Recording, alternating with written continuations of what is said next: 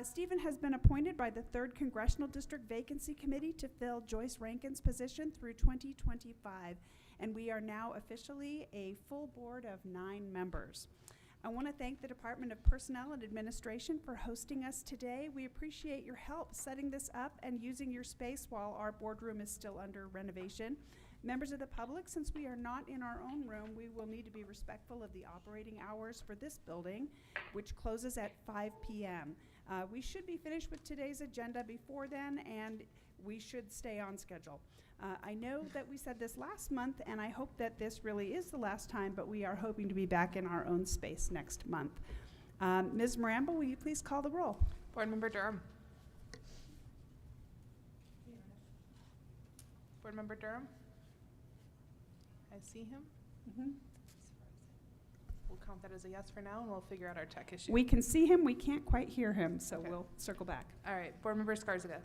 Here. Board Member Esser. Here. Board Member McClellan. Here. Board Member Plomer. Here. Board Member Shuffle. Here. Board Member Schroeder. Here. Board Members.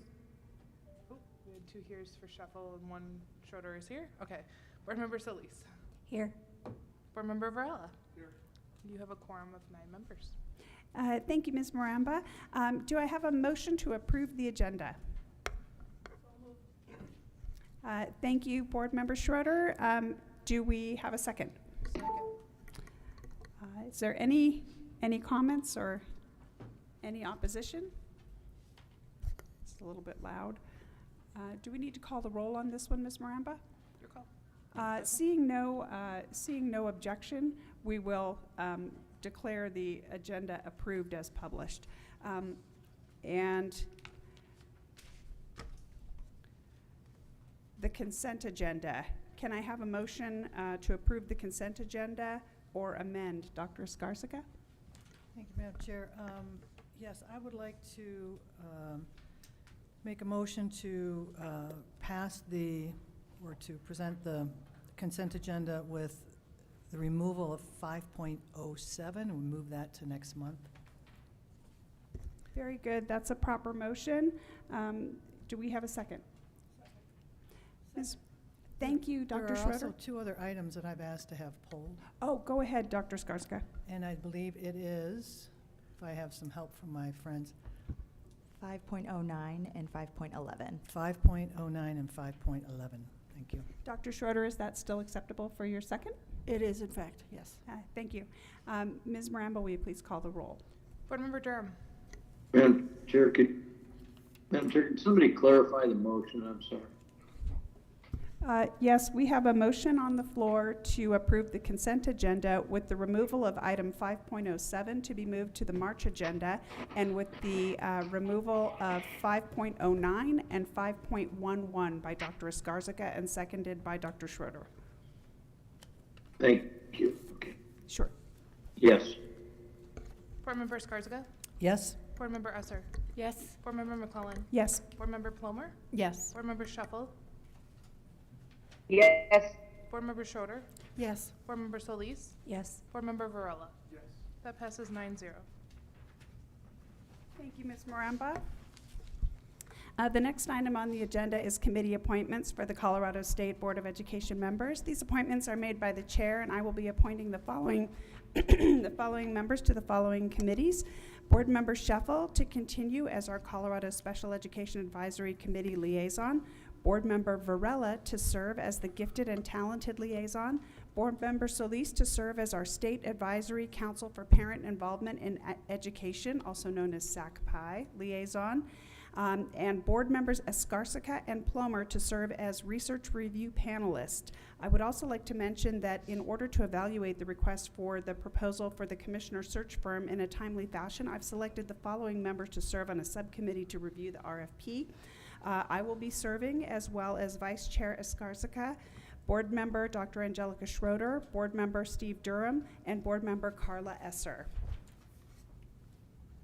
And then after that, on the agenda,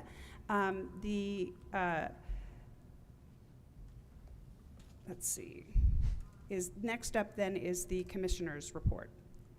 I Or think actually, it's the me. Office of the State Board of Education. I beg your pardon. No problem. Ms. Miranda. Yes, good morning, everyone. Thank you all for being here. Just a reminder to the public, everything can be found on board docs, and those watch live and every links can be on will be on our state board website.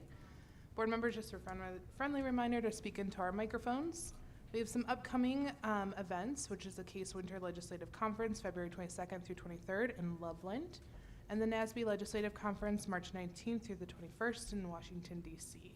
Some of you are registered, and we've taken care of that. If anyone else needs any adjustments or would like to attend, please let us know. And then lastly, I'd like to speak a little bit and provide an update on the commissioner search.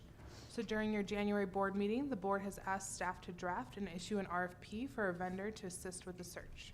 On January 20th, the RFP for an executive search firm was posted on Colorado VSS, which is the state system for posting and accessing solicitations. To view that RFP, please click here for VSS's information and that icon and on the public access. All intents to apply are due February 9th, and final applications are due on February 15th. While we are in this waiting period, I have circulated a draft job description to the board.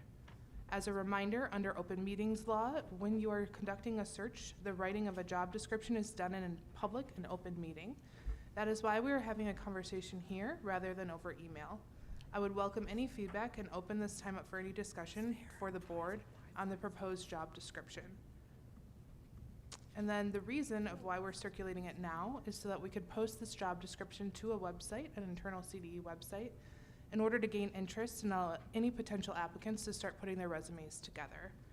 The vendor will actually be posting the application, so no one would be applying to CDE, they would be applying to the vendor. This is purely just gaining that interest. I do want to point out that there is one caveat. The job description that was circulated does not include information about compensation, which is required by the Equal Pay Act, and that would, we'll need to spend some time, or you all as a board will spend some time in executive session discussing all of that before we would post that final job description on the vendor's site. So Madam Chair, I would turn it over to you if board members have any feedback or would like have a discussion about that job description. Thank you, Ms. Maramba. Any comments or questions from board members? Dr. Skarziga? Thank you, Madam Chair. I reviewed the job description. It looked concise, thorough. I didn't have anything to add or anything I would subtract. It looked fine as is. My understanding for the public is that we had a job description in 2015. We really went through a long process even just a few years ago. So it was just a matter of tweaking and updating at this point. It looked fine. Thank you. Thank you, Dr. Skarziga. Any other questions or comments? Board Member Solis? Just want to thank my fellow board members that will be serving on the subcommittee. Thank you for your time on that. And thank you to all of our employees that have worked really hard under this timeline in trying to put this together. I definitely appreciate it. Thank you, Board Member Solis. Seeing nothing further, I think the next item on our agenda is... Madam Chair? Oh, I beg your pardon. Sure. Mr. Durham, go ahead. I'm sorry. On a different matter, could we get an update on the status of the construction on the boardroom and whether or not March is likely to be completed for the March meeting? Ms. Maramba? Yes, I'm happy to do that. As of right now, Board Member Durham, we have carpet and flooring going in this evening. Furniture was delivered and will start to get installed later this week. So we are feeling optimistic about March. The only thing that is currently out of our control is the countertops for your dais were ordered in a wrong material, and they have reordered it. That's supposed to be in their workshop this week, and then there's fabrication of the cutting out of that, and so there might be a slight delay there, but they do know that they need to continue moving this project forward as fast as they can. Thank you, Ms. Maramba. Okay, thank you. All right. Anything further, board members? All right. The next item on our agenda is the Commissioner's Report. Dr. Anthus? Yes. Good morning, board members. Thank you, Madam Chair. Welcome, Mr. Varela. We're happy to have you on the board with us. I'm going to spend my commissioner report today doing a little bit of clarifying and refreshing on the board order and the process around the reorganization board order for Adams 14. I'm doing this because we have 3 new board members since that decision was made. And we have also recently received some written public comment with questions about the process and I think some misunderstandings about the process. So that's what my board report will be focused on today. So as a reminder, in May of 2022, the State Board of Education ordered the Adams 14 School District to begin the process of exploring reorganization per 22-30-106 CRS. In that order, the State Board of Education designated a reorganization committee to involve the Adams 14 School District, Mapleton School District, Adams 12 5-star schools, and Brighton School District 27J. This occurred after 9 consecutive ratings of low performance of the Adams 14 School District. The district had previously proposed and implemented a partial management in a 2017 order and full management once in the 2018 order. Reorganization is one of the options that the State Board of Education legally has as a possible improvement strategy. Additionally, in 2022, the State Board included Adams 14 School District's proposal to be partially managed by the district's proposed partial manager, TNTP, in their May board order. This improvement work has begun in 2022-23, and the CDE staff will present on this progress during this meeting. At the time of this reorg order, the board expressed that one of the intentions of exploring reorganization is to put this process in the hands of the community and the district's appointed reorg committee. Reorganization is a community-driven process that the State Board of Education no longer has an active role in. The local boards and the district accountability committees get to appoint their own members of the reorg committee. So I want to address some of the misconceptions and misunderstandings that we've been hearing. The State Board no longer has a role in this process as long as the committee is moving forward under the order. That is, at its core, this is a community-driven process, as no reorganization action will be taken on Adams 14 unless the committee recommends reorganization and unless the voters in each of the impacted communities vote to approve it. So through the reorganization process, the State Board of Education cannot close schools, turn the schools into charter schools, dissolve the district, or make any other determinations. It is the local community that determines the plan, shares it with the commissioner, and ultimately votes on the plan. The State Board directed the formation of this committee in order to build on the assets of the wider Adams County community and to let the community decide how they would like to approach the needs in their community and increase student achievement. The reorganization process empowers the involved communities to study their strengths and needs and identify local solutions to ensure student success. It allows the community to ask, why were the lines drawn the way they were, and should they still look the same based on today's community needs? Do these historical boundary lines best support our students, and particularly our most marginalized students, to succeed? Are there other creative ways the community can work together and strengthen education supports for students?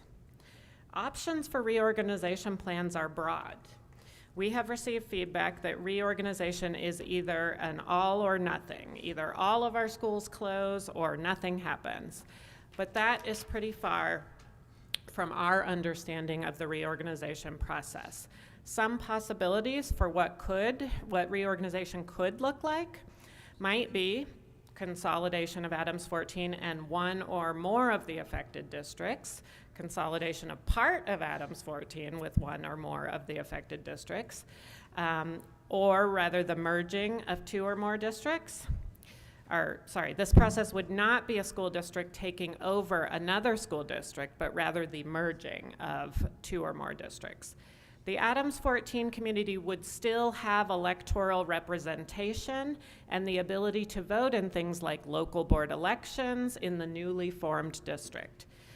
This consolidation could be done in order to share resources, create programs that best serve all students, for example, like career technical education programs or bilingual programs, or create more efficient school choices. It could also look like the alteration of the Adams 14 borders that would cause 1 or more schools previously operated by Adams 14 to be absorbed in one of the affected school districts.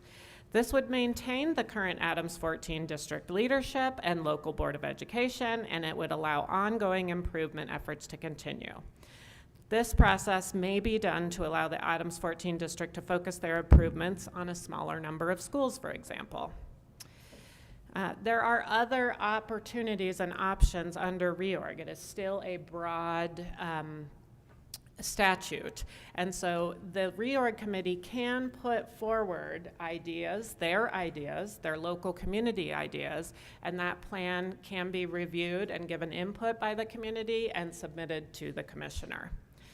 Per statute, all plans of the reorganization must consider the following: the convenience and welfare of pupils, equalization of educational opportunities, which can include historical performance of students in all the affected districts, equitable adjustment and distribution of assets. If the committee goes through this process and determines that a reorganization of the district is not in the best interests of the students, then I'll hear out the committee's thinking and engage in a dialogue with all of you. I'd like to suggest, if you all are in agreement, that my staff work on creating an FAQ document in English and in Spanish to answer some of these specific questions that we've received through public comment. With that, Madam Chair, that's my commissioner report for today. Thank you, Commissioner. I know that all of the clarification that you've offered will be very much appreciated. And I want to open this up to any questions or comments from board members. Board Member Solis. So I did have a question in regards to, there's so many different outcomes that can happen in reorg. So what happens with a charter in this process if something down the line, the district is different or whoever is overseeing the district, and how does that work with renewing a charter and okaying the charter, holding the charter accountable? How does that happen and work during reorg? Thank you, Madam Chair. Board Member Solis, that's a good question. Our understanding, and our legal team can correct me if I misstate this, but it would be part of the reorganization planning process, right? The reorganization committee needs to look at all of the schools in their boundary, including a charter school that they authorize. So if they authorize a charter school, that's one of their schools.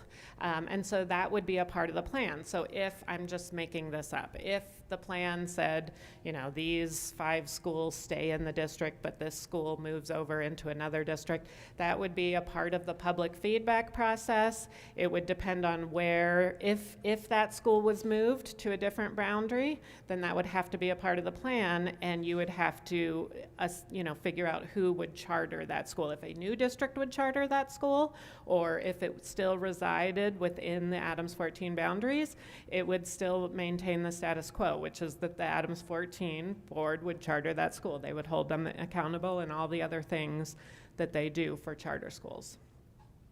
Okay, thank you. It would just need to be a part of the plan like any other school in the district. Board Member Plomer. First, thank you for the update, and it was really helpful to actually see the community questions. You know, you hear them, but all in one place. I appreciated the organization that sent them, and I'm all in favor of the English and Spanish FAQ, and wondering if that will be kind of a living document and where that would be housed on the website. Madam Chair, Yes. thank you, Board Member Plummer. Yes, we do have a website dedicated totally to this issue, to the Adams 14 board orders and reorg process. So we would post that FAQ on this website when it was completed. And second question, does the community have a way to reach out to the committee working on the reorganization and process? And that could be on the website, but I want to get the information out in case people want to listen to this meeting. Thank you, Madam Chair, Board Member Plummer. That there should be a way, and as I said, we are sort of out of the direct process now, but in the statute it says that the local community, those meetings need to be open to the public, and once the committee develops a plan, that plan should also be open to the public for feedback. So there should be a process, but unfortunately I don't know the process because CDE is not in charge of the reorganization process. Thank you. I have so many questions. So, but Thank this you, is Board good. Member Plomer. Any further comments or questions from board members on the commissioner's update? Mr. Durham or Dr. Sheffel? Anything? All right. So I have one more. No, nothing. Thank you I have one very more. much. I appreciate it. I think the FAQ is a great idea. Okay, very good. And I do see an additional question from Board Member Solis. Yes, and can you just tell us what the website is? Yes, we will get that up for you here in 1 second. Let me pull this. And while the commissioner's bringing up the website, I just want to thank our board members Plomer and Solis for excellent questions. Thank you for bringing those forward. And I have it. all right, Commissioner. It's sort of long, so we will also make sure that we send it out. But it's the normal CDE webpage, so www.cde.state.co.us/communications/Adams 14 School District webpage. So I'll say that again, www.cde.state.co.us/communications/Adams 14 School District webpage.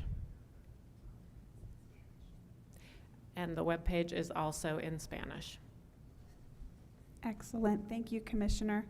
Anything further, board members? Okay. Madam Chair, Yes. Go ahead. I have been on that website very often, and I don't have that long address. I just go into the search engine and type Adams 14, and it comes right up. So it's not as complicated as people think. Oh, thank you, Dr. Esser. That might be helpful for those of us who don't write that fast. All right, up next on our agenda is item 9.01, legislative updates from our legislative liaison. And our legislative liaison, Jennifer Mello, is here with us, along with Ms. Shelby Conkle, Senior Legislative Advisor, to provide an update on the legislative session and consider one bill. Welcome, Ms. Mello and Ms. Conkle. Please proceed. I should give you a chance to sit down first. I'm just keeping us on schedule. Hey, it's all great. I'm all for efficiency. It's not like there's nothing happening across the street. So, thank you. Good morning. Lovely to see all of you. Welcome, Board Member Varela, to your first in-person meeting. So, we are in that point of session where, is my mic on? Not on. Oh, a little closer. Okay, thank you. Thanks, Busy. We're in that point of session where it's really, really hectic and really, really crazy. We still have new bills being introduced. We have bills that were introduced earlier on working their way through committee, if not the floor already. I think in a fairly typical way, it's pretty common to, if there's small changes, technical changes to bills, which we often need from an implementation perspective, right? So that the department, regardless of what position you all take on the bill or whether the bill's gonna, well, we try not to focus too much on bills we don't think are going to pass, but we need to be able to implement it, right? So it's like there's kind of an implementation component in addition to a policy component. We're really busy this time of year on that implementation component, working on amendments to a variety of different pieces of legislation. We try to make those changes in the first committee when we can. That's generally the most efficient way to do that. So it has been hectic and busy and a little bit crazy. We have not yet gotten to the point of session where we're having a lot of late night hearings, but I expect that to start next week. So, you know, here we go, giddy up. The budget, the supplemental budget is working its way through the process this week, through the state senate. It'll be in the House next week. Not much to see there from our perspective. I mean, you know, there's, I think, you know, important, like keeping the trains running type of things, particularly as it relates to school finance, but nothing from a policy perspective that we are concerned about or need to raise. The budget for next year, so that, I always have to think about this. So the budget that'll go into effect for 23-24, they have started working on that pretty intensely. Our figure setting for that, the school finance figure setting is next week, I believe, and for the other budget requests, the ones that you all as a board approved is at the beginning of March. Ms. Conkle and I are working to set up meetings with the Joint Budget Committee members just to make sure that we've got their support for those budget requests, and if not, come up with a plan to get their support. So that's where we are on the budget process overall. I'm going to pause there. That's kind of the end of my generic comments, and then I'm talking about some specific bills, but just see if anyone has any questions there. Board members, any questions for our legislative liaison at this juncture? Do our remote board members have any questions? I'm not seeing any. Be sure you pipe up if you've got questions. All right. Okay, Ms. Mello, please proceed. Madam Chair, thank you. As you all know, we met just a few days ago on Friday. You all voted to take several positions on bills. Those pieces of legislation are proceeding apace. One of the bills you supported was the Interstate Teacher Compact legislation. That is done in second reading in the House. It's on third reading today. So that is moving quickly and it's in good shape. And so a bill you support is moving its way through, and that's great. Another bill you took a support position on is the legislation to eliminate the social studies test. That was in the Senate Education Committee on Monday. Commissioner Anthus and Joyce Zerkowski were there to represent your position and also to answer questions. There were a fair number of, people just had questions about how it all works. That bill passed out of committee on a 4-3 vote. It was a straight party line vote. It is now headed to appropriations, which means nothing will happen for a couple of months, most likely. Because this bill actually saves money instead of spending money, it's possible they will move it through more quickly in appropriations than they might normally. So I'm not promising it's going to be another 2 months. That would be the normal pattern, but we could see that moving a little quicker as well. Another bill you decided to support, Senate Bill 67, which has to do with teacher apprenticeships. That is in committee this afternoon. You all are meeting, and so our participation in that committee hearing will be a little different than it has been in some of the other bills. We've talked with the sponsors and let them know that you all are supportive, but that we're not necessarily able to be there this afternoon to express that publicly. We've let the committee know that you're in support as well.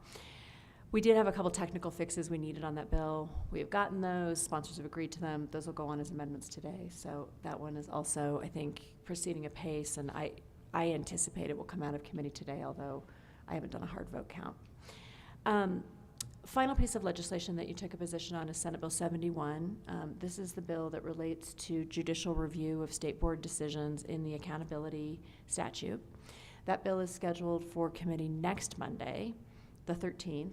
This, when I said those late night hearings are coming, this is one I kind of had in mind. Sorry. Sorry to be the bearer of bad news. We, on your behalf, have communicated the opposition, both with the bill sponsor, and we spoke with her first, because that's kind of a good, important protocol thing to do, right? And I know that matters to you all, it matters to me, it matters to the legislature. So had that conversation, and then since I've been talking with committee members to let them know what your position is. probably won't surprise you based on the report Commissioner Anthony just gave. There's lots of questions about, all of these topics. So in addition to advocating for your position, we're also doing a lot of educating and helping people understand all the different components of this system and what it looks like. So that Monday will be kind of a big day on that front, and we're I would say that from a legislative perspective is probably our top priority, our most time-intensive priority right now that we are working on to make sure that we're doing a good job representing your perspective. Let me see if Shelby has anything to add. Did I forget anything? No? Okay. And again, I would just open up to questions about any of those pieces of legislation. Board members? I know we discussed these thoroughly the last time we had a legislative update. Board Member Plomer? So I was just wondering, in your conversations, is there negotiations on amending the bill at all, or is it straight kind of up and down? I know other organizations now have weighed in support of the bill, CASE and CASB, and I don't know about some of the others, but just wondering how the discussions are going and what types of things are being discussed. Madam Chair, Board Member Plummer, when I spoke with Senator Danielson, who's the bill sponsor yesterday, I let her know what the position was, and then I said, as we would always, and we are happy to sit down and talk with you about that. If you want to talk about details of the bill, that is, we're not just saying we oppose and running away. We're more than willing to engage in conversation. So that is where those types of conversations would take place. She said she would let me know if she wanted to do that. I haven't heard from her yet. Now it's only been 24 hours in her defense, so maybe she just hasn't had a chance to get back to me on that.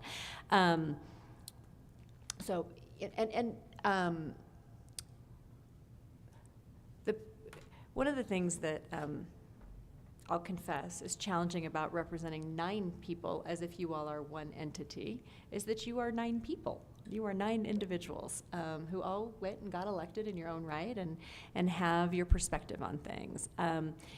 We do communicate what the vote is when asked, right? And sometimes you all don't take unanimous votes, right? Sometimes it's a, 3-2 or 4-5 or whatever, So we do communicate that when asked. Board Member Plummer, you had mentioned in our public meeting that you had some interest in amendments, and so when that has come up in conversation, I have mentioned that as well, to try to be accurate about and give the reflection of the full board conversation. Any other questions, board members? All right, okay, Ms. Mello, I think you all have more, right? Well, actually, no, unless, of course, what I was just gonna offer, I looked through the bill chart. There's, 50 bills that, we do have more. I'm so sorry. I I think apologize. Senate Bill 65, maybe. Thank you, Madam Chair. Thank you, Shelby, for giving me that look that yes, we do have more. My apologies. Okay, yes. Senate Bill 65, your board members are recommending a support position on this legislation. This is related to an existing program called the Career Development Success Program. Again, what the program already does, so I'm not even talking about the legislation right now, I'm just talking about what the program does. It reimburses school districts up to $1,000 per credential earned for, let's see, I apologize, industry credentials in high-demand fields such as business, consumer science, skilled trades, STEM, information technology, healthcare science. Demand has greatly outpaced supply on this program, so there's a limited appropriation. Even though the statute says districts can be reimbursed up to $1,000 per credit, that hasn't happened because there's not enough money to go around. So what has had to happen is all of the requests come in, and then you take the amount of money and you divide it by all the number of requests, and that's the per credential amount that districts have been getting. That is one of the goals of the legislation, is to put more funding into the program. I think up to maybe even $9.5 million in hopes, I think, of being able to fund at a higher level all of that demand. Let's see. I'm just looking at my outline here. Yeah, 61 school districts and 9 charter schools participate in this program in the last year. 50% of those are categorized as rural or small rural. So this, I think, is an example of a program that has been fairly popular across the different types of districts we have in the state, which I think could be helpful information. Really what the legislation, the core of the legislation is seeking to extend the program. It will sunset without that and to add additional funding. So with that, I want to just see if Deputy Commissioner Pearson has anything she wants to add on this topic. I'm seeing a head shake. No. Okay. Discussion or questions? Yes, I just want to mention before I open it up to the rest of the board that this is one of the ways that we can honor career-connected learning and the demand for support for career-connected learning and the full spectrum of meeting students where they are and meeting their needs before they graduate for college or career. So thank you for highlighting this and following this one. Board members, comments or questions? Dr. Esser? Thank you, Madam Chair. And this is one of the bills I was not so certain of until my gracious colleagues told me it is in statute. So last night, after a wonderful meeting with everyone, I went and looked up the statute 2254-138. It's 3 pages long. It's worth reading. This does already exist. It was funded partially through American Rescue Funds, which are gone. So I can say I do support this. It's there, it's being used. They actually named the partnerships, whereas in the bill it looks like it's very loose and they don't name the partnerships, but it is in the statute. So it's all there. I just didn't know. So I could definitely support this. Oh, wonderful. Thank you, Dr. Esser, and thank you for your service as one of our 2 legislative liaisons. So it occurs to me I should touch base with Board Member Durham at this time as well, if you want to make some comments about Senate Bill 65 and career-connected learning and why you 2 recommend a support position. Well, I think the bill's consistent with, thank you, Madam Chair, the bill's consistent with board policy in the past to try and promote career education and try to make sure that the options are available to as many students as possible. So it fits our past practice and allocation of resources, including some of the allocations of our ESSER funds. So I would hope we might support the bill. Thank you. Thank you, Mr. Durham, and thank you for your continued service as one of our legislative liaisons. Board members, before I ask for a motion, are there any other questions? Dr. Skarsica. Thank you, Madam Chair.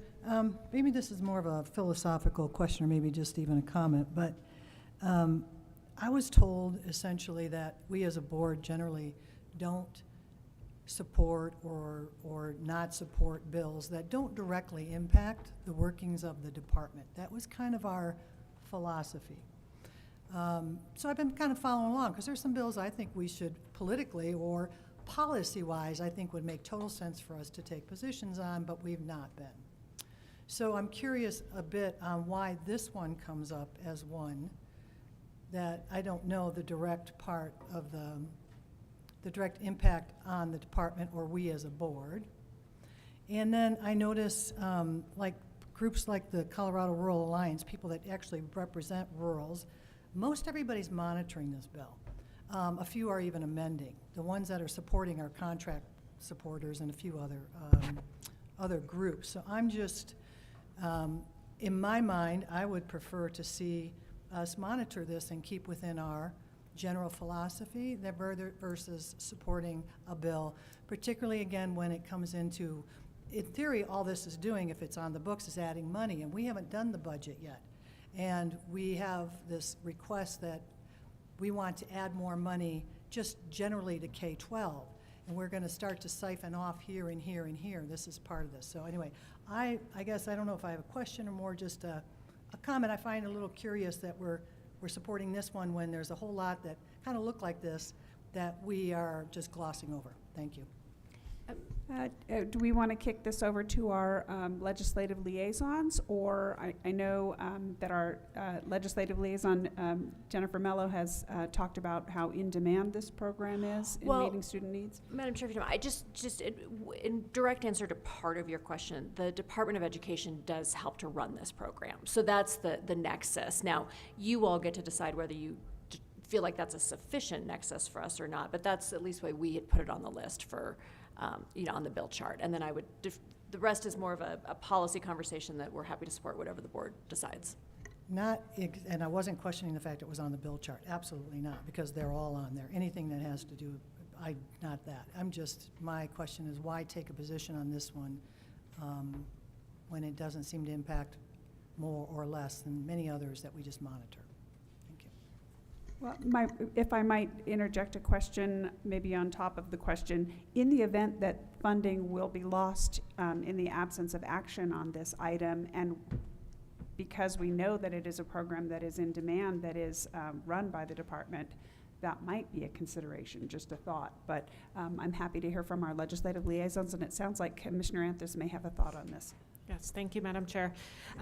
One thing, we have, the State Board has taken positions in the past on bills, especially if they are related to your board priorities or our strategic plan. And so this is one of those bills, or if it, if when we talk with our legislative liaisons, they feel that it furthers one of the elements of our strategic plan, and because this does really relate to the increase in expanding pathways for students and expanding work-based learning and career-connected learning, I think that's one of the reasons this was up on the table to possibly support. So we should be looking for bills then that align with the department's strategic plan. We should be looking at those to take. Okay, so I'll work. Yeah, I mean, Madam Chair, I'll just. She corrected me. It's not, Our strategic and plan. I wouldn't say it's like all or nothing. It's sort of like, we weigh we have a discussion with our legislative liaisons. We talk about the current context, that, what else is on your plates. We can't support everything because it's, it takes time and priorities, so we think about prioritization. So it's not an all or nothing kind of rule. But the strategic plan, your board priorities, are guideposts that we use.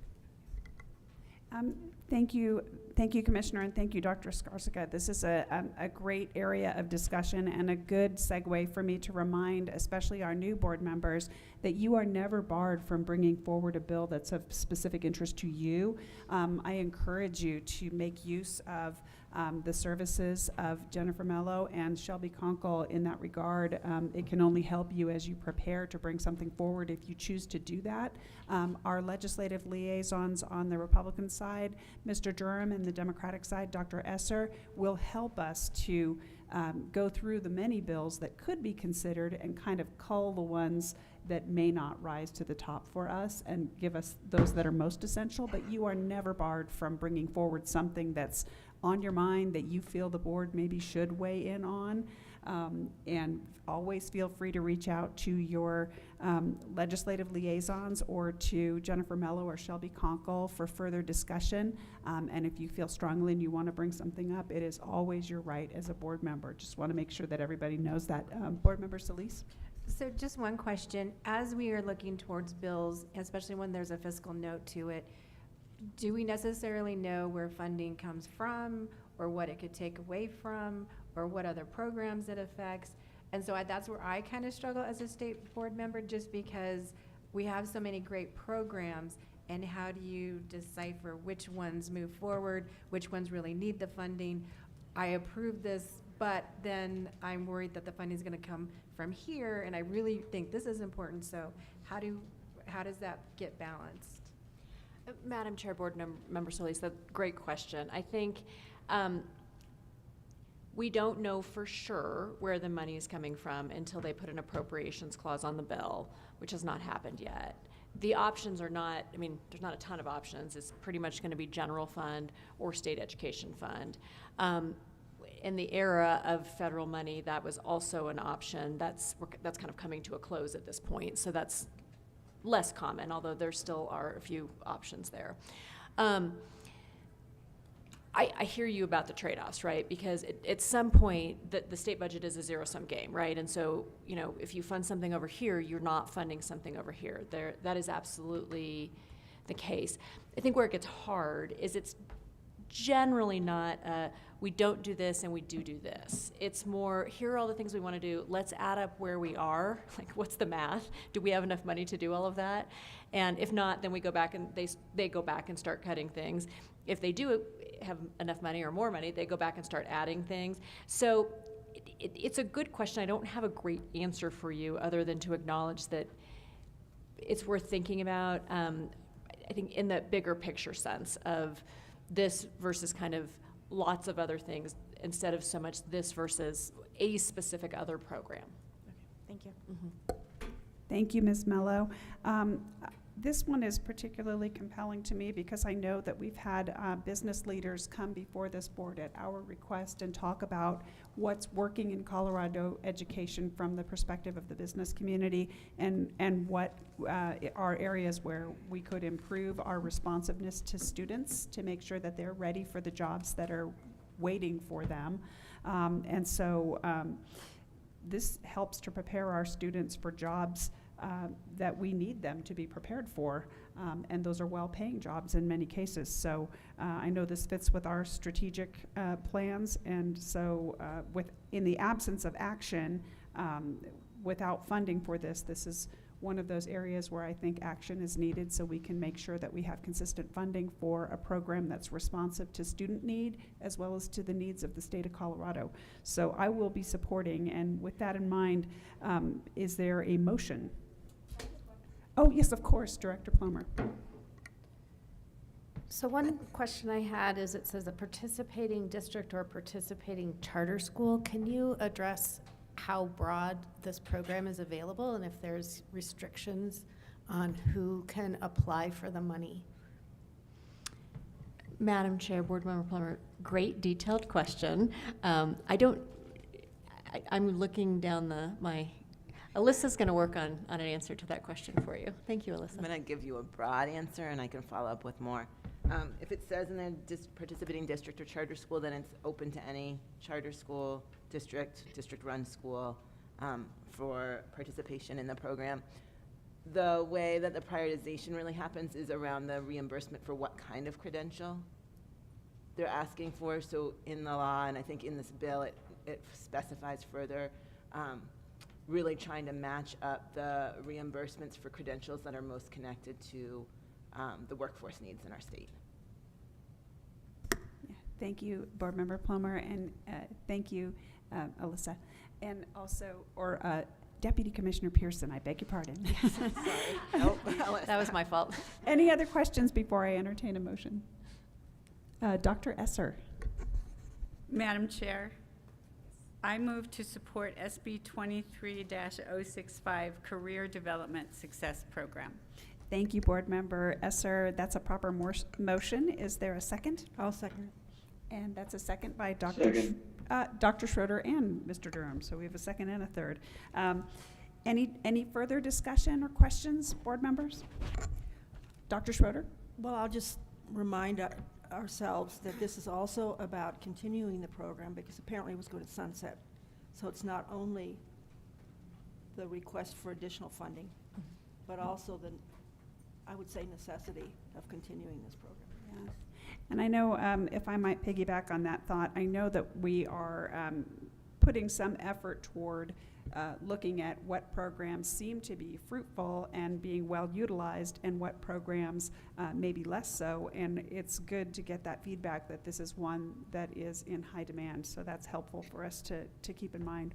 If there are no further questions or comments, I will pivot to Ms. Maramba to call the roll. Board Member Durham.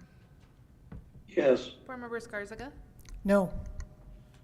Board Member Esser. Yes. Board Member McClellan. Yes. Board Member Plummer. Yes. Board Member Shuffle.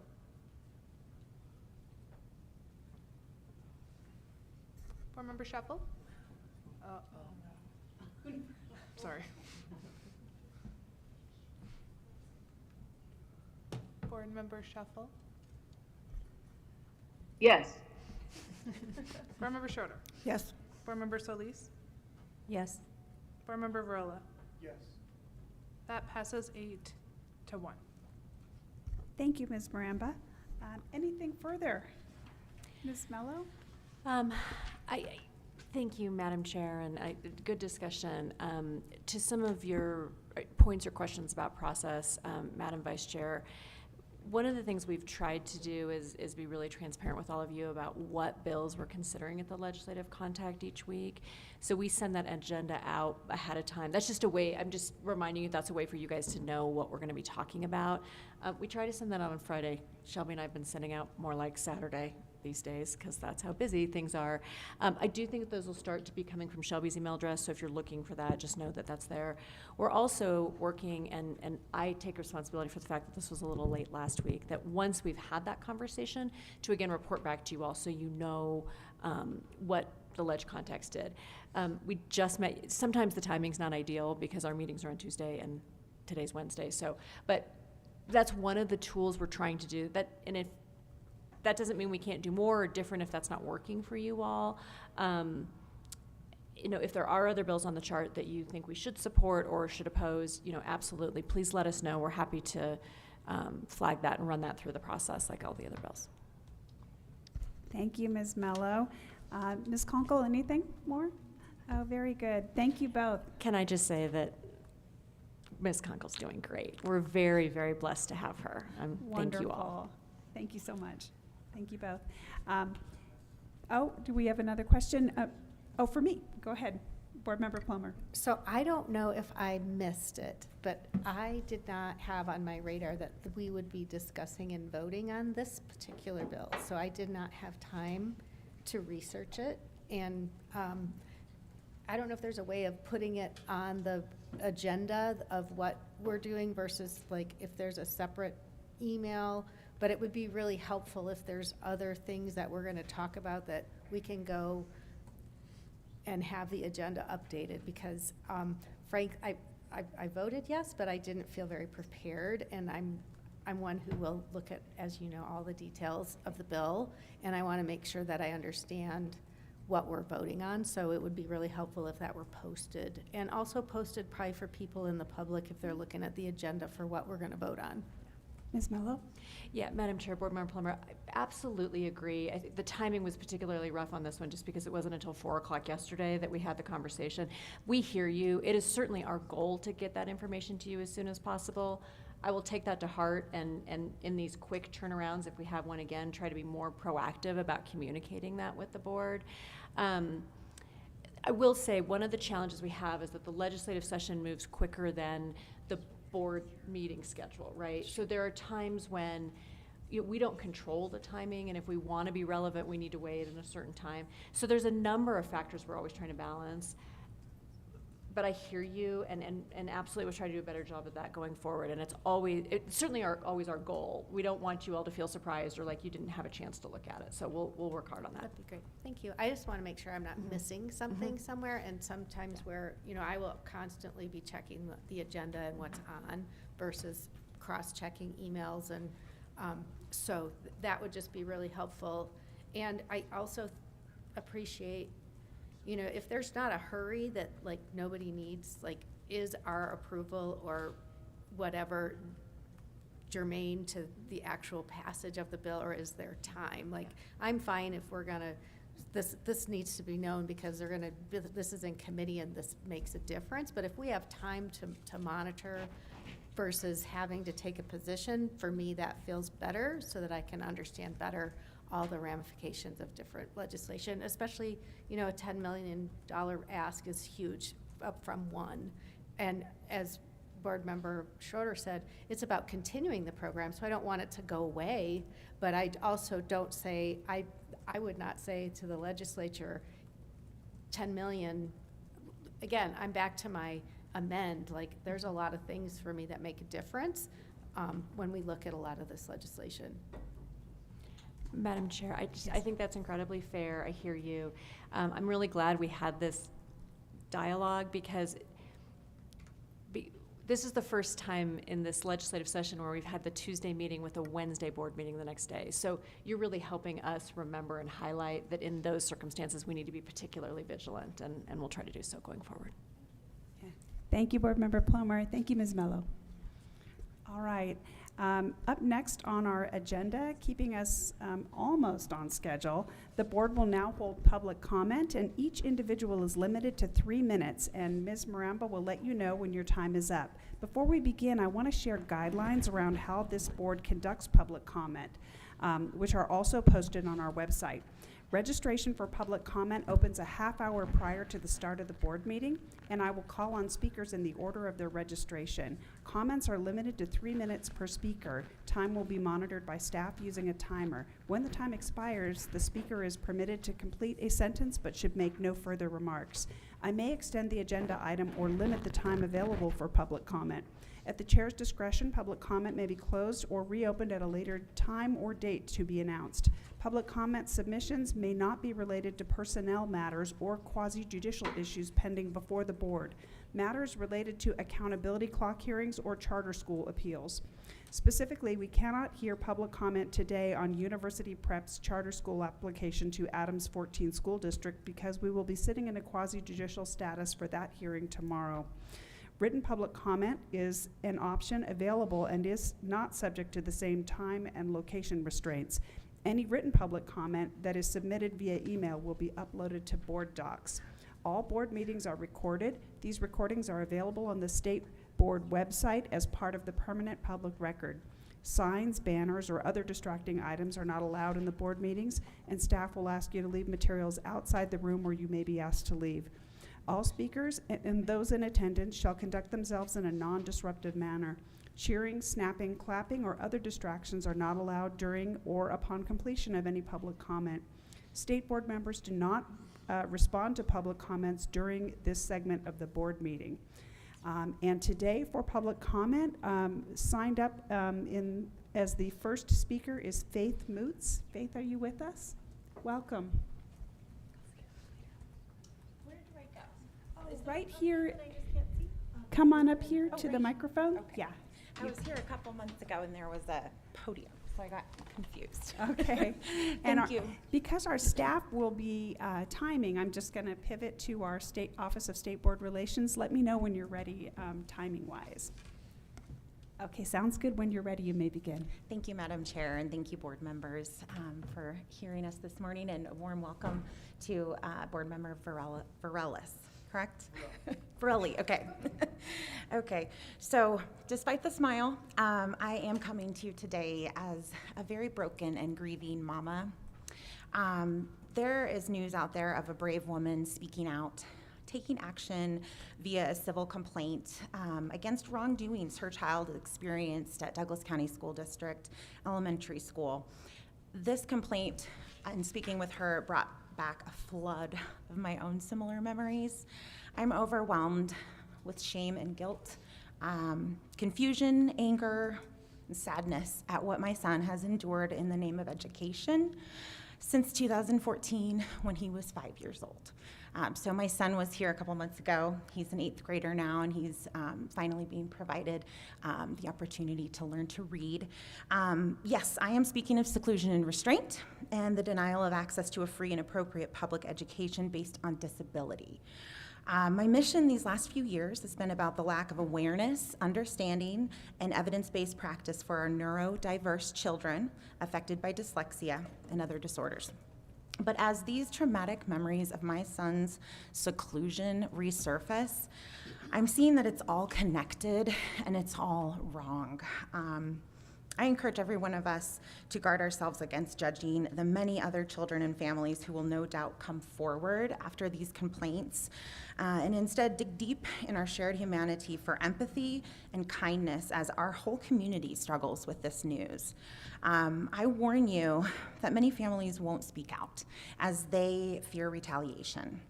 These kids who have suffered seclusion and restraint, they're often receiving outside services that Douglas County pays for.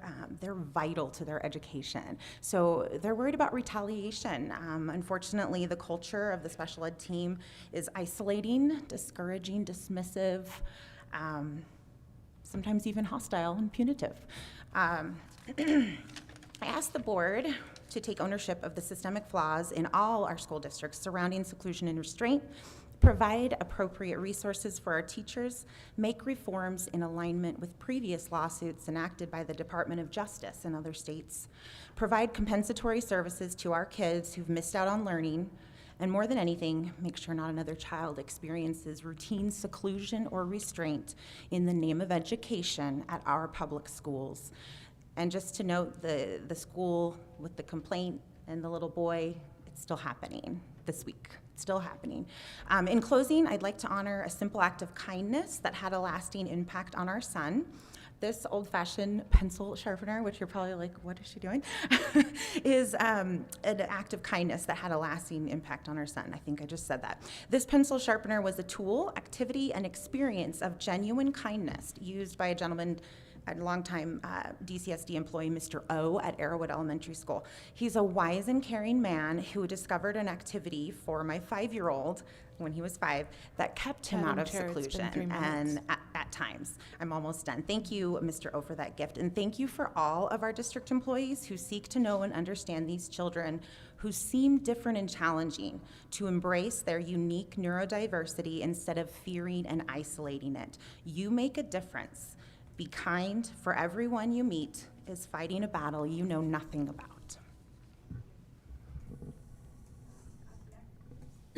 Thank you. Up next, we have Randy Curtis, Yes.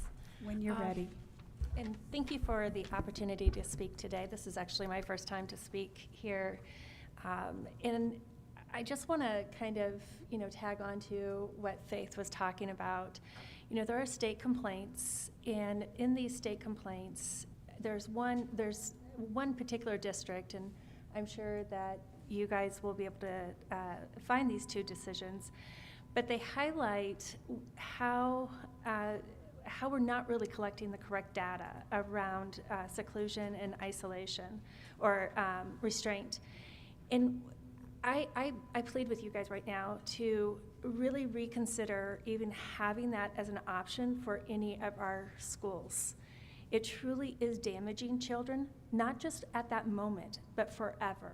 This is not something that they will ever get past.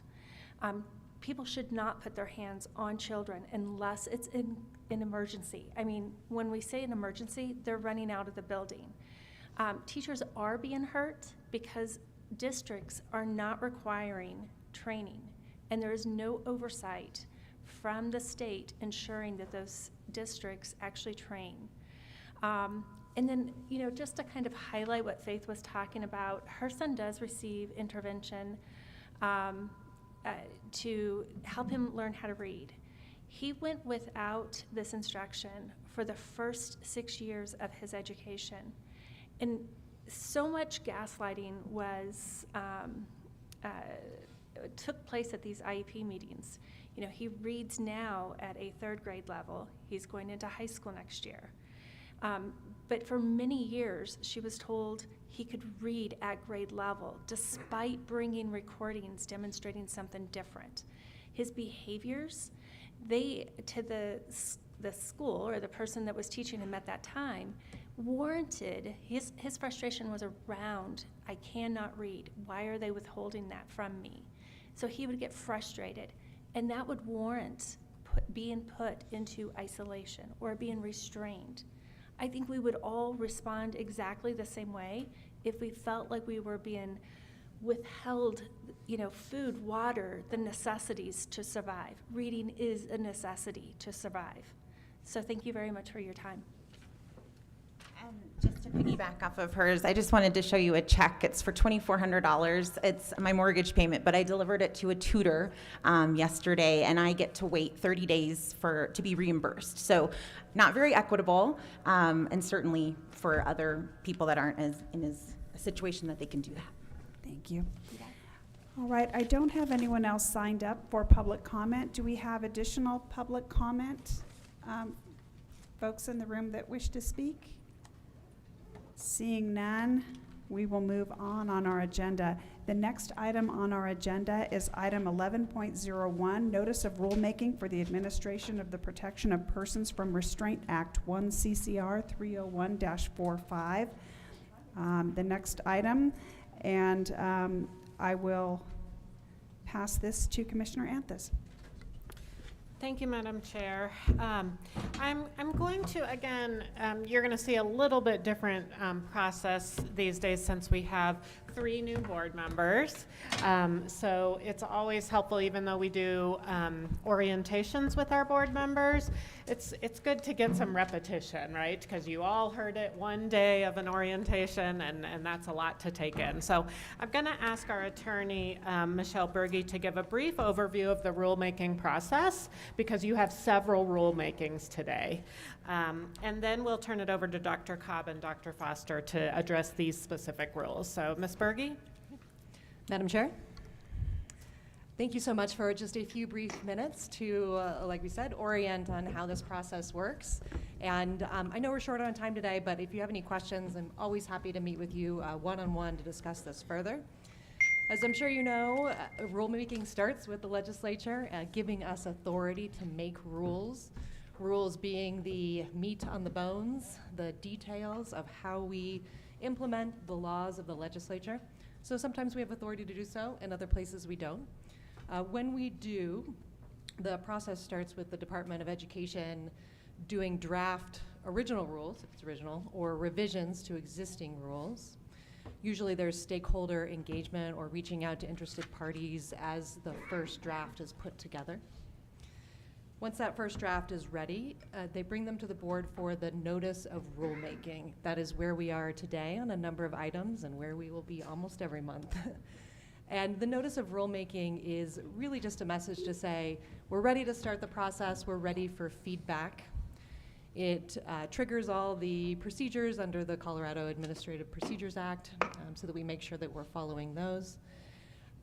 Days like today where you have a notice of rulemaking, it's not necessarily the time for all of the input and the feedback, because that will come later when we have a hearing. With that said, Department of Education always welcomes feedback. So if you have high-level feedback or things that you want the department to know right away, we are always welcome to hear those things so that as we're preparing to bring this to you in hearing, we're aware if you have kind of strong feelings about the rules that we're bringing forward. So, start of the process today, a notice of rulemaking. Then usually 2 months later, we will post and hold the hearing on the rules. It's usually 2 months because of the delay of once you do the notice, it has to get published. The publishing only happens certain times of the month, and then you have a certain number of days. Yeah, done that. No problem, you wait, Earl. Mr. Durham, I think your mic is live. Thank you. So the hearing generally happens 2 months later at your monthly meeting. The hearing will be an opportunity where before that, the rules get published so everyone can see what they look like. There will be opportunities for input from the public, and then opportunities for the board itself to provide significant feedback. If it is a very basic rule set, a revision to existing rules, and there isn't anything particularly controversial about it, the board can vote to approve the rules at the day of the hearing. However, according to your procedures, it would require a unanimous vote. So that's going to be some pretty straightforward changes. More common is the department will take the board's feedback, will take the public's feedback, and we'll do a revision to those rules and bring them back to you for vote at the next month. Occasionally, when very complicated, you might see several iterations of this before the board finally votes on the ultimate rules. So as a reminder, today is the notice of rulemaking, so this is the start of the process, and look forward to hearing Dr. Cobb. Thank you, Ms. Berge. Dr. Cobb? Great. Thank you, Madam Chair, Madam Vice Chair. Good morning to everyone. Floyd Cobb, Associate Commissioner of Student Learning, here with Dr. Foster, our Executive Director of Exceptional Student Services. And we are here this morning for the notice of rulemaking related to House Bill 22-1376. This is specifically related to protections of persons from restraint. This bill, however, had a number of different elements that was associated with it, so I do want to make sure that I note that in the event that you happen to hear conversations related to this number as well. So with that said, Madam Chair, I will turn it over to Dr. Foster, who will provide just a brief overview and background on the bill and these particular changes. Madam Chair. Good morning, Madam Chair, Madam Vice Chair, members of the board. I don't seem to be able to advance. I don't know if it's user error or... We'll let Marie do it. Okay, all right. Yeah, if we could go one more slide. So the origins, just a little bit of a history of the PPRA, Protection of Persons from Restraint. It was enacted originally by House Bill 17-1296, and in that particular bill, it prohibited the use of chemical, mechanical, or prone restraints. It required a submission of a written report following a restraint of a child, and established an annual review process for school districts, and also established notification to parents when a child was restrained. So really, in the interest of time, really the next two slides, just to say that the proposed rules that are being brought before you are all in response to House Bill 22-1376, and it is really to align the current rules with House Bill 22-1376. I do want to point out that there are some changes to the requirements for reporting to parents for a child who has been restrained. The definition of physical restraint was changed from 5 or more minutes to 1 to 5 minutes. And in a situation where the restraint occurs from 1 to less than 5 minutes, there is some basic reporting requirements that parents, be notified of the restraint, the time, those types of things. It's pretty basic. More reporting requirements go into effect if the restraint lasts for 5 or more minutes. So I'm happy to answer any questions you might have around that, but just to try to move us forward, I will go ahead and go to the next slide. One of the other requirements of House Bill 22-1376 is to establish a stakeholder input, and I think, Marie, we're running a couple of slides behind. Yes, thank you. One more. Yes, so that requires explicitly a stakeholder group be formed of disability advocates as well as school district representatives. And their primary role is to advise the state board on if data should be collected around restraints from 1 to 5 minutes, and if so, what that data should be. So we've begun those conversations. We've had some meetings with that group. Myself and our colleagues from the Attorney General's office have joined us. It's been a good, robust discussion. We will continue to meet with them. We'll also be meeting with my advisory group of state directors, and then we will also be taking this information to the BOCES Association later this month, as well as to the Colorado Special Education Advisory Committee later this month. So that's really just to say that I would anticipate that we will get some additional feedback, and the rules we bring to you in your April meeting, should you agree to convene a hearing, may look a little different. So going on to the next slide, just a quick overview of the timeline. We are asking the board to consider convening a rulemaking hearing in April, which obviously could continue into May. And really with that, that's the end of our brief presentation, and happy to answer any questions, Madam Chair. Thank you, Dr. Foster, and thank you, Dr. Cobb. Dr. Schroeder? The stakeholder effort, is that a permanent stakeholder group, or is that just until, just to advise regarding these rules, and then that's the end? Right. Trying to figure out what's the now and what's the ongoing. Right. Yes, very good question, Board Member Schroeder. It's really just to advise the board on the development of the rules. So there's no requirement in law that it continue beyond that particular role. And so what might then be critical would be the data that we collect in order to know whether there are additional needs down the road. Correct. It certainly could inform. Districts are required to do an annual report that really summarizes the restraints or seclusion that occur over the year, and to analyze that data to help them improve their practices. Yeah, I'm a little confused. I'm trying to think what the follow-up is. I listened to the two speakers today. There's Sure. concern out there among families. To what extent will they have a deeper understanding of what is okay, what's not okay, what's happened in their district or other districts, or communication, I guess, is what I'm looking at. So the reports are to the board that the districts will come to us annually. There's no public reporting of those particular reports. Obviously they can be requested, but there's no requirement of any type of public reporting of that data. Okay. I believe that there will be some public reporting as a part of another section of this same bill.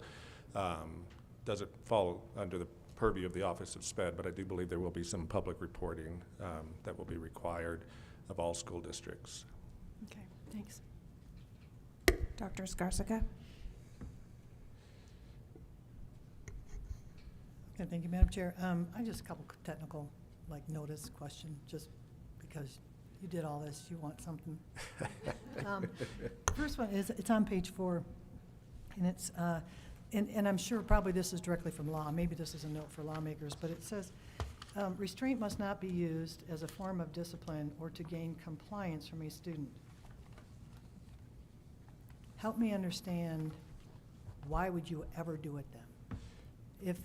If it's to save themselves from danger, is that not compliance of some type? I'm just thinking, if from a legal standpoint, that sounded odd to me, but I'm Ms. Berkey? Go ahead. Madam Chair, excellent question.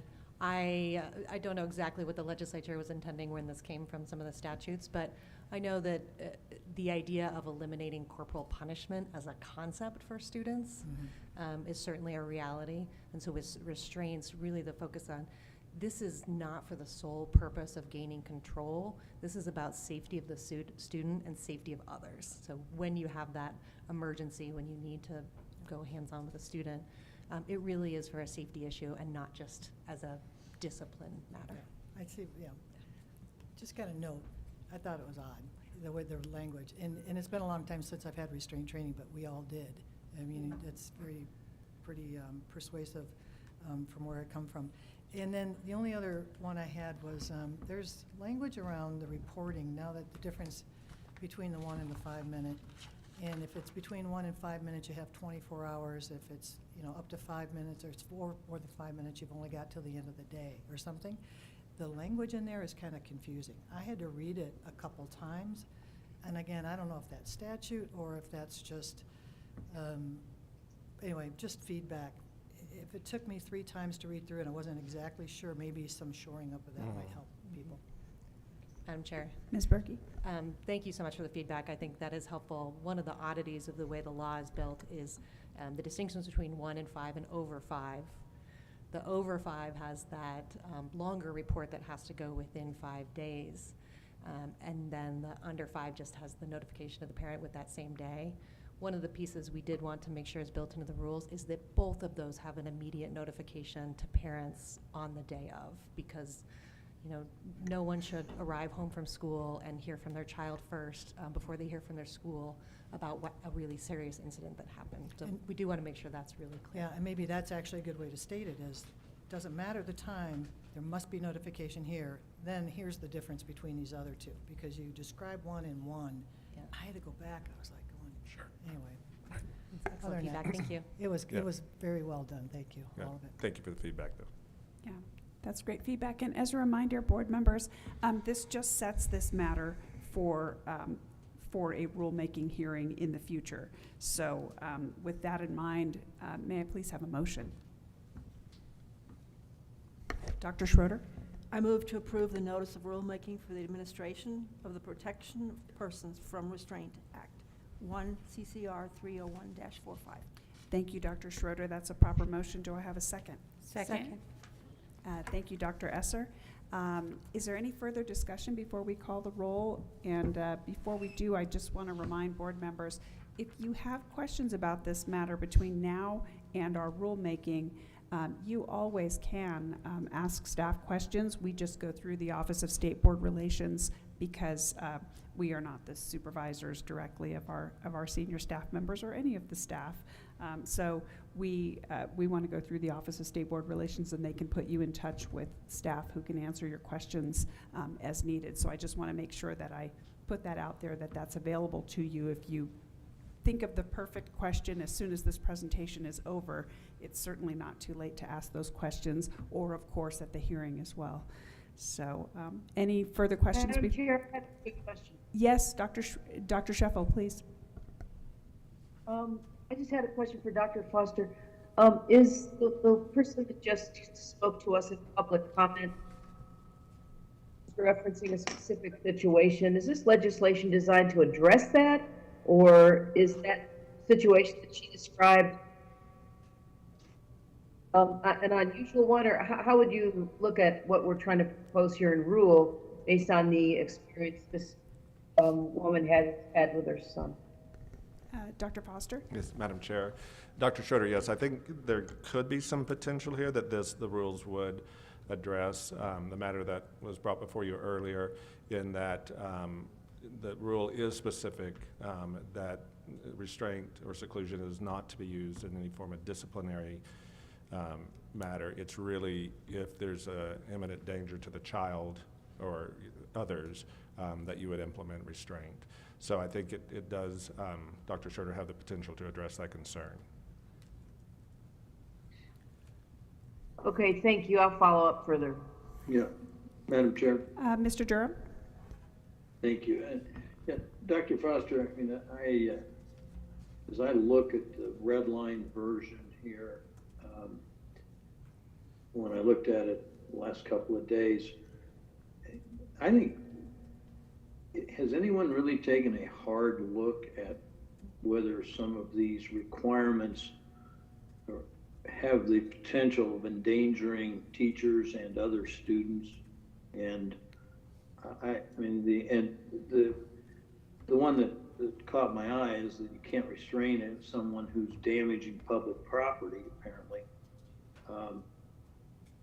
And that's the commission, and they're in the commission of a crime, and you can't do anything to stop that?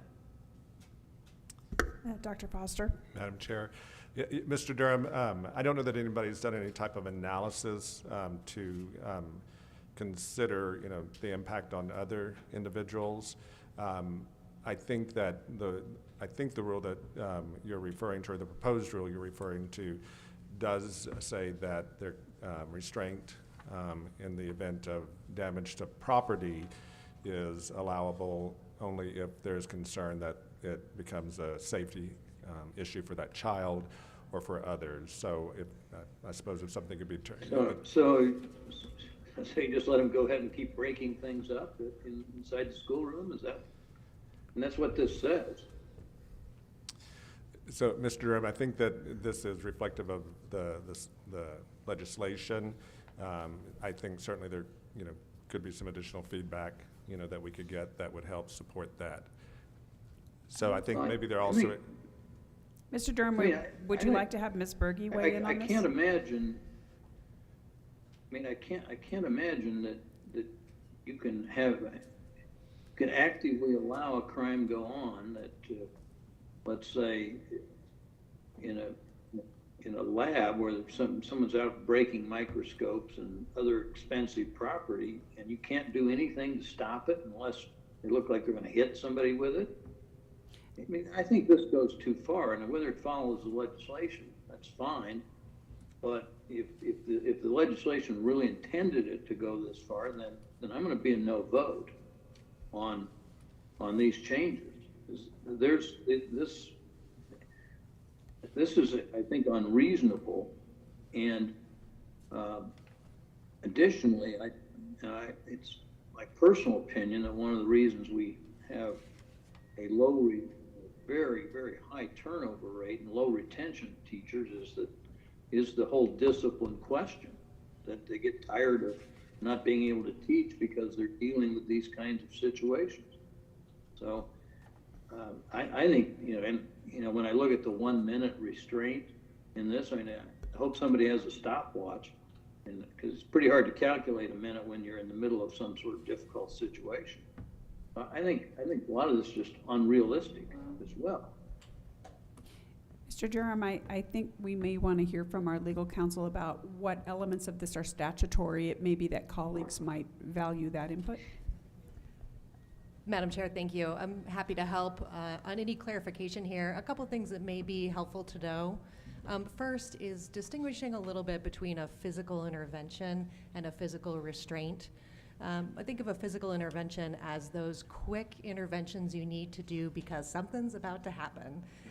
A student is about to throw a computer across the room. It's okay to grab an arm and stop the computer from being thrown across the room. A student's about to throw a punch. It's okay to intervene and stop the student from throwing a punch. Those are brief interventions that aren't implicated by these rules at all. Really what we're focusing on is restraint. So it's over a minute, and then we have distinction between if it's over 5 minutes.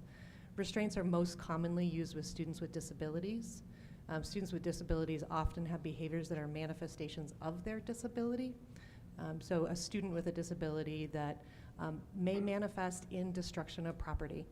And so I think when the legislature wrote this particular provision of the statute, they're thinking a lot about those students who, because of their disabilities, they might tear apart our classroom. They might throw pencils everywhere and turn over desks and destroy computers. That's a sad reality of some of our classrooms. And so in those situations, I think it was intended to say that for the student, it's less important to protect the property. It is more important to say, let's try and de-escalate the situation and try not to go into a physical restraint that goes over a minute unless we really have a safety concern for that student or others.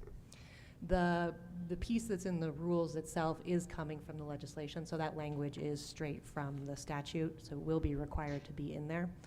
But I recognize that these are really hard questions, and there are no easy answers. Thank you, Ms. Berge. And I will... Well, Madam Chair, it's so there's no differentiation, and the bill may have been largely directed at students with disabilities, but it applies to those who don't have disabilities and are just engaged in criminal behavior. Ms. Berkey? Madam Chair, thank you for the comment. You're right, the statute is designed to apply to all students. And I think probably in the field, most common for all students, you're going to see more of the physical intervention when you're dealing with conduct that may be destruction of property or fighting or assaults against others. It would be more rare to see a more than 1 minute restraint in that situation, but it does happen, and I think certainly you see that if you have an SRO or a safety team, that there are restraints in situations where potential criminal conduct is happening. Thank you, Ms. Berge. Anything further, Mr. Durham? All right, Mr. Varela, did I see you with Yes, a comment?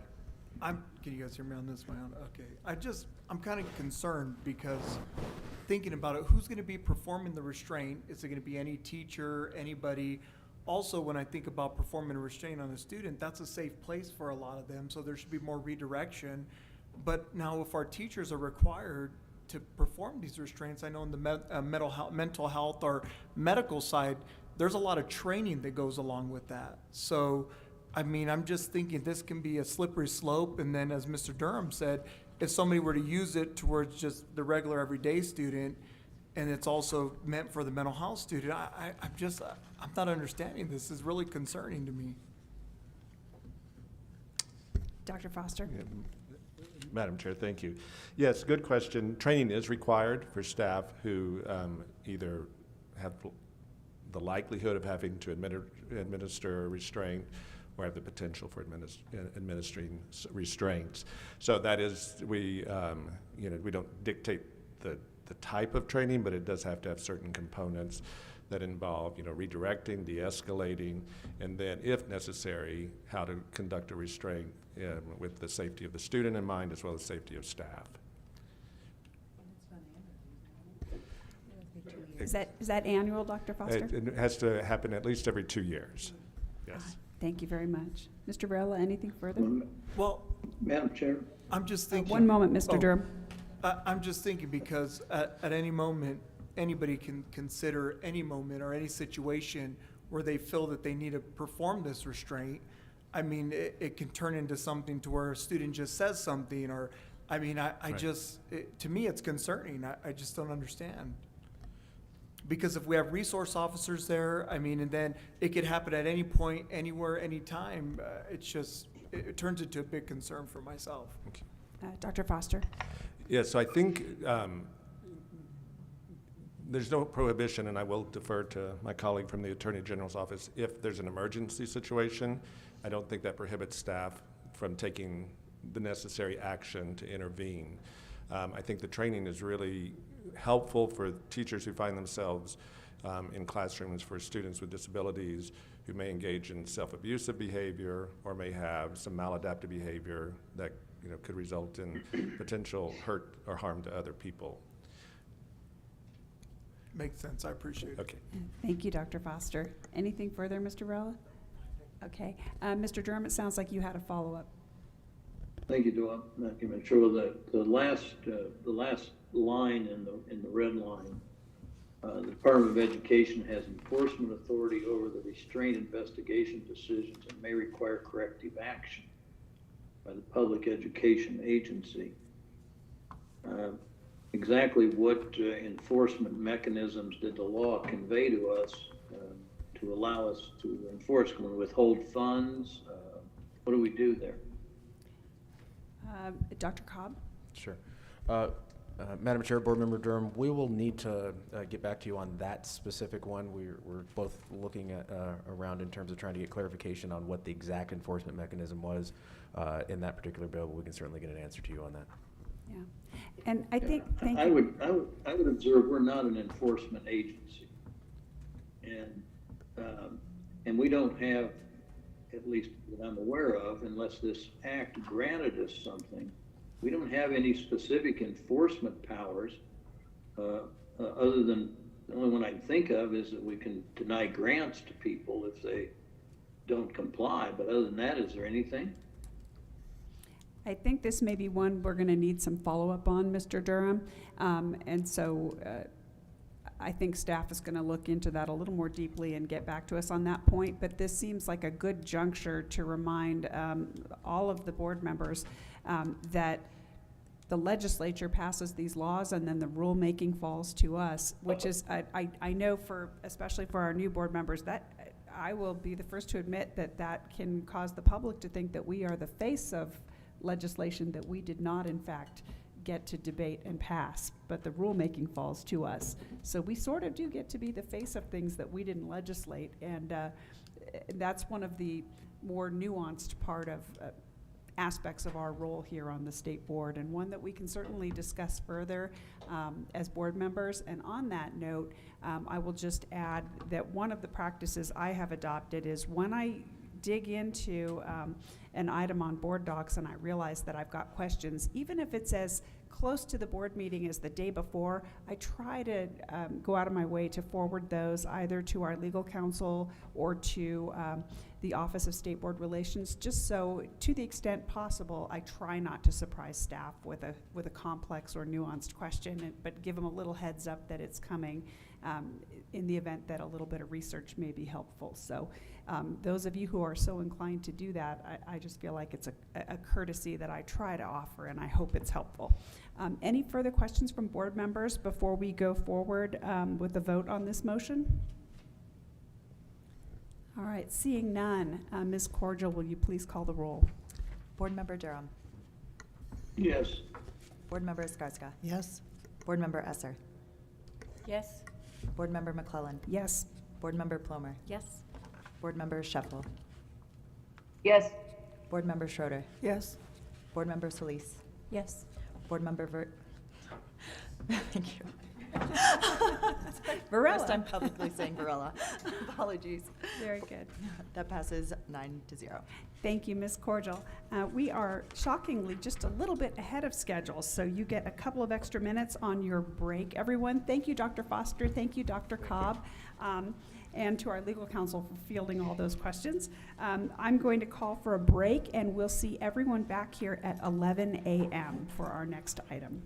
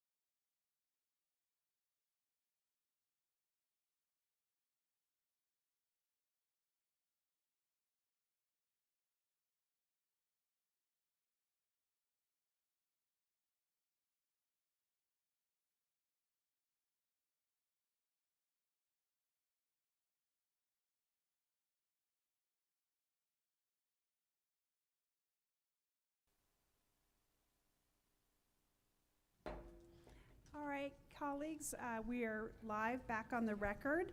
The next item on the agenda is item 12.01, certification of state share entitlements pursuant to the School Finance Act. And we'll now have a short presentation and vote.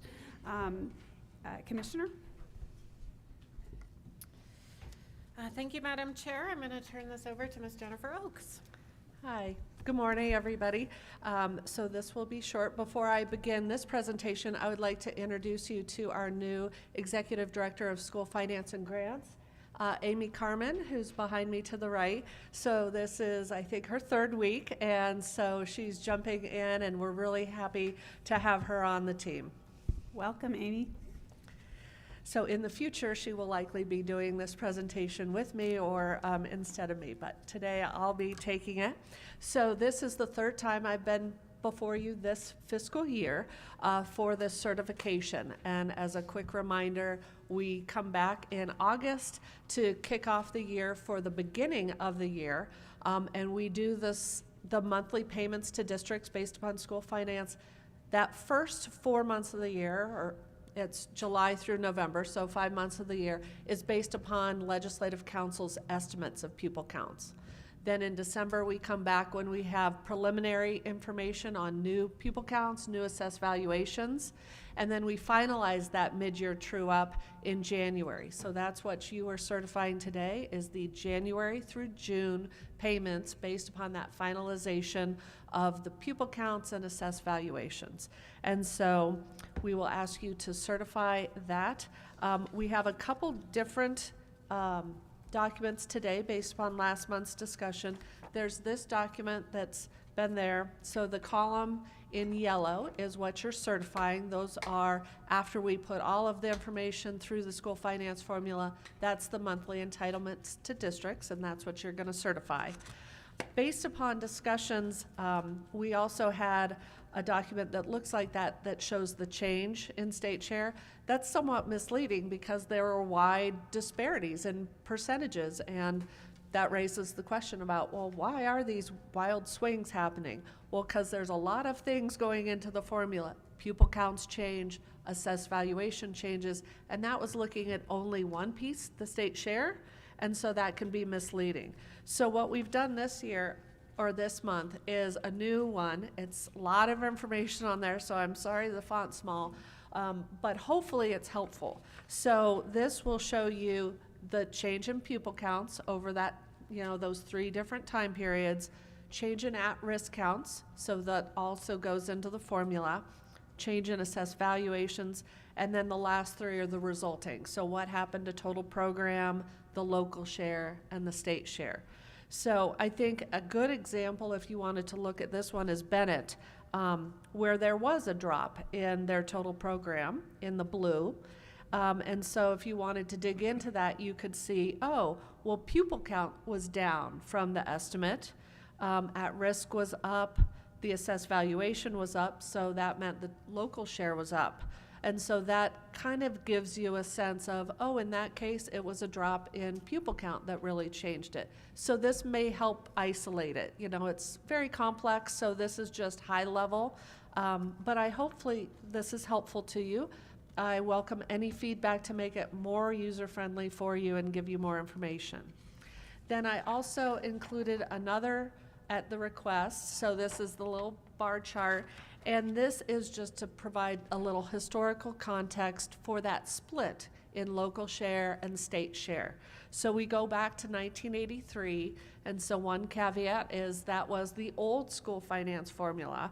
So starting in 1994 is when the current school finance formula went into effect. And so you can see back in the 80s, we were right about 50-50, local and state share. That's changed over times for a variety of reasons, and now we're back to about a 59% state share and a 41% local share. Of course, that's statewide. Every individual district could be wildly different. We have some that are mostly locally funded and some that are mostly state funded, but this gives you an overall picture. So I'm hopefully that is helpful information for you as well. So now I open it up to any questions. Thank you, Ms. Oakes. Board members, before I entertain a motion, do we have questions or comments? Yes, Dr. Esser. Before we do a motion, I do want to thank you, Ms. Oaks. This is very helpful for me to see, particularly the graphs and where exactly the differences are. So I really appreciate the work your staff did on this. Thank you. Yes, I'll echo that. You presented the data in several different ways, and that made it easier to digest. Note, I'm not saying that it was easy to digest. It's a lot of data, but thank you for presenting it in different ways visually for us to be able to have the organizational style of our choosing. So I think that was really helpful. Board members, anything more? And if not, then may I please have a motion? Madam Chair, Dr. Esser? I move to certify the January through June 2023 state share entitlements to school districts. Thank you, Dr. Esser. That's a proper motion. Do I have a second? I'll second. Thank you, Dr. Schroeder. If there's no further discussion, then Ms. Cordial, will you please call the roll? Board Member Durham.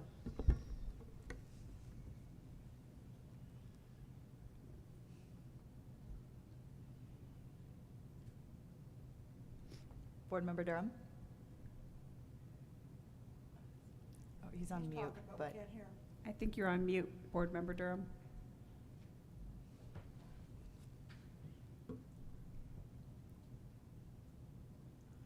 still unable to hear him. Do you want to nod yes or no? Have him raise his hand. Board Member Durham, I'm afraid we can't hear you. Do you want to give us a thumbs up or a thumbs down on this motion? Thank you. Thumbs up. All right. Board Member Escarza. Yes. Board Member Esser. Yes. Board Member McClellan. Yes. Board Member Plomer. Yes. Board Member Scheffel.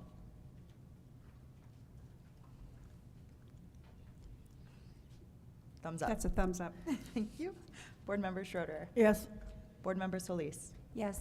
Board Member Varela. Yes. Varela. Thank you. That passes 9-0. Thank you, Ms. Cordial. All right. The next item, Ms. Oaks gets to stay right where she is. The next item is 12.02, Notice of Rulemaking for the 1 CCR 301-25 Colorado Minimum Standards Governing School Transportation Vehicles and 1 CCR 301-26 Colorado Rules for the Operation, Maintenance, and Inspection of School Transportation Vehicles. Commissioner? I think you got it, Madam Chair. We're just turning it back to Ms. Oaks. Great, thank you. So we'll switch gears over to transportation. And as indicated, we have two rules before you. The first one is minimum standards. So that is really focused on the school transportation vehicles, typically buses, but also those smaller capacity vehicles as well.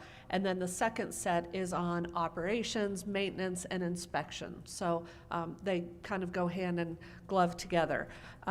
So we're bringing forward these proposed rules for you after having worked with the transportation professionals across the state, with our Transportation Advisory Committee and other subcommittees, technicians groups, and so forth. There's in the minimum standards is where the majority of these changes are. It looks maybe like more than it is because we did some rearranging to make it flow better. So there's a lot of moving of big sections. And then we also did some clarification types of cleanup stuff to either answer questions that we would get repeatedly or try to make it more clear. So there's a little bit of that. But there are some more substantive changes. So I can just quickly, briefly outline those. So one of the changes is related to the age of vehicles. So we're discouraging the use of buses that are over 20 years old just because an older vehicle becomes more difficult. We are prohibiting the purchase of a vehicle that's older than 20 years. So you can buy an older vehicle, just not anything older than 20 years. And then this does prohibit any vehicle over 25 years from being in operation for transporting students. We don't think that this will have a large impact on school districts. We think that it's a it's a good balancing act between safety and making sure that the buses are newer and safer, but recognizing that sometimes you need to keep a vehicle longer. So we hope we got that right balance based upon working with the field. We are asking new and used dealers to certify with us that they will only sell vehicles that meet our minimum standards. Historically, it was just used vehicles, so it's adding in those new vehicles. That shouldn't be a big onerous for the industry. This also prohibits the use of 15-passenger vans. So it would allow for Suburbans or those types of things, or minivans, but not the 15-passenger vans, which transports 9 to 14 passengers in addition to the driver. We don't think that this will really impact the industry. It's something that isn't being used widely. We think there might be one in use across the state. This would not prohibit that one from continuing to be in place. It would just prohibit the purchase and use moving forward. This, again, shouldn't be a big impact on the school districts. What I understand is they have a hard time getting these insured anyway, and so that's one of the reasons they're not in use, but it's widely recognized that these are not as safe as they should be to transport our kids. So this is just really codifying a practice that's been long-standing. We also added some language in there to allow for GPS tablets, because those are in use for districts to, track the routes and so forth. And so just providing some guidance that's consistent with what we're seeing, kind of modernizing our rules. We've added some language about bumper stickers, because that is something, the practice that's been in place, and so we added some clarifications to say, yes, you can put a bumper sticker and an American flag, but it's limiting. We don't want it, the back of the bus plastered with these. So again, that was being responsive to what's the field wants and what we think is a safety. We've also updated the rub rails, typically the black stripe that goes across the bus, that those could be blue or green depending on the vehicles. And so just kind of modernizing it with what practice is in place. And then the largest one is to put in some standards for electric vehicles. We know that more and more districts are looking at electric vehicles. Some districts already have purchased electric buses, so we've added those safety standards that would be commensurate with those. The cleanup ones, they're very minor types of things, just again to help clarification. So that's sort of my summary for that set of rules. The operations and maintenance rules, the 1 CCR 30126, those are smaller changes. We really wanted to just add in a couple of rules related to those electric vehicles. Essentially, that if you were inspecting an electric vehicle, that you have training in electric vehicles, so you're able to appropriately do the inspection on that. And then to clarify that if you're doing any work, any maintenance or repair work on an electric vehicle, that you are properly trained in that. I think that goes without saying, but school districts had thought that this is valuable because these are much different and the electrical charges is much different. And so if you are not trained in that and don't know of those things, it could be dangerous if you're working on that. So I think that's just a common sense rule that is put in place. We also had a couple small cleanup items since we were opening these up. Just clarifying some statutory training that's required. It doesn't change anything, but we heard from the field it's helpful to have that just in rule because that's their one-stop shop for guidance. So just adding some statutory language about the trainings required. We removed Colorado driver's license for inspectors or trainers for that new entry-level driver training, because we have some districts on the borders and their trainers might have a Kansas or Utah or another state's driver's license, and we don't want to make it harder to get those trainings. They know Colorado law and they're great trainers, so we're just removing that. So those are really the changes there. Thank you, Ms. Oaks, for this excellent overview. And just as a reminder to the board members, this is just our notice of rulemaking, so this won't be our last opportunity for questions or discussions. But if you have good questions and you want to bring them forward today, that's great. We can start the digestion of those points. So, Dr. Schroeder? This was riveting reading. All things considered on what the work we do, this was different. Did I read correctly that we haven't changed these since 2017 or something like that? So I guess I just want to be assured in the next 2 months that especially our rural districts, which do frequently use buses, are really aware of all the changes. I mean, I can't imagine that they've all been a part of this, but what kind of outreach do we have now to make sure they are not surprised, because they can barely get a bus driver. And yet there are a lot of changes here that affect them.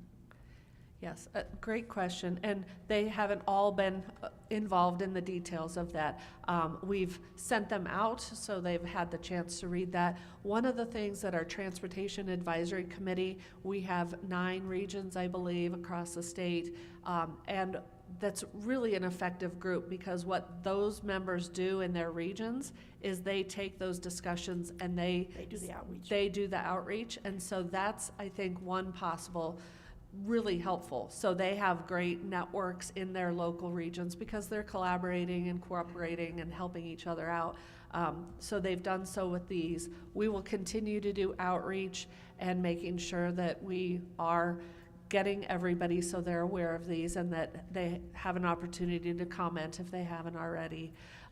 But I also think that the work that our transportation team, we have 3 people now who are working on this transportation, and they've really built up great relations. We're going out into the field to do reviews and making sure we're answering questions, and that work has been amazing. When I got here some 10 years ago, when we would go out, we would find lots and lots of problems, especially in these small rural districts, because when you turn over, you don't get that overlap, you don't get the training, so you're doing the best you can, but you're sort of flying by the seat of your pants, if you will.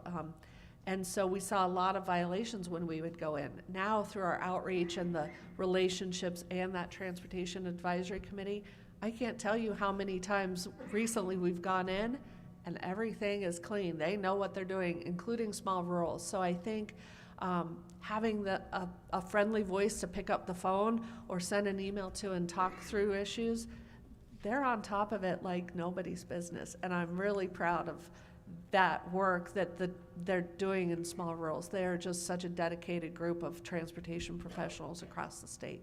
It's great. That's great. Even though we don't talk about this much, if you're on a school board, a lot of your time is spent dealing with buses, not only buying them every year, but the safety issues. And 2 things I'm wondering. One, were there discussions about what safety things are necessary in those districts where you have mountain driving? And number 2, what's the story on seatbelts? That was always an ongoing discussion. Yep. So there is a requirement in statute that if you are driving on mountainous roads, and we have a definition based upon the Department of Transportation of what constitutes mountainous roads, you have to have mountain driving training. So that's one of the requirements, and it's referenced in these rules, just as a reminder of that statutory training. And so that's something that they get when they do that. It's also a discussion that we've had recently, came up with a couple of districts with these electric vehicles on mountain driving and the nuances of those brakes. And so right now we're doing some outreach with the manufacturers and school districts to make sure that they're all fully aware of and all of the nuances of those with the electronic vehicles as well.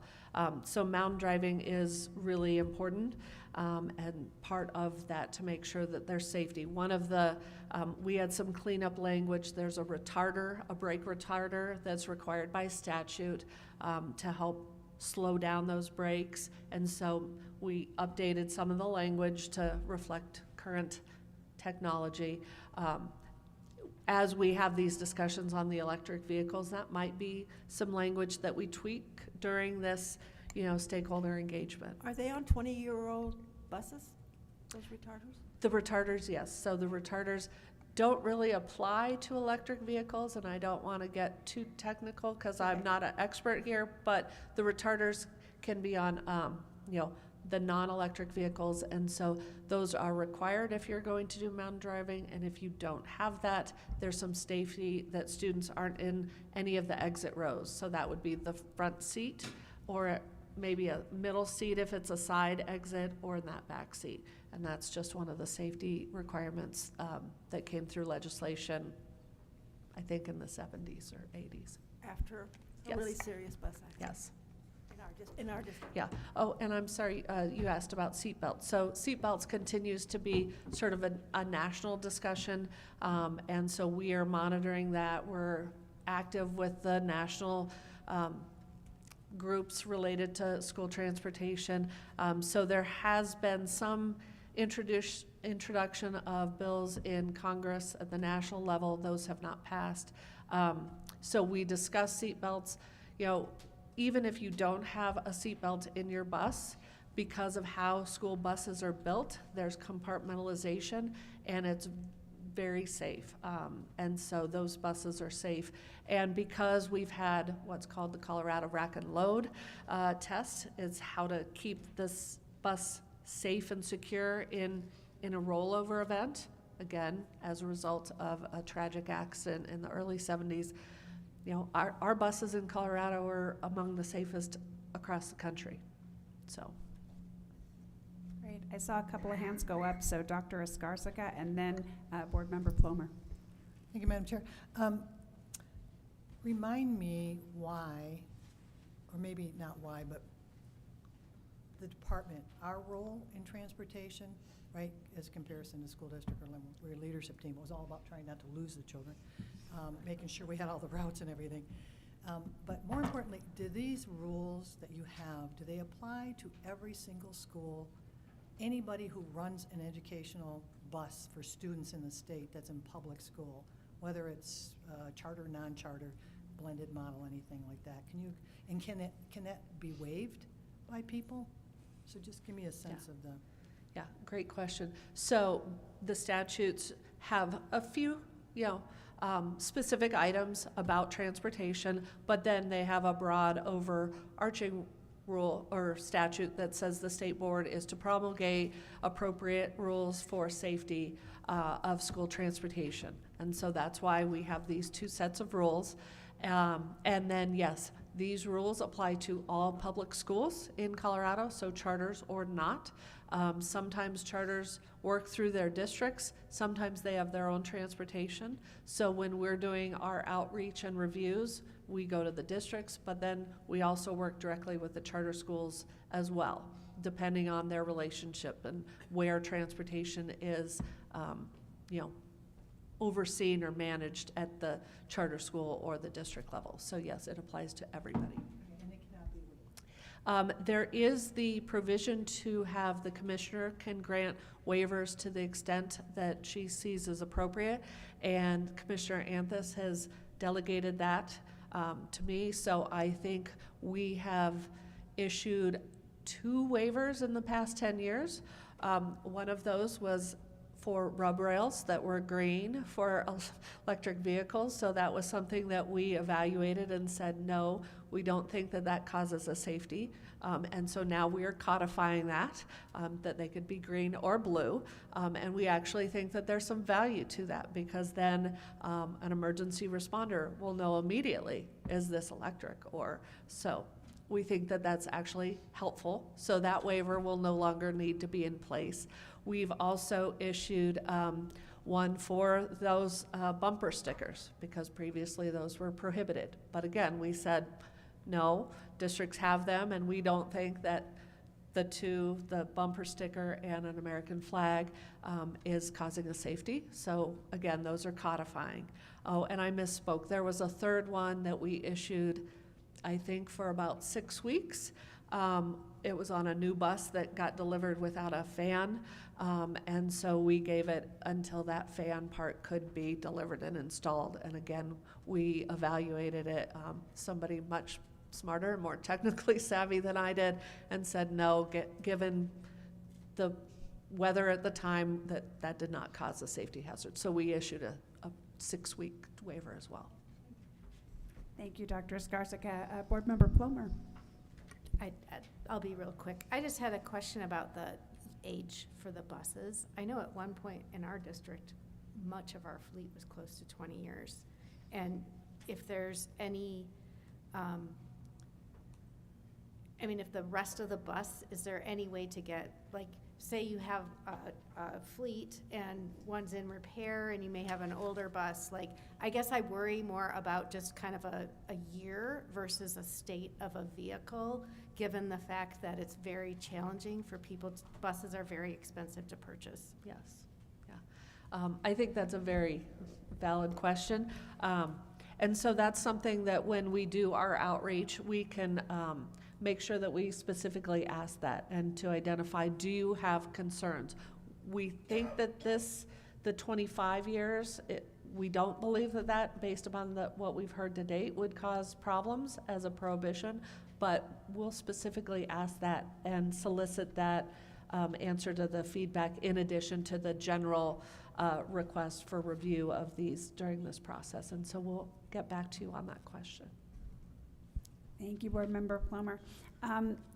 I think this may be a little bit of an indulgence. It's sort of a related point, but maybe not precisely directly related to these two rulemaking hearings being set, but I want to mention this before I forget, and it's sort of related to this topic. I did get some feedback from a local district indicating that they were concerned that the weight of the new modern electric vehicles, for which there is grant money available, or has been grant money available, I don't know if that's already been expended, but their concern was that their pre-existing maintenance bays, which have some subterranean space for maintenance personnel to stand in while maintaining the fleet, were not built with the weight of the heavier, modern, large electric vehicles in mind, so that was a challenge for them. And these things happen when change moves forward. I don't know if there's anything that we can do as a department to maybe communicate this so that anyone with construction projects going forward can get a heads up that they might want to be mindful that things have changed, and in the event that they're building this kind of facility, they may want to keep that in mind so that they can take advantage of grants that allow their fleet to be modernized with electric vehicles in the future. So I apologize if that's a bit of an indulgence and not necessarily directly related to these rulemaking hearings, but I thought it was a good time to mention it. No, I appreciate that, and we'll check. I don't have the rule, but we do have a rule in these that do talk about that we certify the sites. So that's one of the things that, and typically these have been certified long ago, and unless things change, they're still certified. And so that's something that we'll look at to see, that certification your site should be mindful of that, or we can make sure that it's a reminder if it doesn't fit into the rulemaking. But I think it's a helpful thing to think as these are newer, that's one consideration.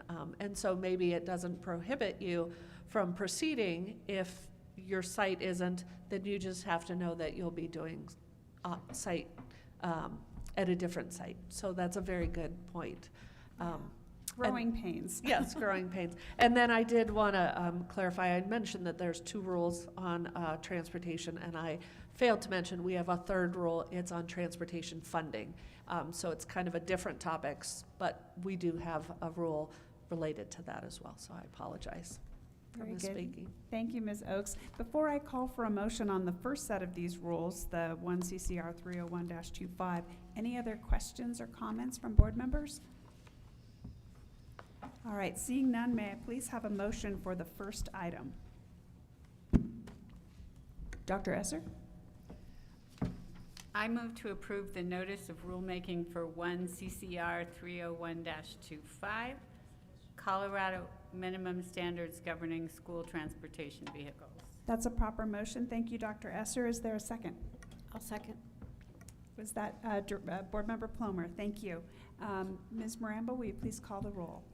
Madam Chair, I think Board Member Durham has a question. Oh, I beg your pardon. Board Member Durham, please proceed. He's still Mr. muted. Durham, I'm afraid we can't hear you yet. I think Marie is working on this. Do you have it unmuted?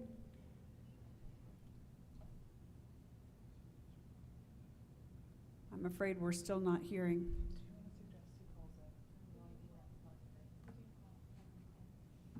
So right. Have him call in. Mr. Durham, I think, would you like to call so you can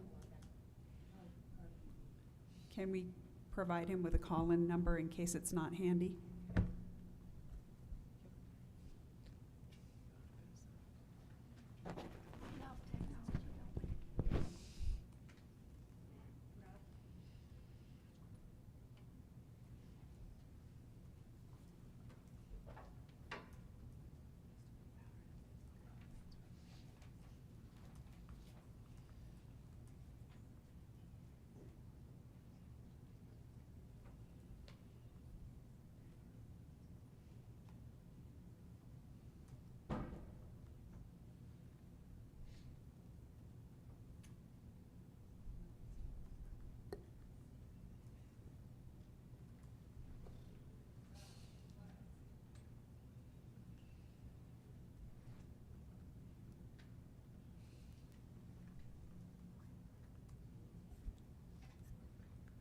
Did we get a call through? Okay. You bet. I think we're going to try one more time, Mr. Durham. Thanks for bearing with us.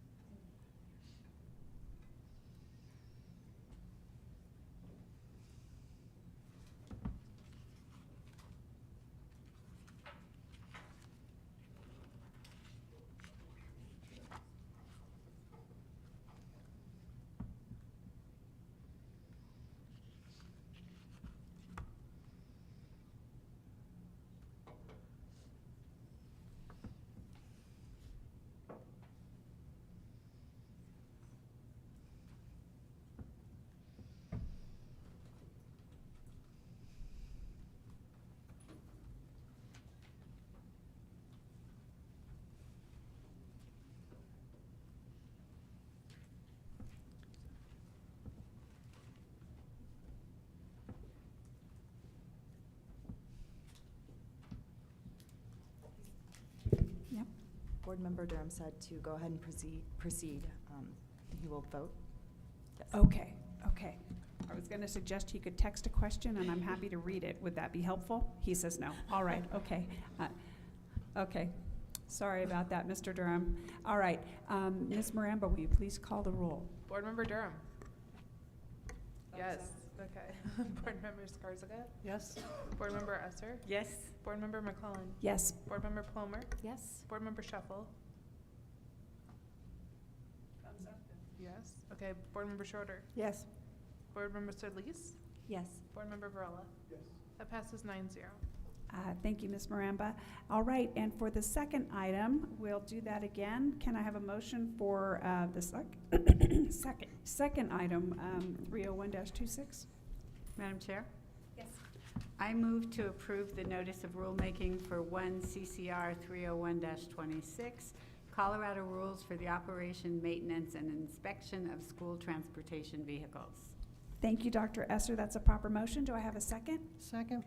A second from Dr. Skarziga. Thank you. If there's no further discussion, Ms. Maramba, will you please call the roll? Let's make sure that we still have our 2 remote board members with us. Yes, we do. Board Member Durham. That's a thumbs up for yes. Okay. Board Member Skarziga. Yes? Board Member Esser. Yes. Board Member McClellan. Yes. Board Member Plomer. Yes. Board Member Shuffle. It's a thumbs up for yes.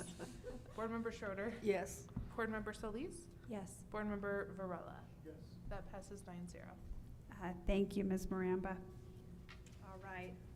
And the next item on our agenda is item 12.03, At-Risk Working Group. And we will now have a presentation on this topic. Commissioner? Yes, thank you. We also have Jennifer Oakes here for this, and we acknowledge that this is kind of a complicated topic, and so we are going to give a high-level overview, but Ms. Oakes and others are available if you have a passion for this subject to dig in with her separately if you need to, but wanted to give you a high-level overview of this working group. So Ms. Oakes? Great, thank you. Yes, and so this is fairly technical. Based upon House Bill 1202, the department was tasked with facilitating a working group. So what that bill did is to change the at-risk measure to be used in the school finance formula starting in school year 23-24, so next school year. And so they implemented this new at-risk measure, but then asked CDE to facilitate a working group on some of the technical detailed implementation and getting that sort of in place and some of the details around that. So I'd like to first thank the working group members. We had several people from across the state, including school districts and advocacy organizations, and it was a really great team of people who really dedicated some time and their expertise and brain power to helping us think through some really technical things. So I want to thank them for their involvement. And so the report of this working group was sent to the General Assembly at the end of January as required. And it's only a 14-page report, but it's fairly a dense report. So again, it's pretty technical. So they, if we go to the next slide. So this is the high-level overview of the new at-risk working group. Basically, it's taking an identified student percentage and adding a neighborhood socioeconomic status indicator, or SES indicator. Basically, what this new measure in law does, it takes away the free and reduced lunch applications for use in school finance, and then instead replaces that with this new socioeconomic status indicator. I think part of the motivation for getting rid of the free and reduced lunch applications is probably generated with some of the issues that we had during universal free meals during the pandemic, where if I'm eating for free, I may be less motivated to turn in that free and reduced lunch form, but that has an impact on school finance. So I think that was one, maybe of many factors that went into this. So it's taking those free and reduced lunch applications outside of the School Finance Act and replacing it with this new socioeconomic status. So the next slide, we'll talk a little bit more about that identified student percentage. So this is all students who are directly certified. And so historically, the students who are directly certified are those who are on Supplemental Nutrition Assistance Programs, or SNAP, and then also the TANF. So if Which you, is what? Which is temporary aid to needy families. And so those are two social programs that families may be enrolled in and getting public assistance for. And so if you qualify for that, you would automatically qualify for free lunch eligible. So, being fortunate and not having ever applied for SNAP, would I have listed my children in the application? Yes. It lists everyone in the family, and that's how this can Yes. be accessed. Yes. Same for the TANF. Same for the TANF. So I'm not detailed in those calculations, but it looks at family household income and then the members of the household. So it would be your total household income that may be, anybody who's contributing income to that household, and then all of the members. And how do included. they get that? They apply through their local county Department of Human Services and apply it that way. So when they apply for SNAP eligibility, they also give their income? Yes, I believe so. I'm just curious because this is a big data Yes. thing, and I'm not familiar at all with Yes. Again, where the data comes from, who houses it, and who has access to it. So with that, it's applied for by the family at that local Department of Human Services, or some may still be the Department of Social Services at that county level. You apply for it there, and then that is managed centrally by the state or overseen by the state at the Department of Human Services. So the Department of Human Services has that data. We have a data sharing agreement with them that we can collaborate on that and share that data so that we can help districts do those matches. And so districts go into a system that we have that will compare that. So every year, and actually it's typically done monthly at the district level, you take your listing of students and then you compare it against this list in the system that's uploaded from the Department of Human Services, and you match those students. And so then once you have a match and say this student and all the members of that family are on SNAP eligible, then I can know that they are free lunch eligible, and so that'll go into the nutrition system so that when they purchase a meal at school, that it will be free or reduced as appropriate. And then they also put that into, you know, their student information system in Student October so that it gets reported to us as free lunch. So when you sign up your student's student ID. When you sign up for... Chairwoman, this is just data that I'm not familiar with at all. I like the idea, but I'm curious how you actually can get that together. Sure. So you don't have a student ID. You would just put my family information and my children's names and date of birth, and then with the children's names that would be in there would be the match. And so then,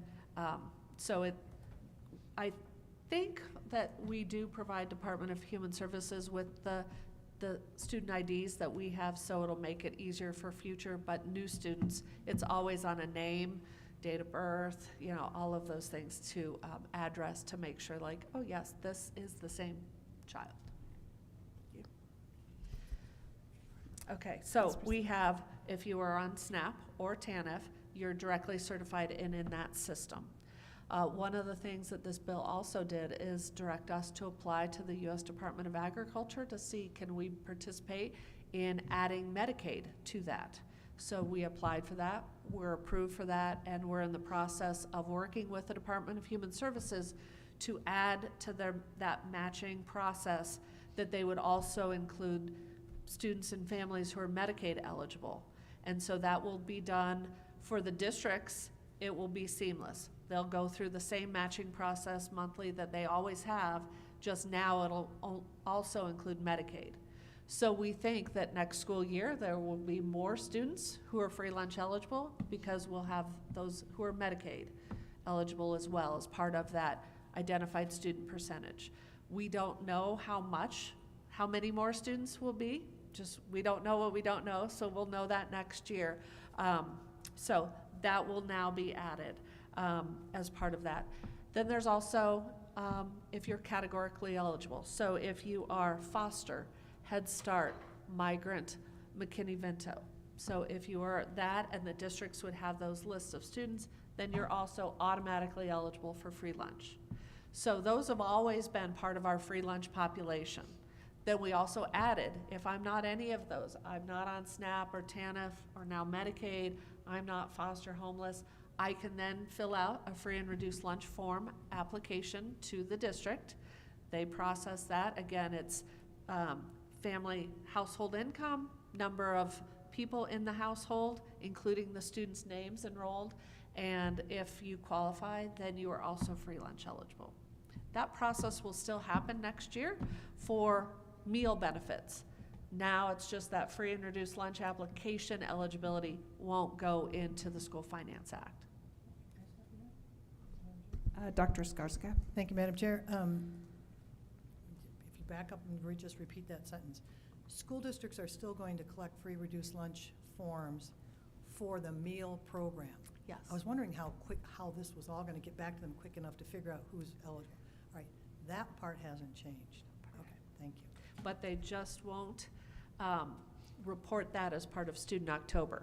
And we just had a meeting yesterday on, okay, how are we going to tweak our data collection to separate that out? And so we don't have all of those details figured out, but we're working on it. But districts will still have parents, families submit that free and reduced application, If a child is eligible for free lunch, then that will go into this, meal program. They'll still eat for free based upon that application. It just won't be reported and used for funding purposes anymore. So, but if a student doesn't fill out the form but is actually on Medicaid, the school doesn't know it. They will. It is going to come backwards. It will come back. That's what I wanted Yeah. to know. It isn't going to just really be based on the No. forms. So the school will also do the same monthly runs that they do every month, Yep. where they upload their students and compare it against a list of, students in our system. Up until now, that's TANF and SNAP eligible. Starting in July, it'll also include Medicaid, so they'll do that match. And so now they'll know that child, if they're on Medicaid, is free lunch eligible, and we don't need an application from them. So you don't need an application from everybody.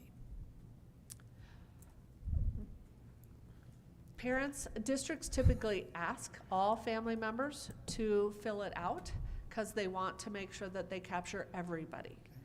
But if I know that I don't qualify, I don't complete that form. I'm asked, and I get the regular text messages throughout the year, like, don't forget. I choose not to, but it's offered to me because they don't know my situation. Right. I'm homeless or Similarly, something happens. if I knew I was on SNAP and I understood the rules, I might choose not to fill out that form because I already know I'm eligible, and that would be my prerogative, but the district sends it out to everybody because they don't know individual family I'm circumstances. just wondering if there's ever a time we actually get rid of these forms in the process of doing that, but Yeah. that's for another day. If it Thank you. works, if this works, that might happen.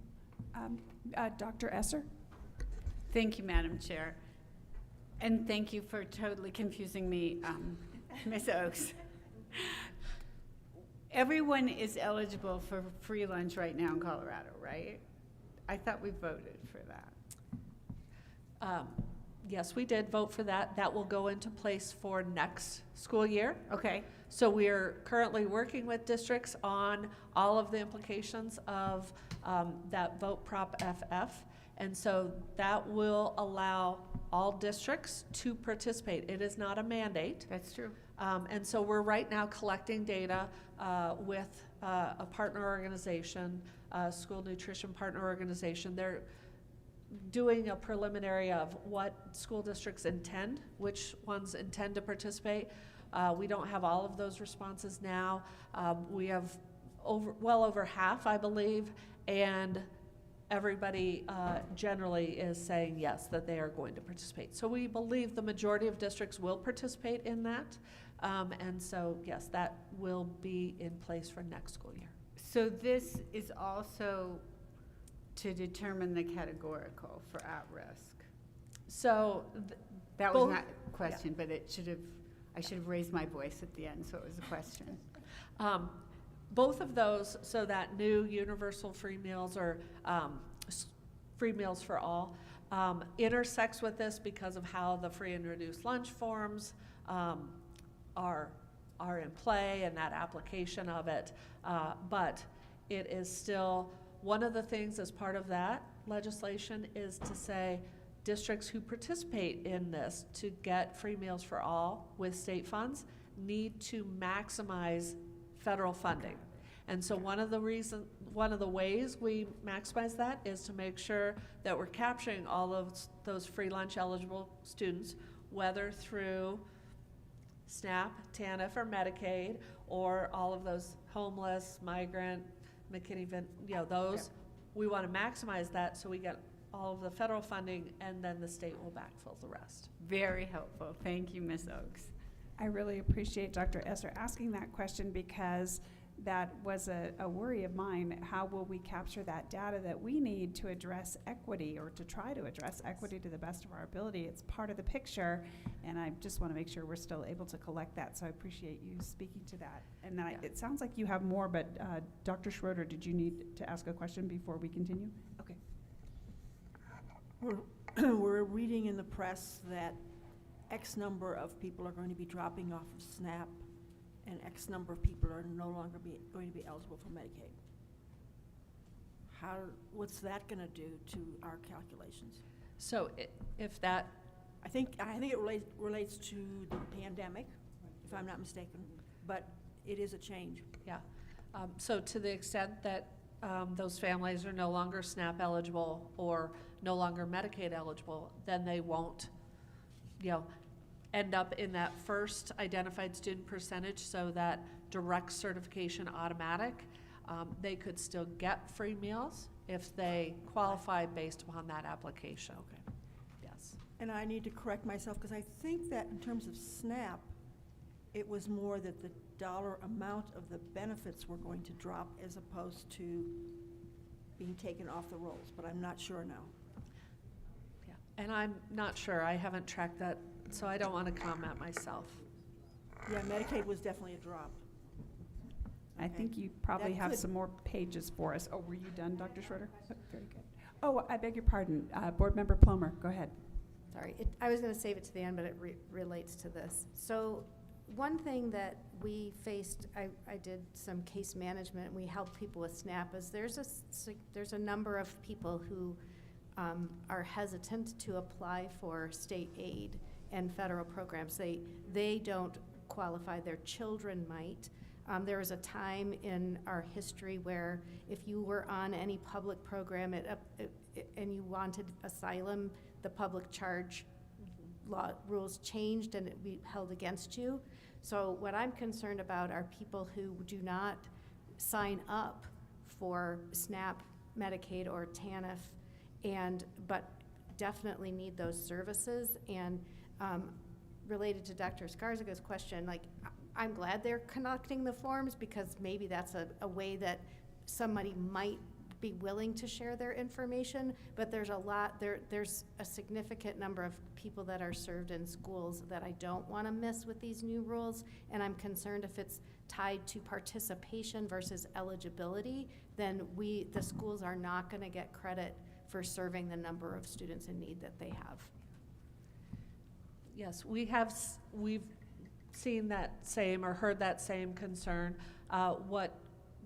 The information that I've heard is that in many cases, if a family might be reluctant to sign up for some of those SNAP or Medicaid or TANF, they may be more comfortable signing up for the free and reduced lunch applications at their school district, just because that school or the district is safer. They're more connected to them. They know people, and just that personal touch that they know when they're getting, a text or an outreach or at parent-student night, then there may be more trust. So they are willing to, in many cases, fill out that free and reduced lunch form, and that will continue. So we will still have that. But they won't get, the No, school they won't won't get the, which is the bigger number, which is the bigger benefit, is to be counted to have it go into your at-risk per pupil versus just getting the free lunch, which everybody will get anyway. Right, Yes. because we voted on it. And so with this new at-work working group measure that was put in place, that will be in place for the new school year, if I don't fill out that free and reduced lunch form and I'm not on SNAP, if I do fill out the free and reduced lunch form, I'll get the free meals, but it will no longer hurt the district because the school finance funding won't be tied to those applications. We're removing the applications from the school finance for just that reason. So the school district, it's not going to be included for that measure, but there's a replacement to that. Taking away the free and reduced lunch applications for funding purposes now will be replaced by a new socioeconomic status that isn't dependent on the families filling out that form or not. So we'll get into that in the next slide. Yeah. Okay. So we've covered the first piece, which is free lunch eligible is all the same except for school finance. We're taking that out if you're an application. So that will no longer be part of it. So now the next slide, if you could go back one slide. Yes, thank you. So this slide covers this new factor that's never been collected before, the socioeconomic status. It is part of the American Community Survey, which is sort of, as I understand it, a subset to the census. So they go and do this more frequently than the census. And so that was selected by the legislature. What the legislature asked us to do as a working group is to say, what parts of that American Community Survey should we include? So, and they said 5, and we took that to mean at least 5, because the working group identified 7 areas. So those are share of those in the same residence as last year, so it gets to mobility. The one piece of that is if I just moved last year, but I haven't, I've been in my house for 15 years, I moved last year, I'll show up in that. That doesn't necessarily make me highly mobile, but it's a move is a move. So that's, everybody thought that mobility was a good piece. The share of adults age 25 or older with a bachelor's degree or higher. Everybody felt that was an important one. Children under 18 who are adopted, foster, or living with a relative who is not their biological parents. Median household income. Share of occupied housing units with more than 0.5 occupants per room, and so it's how dense is it? The number of rooms versus how many family members do you have per room. The ratio of income to rent or your mortgage, and the share of children 5 to 17 who speak non-English language at home. So the recommendation to the legislature is these are the 7 factors that we think should be part of this American Community Survey to be used as this new factor. The group also said that those should be reevaluated every 5 years, that this is what our best thinking is, but we think it should be reevaluated. First, evaluate it after 1 year and then every 5 years thereafter, just to make sure, is there new measures or measures that we don't think are as relevant or not. So that is the recommendation on those, on the SES components. The next slide starts some other recommendations that the working group had for the General Assembly to consider. 2 sort of measures, because we are moving this transition year, that there should be a count equalization. So we should look at the number of at-risk students, or the count of at-risk students this year, and under this new measure, it should be no less than last year's count. So districts shouldn't lose any counts of students based upon this transition. So that was the first sort of transition factor that the working group recommended. They also recommend a fully hold harmless, and so instead of just looking at the counts, also looking at the dollars. So how much did you get in at-risk funding in the current school year, 22-23, and to make sure that that's hold harmless as a dollar amount as well. And again, the working group thought that that should be reconsidered after 1 year to see if it made sense, and then reevaluate it every 5 years. That, they're not ready to say that it should be done in perpetuity, but just reevaluate it to see what makes sense. There was 2 other recommendations from the working group. Use of quintiles for the SES. So take those 7 data points that are recommended, or whatever the General Assembly agrees to, and average that into an SES index and use those into quintiles. So break them into 5 quadrants or quintiles. And then the working group had a recommendation to say there's a lot of moving parts in this and a lot of things that we don't know. Number 1, we don't know how many Medicaid students will be added, and so that's just an unknown. We also don't know what this SES factors will result in districts. We did some modeling based upon the information we had, but we don't know the actual. There's just too much unknown, and we won't really know this until next fall when we're partway into the school year. It's hard to budget when you have such an unknown in your school finance. So this group is recommending to the legislature to delay implementation of this until the next school year, 24-25.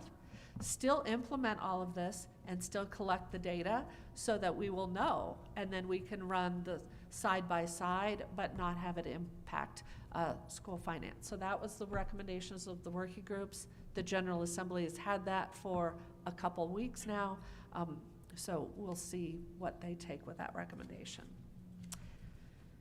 Okay, as if this hadn't been weedy enough, there was a couple more things that the working group couldn't resolve. It gets even weedier. Couldn't resolve on weighting among the quintiles. Should it be evenly weighted, or, I'm sorry, the weight among the ISP and the SES. So we'll have two different things. Should those be evenly weighted? Should the ISP be weighted more? So we had different votes, and so we didn't have a consensus, so we just reported the findings. There's also the weighting of that, should that at-risk measure be weighted, and so it's really in the details, but that is for the General Assembly to consider, as we could not come to agreement. There are some other considerations that they wanted to highlight. The use of the American Community Survey, they have a very rigorous methodology and so forth, but when you get to those very small rural districts, there's concern about, you don't have a lot of people in a large geographic region, and so how does that impact those small rural districts? So they wanted to highlight that concern. The timing of having that Medicaid data and the SES, again, that sort of a subset to please delay this. And finally, we had 20 districts where, it's basically trying to, take away the free and reduced lunch forms, but then add this SES factor. And in some, it really, doesn't really do much to your overall rating. We did have 20 districts where there were some swings when you applied that replacement. And so that was a concern to say, that's a concern. There is those two hold harmless provisions that will mitigate that for a little bit, but we just wanted to highlight that there's 20 districts that was doing some bigger swings, and I think it goes to the point of maybe some of those communities where it's harder to apply for TANF or Medicaid or SNAP because of just the geographic, where do I have to go to apply might be really difficult to get to if I live in a part of the county, or maybe some of the reluctance of those community members. So we highlighted that concern as well.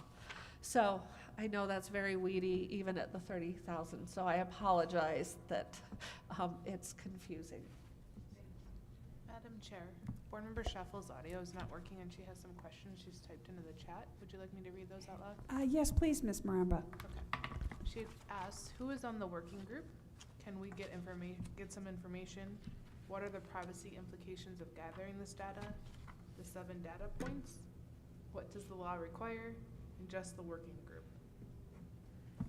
Okay. In your packet, in the working group report, at the very end of that, Table 3 has all of the working group members listed, including kind of their role. It was laid out in legislation what types of roles that we had to get, so we've put that role, and then so the details of those working group members are listed there. And with the privacy, with the USDA, so all of the free and reduced lunch forms and how those are treated at the district, there's a lot of requirements for districts and the privacy to maintain the privacy of those data that is required by USDA, and our food nutrition services are trained on those, and districts take those very, very seriously, and then that is part of what is transmitted through Student October just for the funding purposes. And again, that's intersects with state law and the funding requirements for that. And then the ACS, the American Community Survey, I'm not as familiar with those standards, but that's more of an anonymous survey, but then it's published about which quadrants and based upon your address, which neighborhoods and how that affects. So it's not a student, but it's you use the student address to figure out where they live and which quadrant and which SES factor there is. A couple more follow-ups from Board Member Shuffle. Where is the full report? And what are the source documents used to develop these recommendations, if you know, Ms. Oaks? So the full report is included in your board docs material, so it's out there on board docs. And then the source materials, so the American Community Survey is out there. I don't believe we have a link to this in the report, but I can provide a link to that for you all as a follow-up. And so that is the link for that survey results that would be used. And how often the ACS, I don't want to guess. I'm thinking it's 4 years, but I will have to follow up. I apologize, I don't remember. Okay.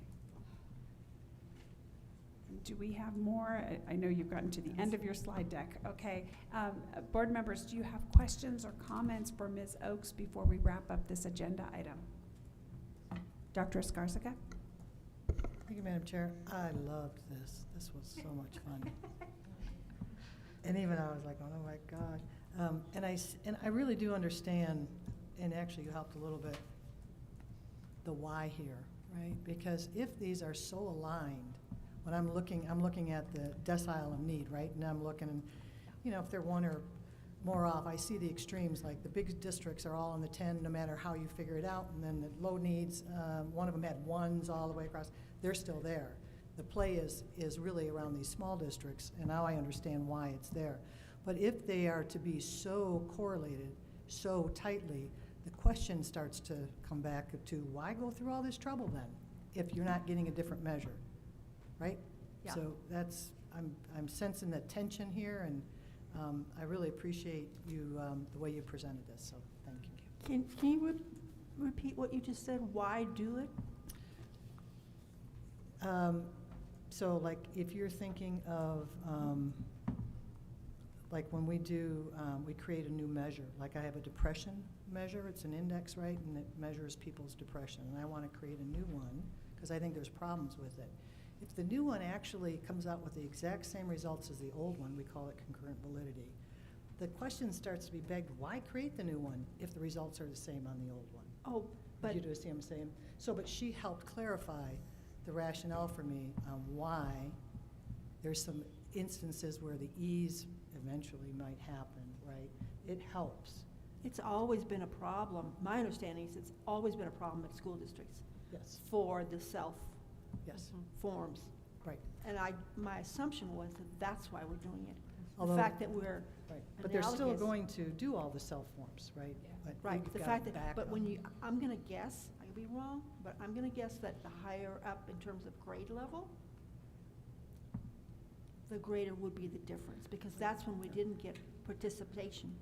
But the school, what I'm saying is the results here, the need, are actually looking very much like the old data and the new runs. If it's too much like the old data, why bother doing a new set of formula, right? So that's all good. It's all good. Ms. Oaks? Yeah, I wanted to respond to the higher grades. Yes, we do see statewide that there is less reporting of free lunch eligibility at the high school level.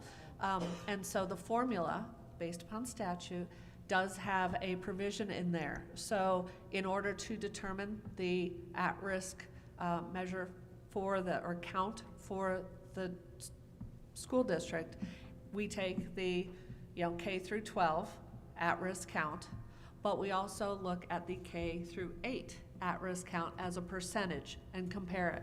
And if you have a higher percentage of, so if just, K through 12 is 50% free lunch, but K through 8 is 60% free lunch, we imply that 60%. So that is already taken into account in the formula, and that won't change with this. Yeah, this is life on a school board.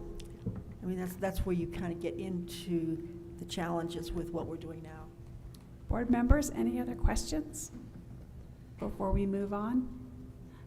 Thank you, Ms. Oaks. This was a great presentation and a lot to digest, and we appreciate it.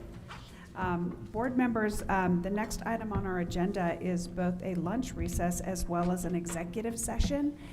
So I think at this juncture, what we'll have Ms. Maramba do is read us into executive session. And then we will be reconvening. We're scheduled at 1:30. Does that give us enough time? I'm going to say probably not. Do we think maybe 1:45? We had it for 12:30. Oh, 12:30. I beg your pardon. Very- Yes, very 12:30. quick here. Yeah, so that, it's not quite, do you think we should move that to 12:45 instead of 12:30? I think I'm going to make that executive decision. So we're going to reconvene at 12:45, and we'll be back on the record at that time. So Ms. Maramba, if you want to read us into executive session. Yes, an executive session has been noticed for today's state board meeting. The board may confer regarding matters required to be kept confidential by federal law or rules or state statute pursuant to 24-6, 402, 383 CRS, including the educator disciplinary matters that were on your agenda today. And with that, may I have a motion to go into executive session? So moved. Dr. Schroeder, thank you. And is there any, do we need a second for that? Board Member Plomer? And then any objection to going into executive session? Seeing none, that motion passes. Madam Chair, we are going to try to fix our technical issue here, but maybe just relay to your colleagues. We'll be back for exec session in 20 minutes. 20 minutes will begin our executive session. If you all want to get some lunch, now is your chance.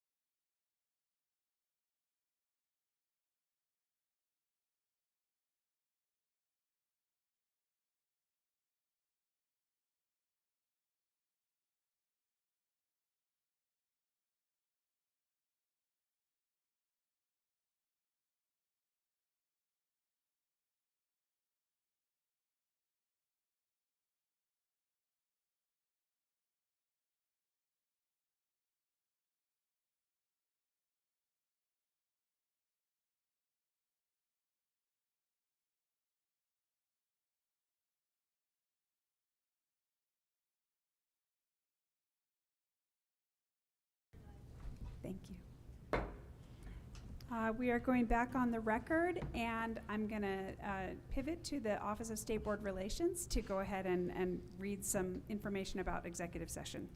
Thank you, Madam Chair. It is 1:22 on February 8th, 2023, and the board has concluded its executive session, and we are now back on the regular board meeting record. Thank you, Ms. Cordial. We had 2 items pulled from our consent agenda this morning. Before we go on with this afternoon's business, I will entertain a motion first on item 5.09 and then on item 5.11. Dr. Skarzica? Thank you, Madam Chair. Is this motion good for both items, or do I need to make a motion for each item? Which one? This is for 5.09 and 5.11. Single motion, double motion. Depends on how people will want to vote.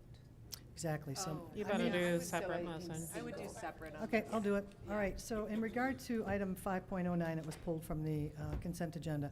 I moved to not approve and instruct department staff and the State Attorney General's office to prepare the documents necessary to request a formal hearing for the revocation of license holders' professional teaching license. That's a proper motion. Thank you, Dr. Skarzica. Is there a second? I second. Mr. Varela seconds. Ms. Cordial, will you please read the roll? Board Member Durham. Madam Chair, Yes.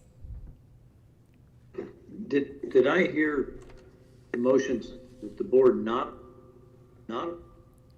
Not proceed with the recommended revocation, correct? So this is, So- the effect of this motion would be to not take the directed Okay, action. thank you. All right, thank you. Got it. So we just need your vote. Yes. Board Member Skarsgård. Yes. Board Member Esser. Yes. Board Member McClellan. Yes. Board Member Plomer. Yes. Board Member Scheffel. Yes. Board Member Schroeder. Yes. Board Member Solis. Yes.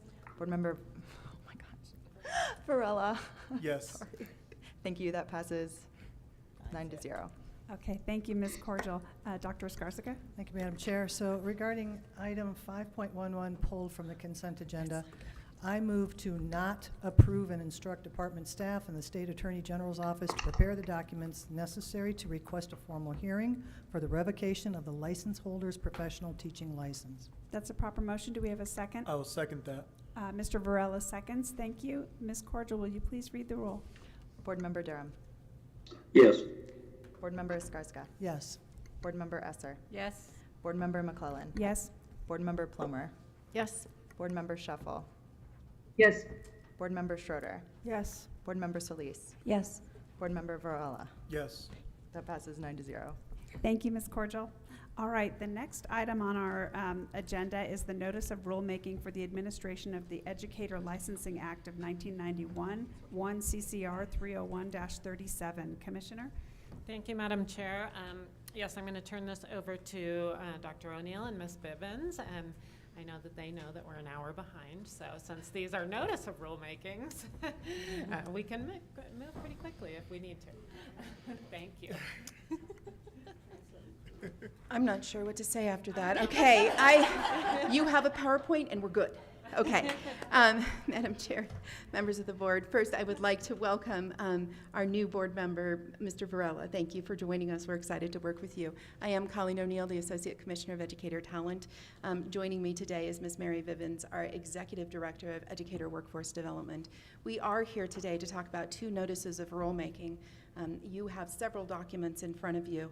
The first of which is a red line version of each of the rule sets. That red line version is a little different than you may have had in other cases. In this particular red line version, what you have is no crosswalk document. We used to do a crosswalk document that said these are the statutory authority that you have to make the rule revisions. In the essence of giving you less documentation, we went ahead and combined the statutory authority in that red line version. So you'll see comments that say, what are the statutes that allow you to make the changes into those rules? So that's what you see in the red line version. And then you also have a clean version of the documents and the rule set. So today we're going to talk first and foremost about 1 CCR 301-37, which is the Educator Licensing Act of 1991. And so today we will talk about the proposed revisions, which are all legislative revisions that came from 2022 legislation, both in 1 CCR 30137 and in 1 CCR 30187. So I want to set that stage because often people say, why are we revising the rules again? In this particular case, we are revising them because 2022 legislation gave us new legislation in which our rules needed to be updated. Okay.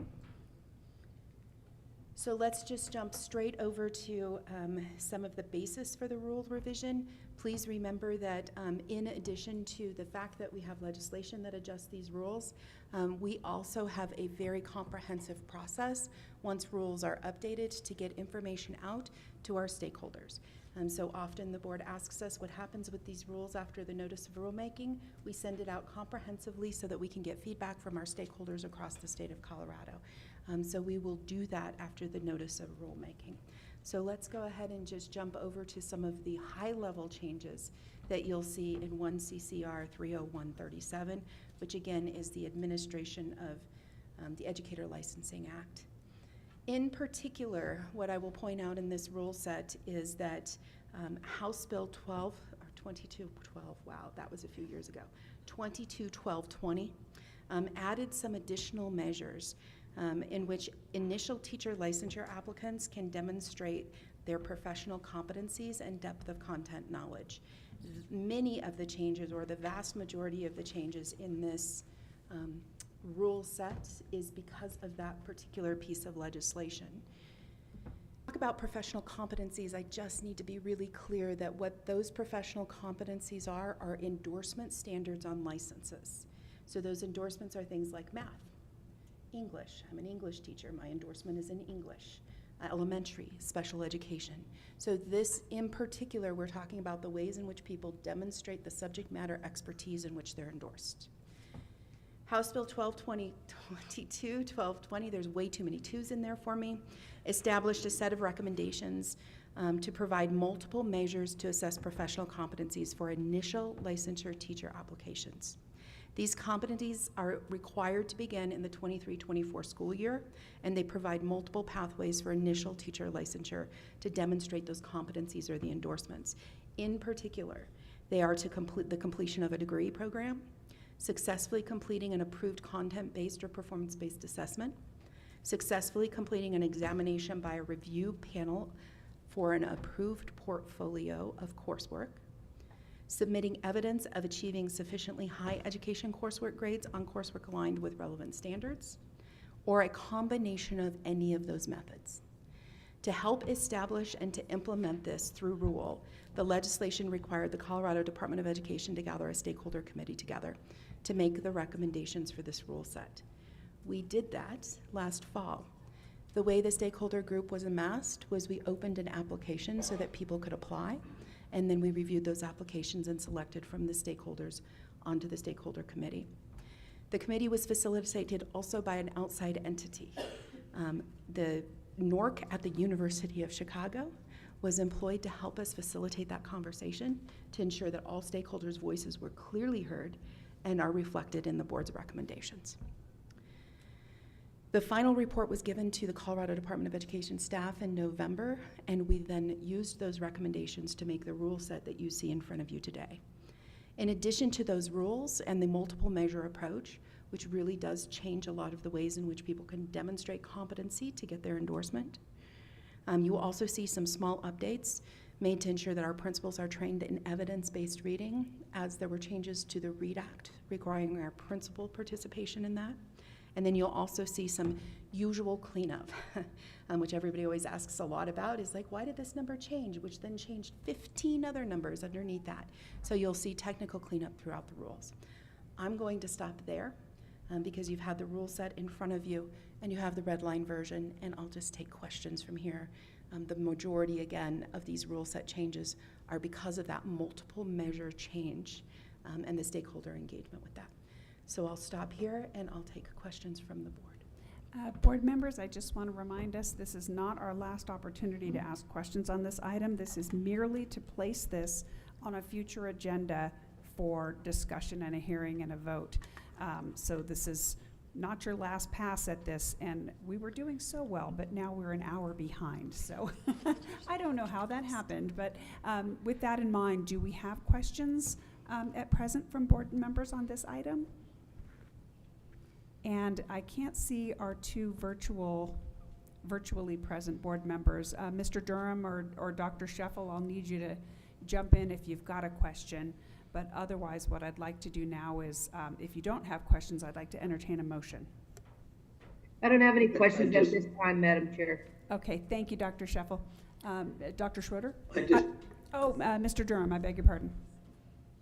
yeah, thank you. I just have a request, and that is, I don't know whether it belongs in the rules or not, but this represented a major change that I think many of us were not too comfortable with. And I would like to make sure we have an annual report to the board on the number of credentials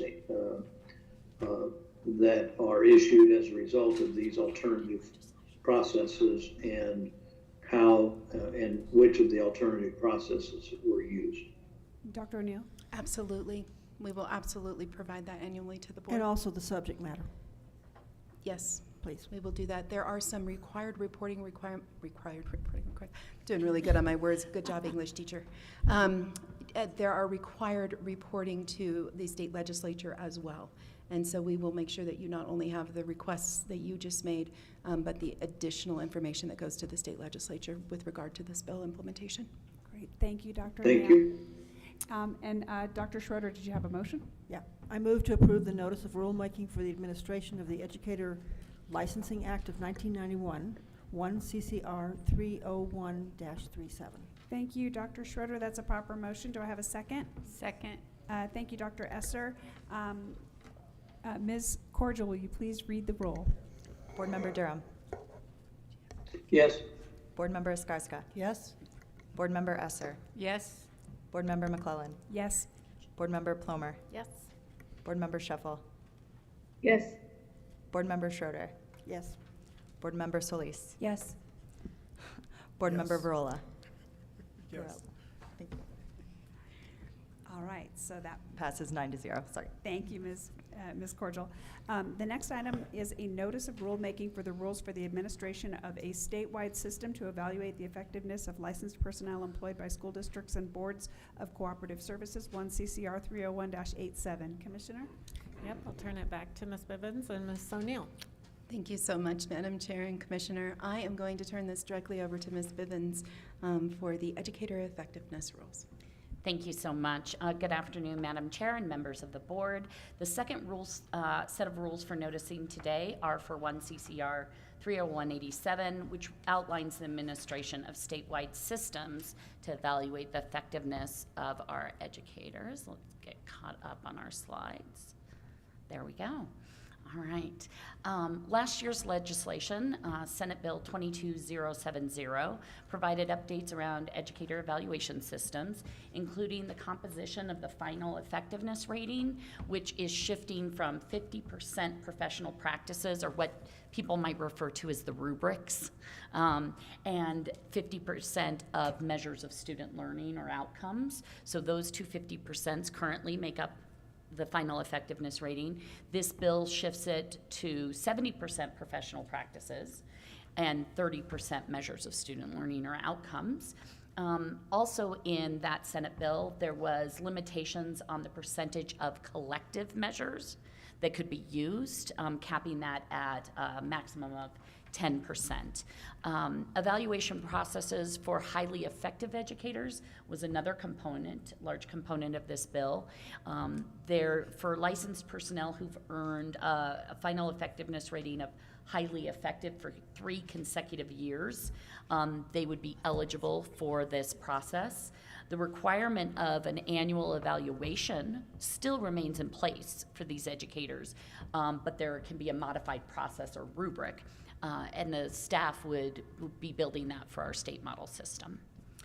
Finally, some general processes and system components were incorporated into this legislation, including the development of some new rubrics, such as for teacher librarian, and the development of a new required training for all evaluators. So mainly you might think of principals, but you can also have designated evaluators beyond just principals or assistant principals. The required training will be created by CDE, and we are hoping to have that ready to go this summer. The first component of that. Districts and BOCES can also submit to align and create their own training to meet that mandatory requirement as well. CDE staff has worked since last August to engage stakeholders. We started with surveys and focus groups. After receiving that initial feedback, working groups with educators, principals, and district and BOCES leaders were put together to take on each component of this new legislation and start with revisions and recommended ideas that ended up in what you have in the red line rules today. We even have, starting next week, another round of focus groups to continue to get feedback from the field to inform us when we do come forward in a couple months for the final rule hearing in front of the state board.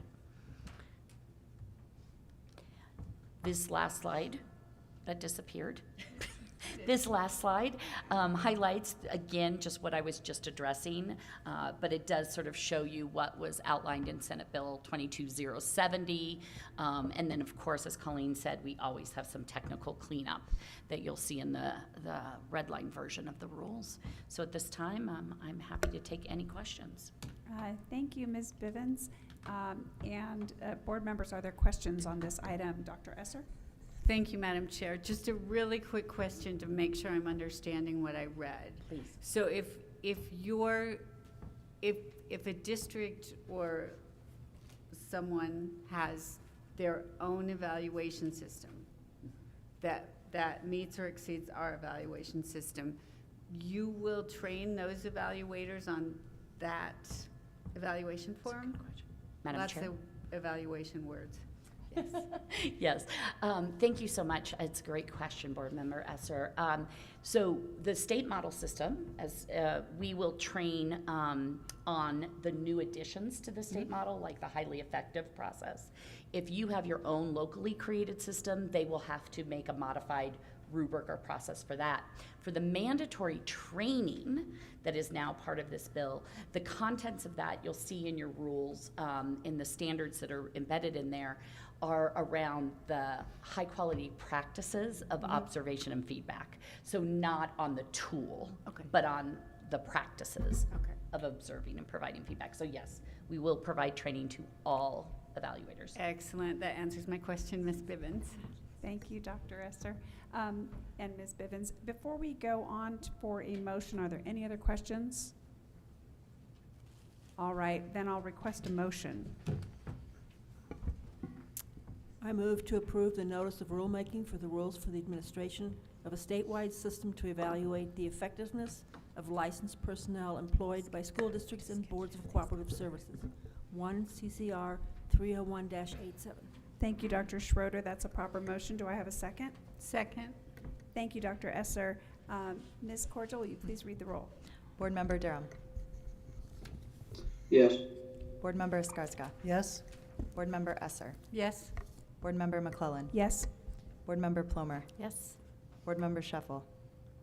Yes. Board Member Schroeder. Yes. Board Member Solis. Yes. Board Member Varela. Yes. That passes 9-0. Thank you, Ms. Cordial. The next couple of items on our agenda are requests for reauthorizations by educated preparation programs. The first is University of Colorado Boulder's request for reauthorization of its traditional educated preparation programs. Commissioner? Thank you, Madam Chair. For this particular item, we do have 3 guests from the Department of Higher Ed with us. So welcome, Dr. Post, Dr. Rasmussen, and Mr. Fogelman. Appreciate you being here with us. Nice to see you. And with that, I'll turn it back over to Dr. O'Neill and Ms. Bivens. Good afternoon again. Ms. Bivens, I remain here to talk about the next agenda item, which is our Educator Preparation Program reauthorization. As Commissioner Anthus just mentioned, we do have some guests with us and colleagues from the Department of Higher Education. I want to thank Dr. Kim Post, the Chief Student Success and Academic Affairs Officer, for joining us today. And I'm going to take just one moment for Dr. Post to introduce her colleagues with her, and then we'll get started on our presentation. Hi there. Thank you so much for having us today. Sorry, I have a little bit of a cold. I wanted to introduce to you, first I would like to say that we typically all wouldn't be here, but we realized that there are some new state board members and some new leadership and wanted to make sure that you got to see all of us as a team, that we work on these issues together. Dr. Chris Rasmussen, who's our Senior Director of Academic Pathways and Innovation at the Department of Higher Education, and Sam Fogelman, who is our Director of Educator Preparation. Welcome. We're glad to have you here. Thank you so much, Dr. Post. I don't know, but we're going to tip the table over here eventually. If you keep us, we keep rocking the table. As a bit of a background, I just want to make sure that we're all on the same page as we talk about program reauthorization for just a minute around educator preparation. So I'm going to take just one moment to talk a little bit about our state-approved educator preparation programs and some background around them. We have 46 state-approved educator preparation programs. This includes our teachers, our principals, our administrators, and our special service professionals, such as our school counselors and our school psychologists.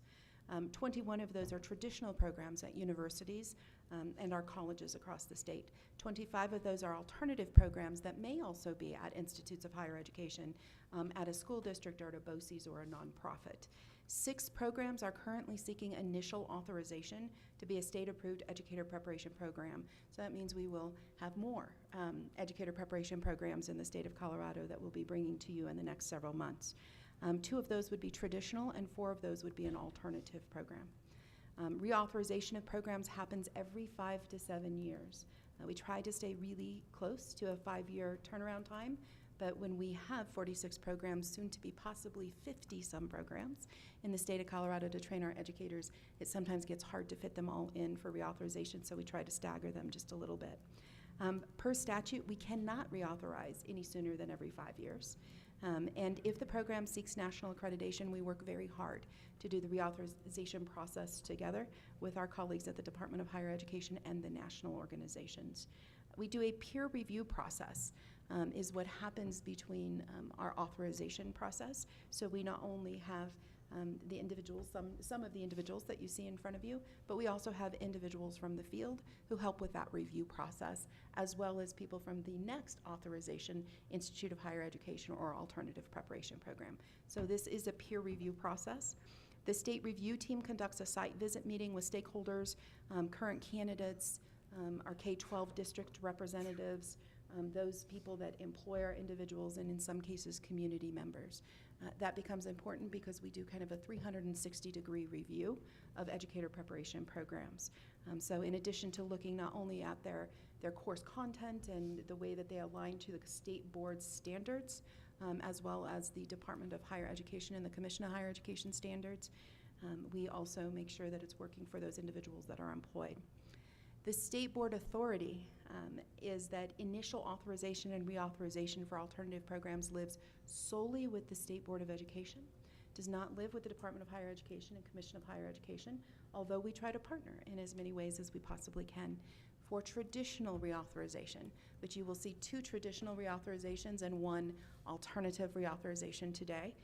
For traditional, that is shared authority between the Colorado Department of Education and the Colorado Department of Higher Education, the State Board of Education, and the Colorado Commission of Higher Education. So the reason you see all of us here today is because we have 2 educator preparation program reauthorizations to have a conversation about. So with that, our agenda today is to talk about, that is working, the University of Colorado Boulder traditional reauthorization, the Relay Graduate School of Education traditional reauthorization, and then the Relay Graduate School of Education alternative reauthorization. So with that, I will turn our presentation over today to Ms. Bivens and our colleagues at the Department of Higher Education. Thank you so much, Colleen. The reauthorization process for the University of Colorado Boulder started in the summer of 2022 through the submissions from the program, a self-study report aligned to the preparation program domains, as well as course content alignment to all endorsement standards. As Colleen mentioned, those could be elementary, secondary math, music, were submitted. The peer review process happened in the fall of 2022 to ensure alignment to those preparation standards. This included a deep dive into the scientifically based reading instruction in the elementary endorsement area. This focus on reading instruction was done both on their content submissions, and we included specific stakeholder conversations while we were conducting the site visit that happened in late October. I have my colleague Sam Fogelman from CDHE, and he will speak to the process on the site visit and the engagement with the program leaders this past fall. Thank you, Mary, and good afternoon, board members. As Mary said, the University of Colorado Boulder's Educator Preparation Program Reauthorization Site Visit. Sorry, thank you.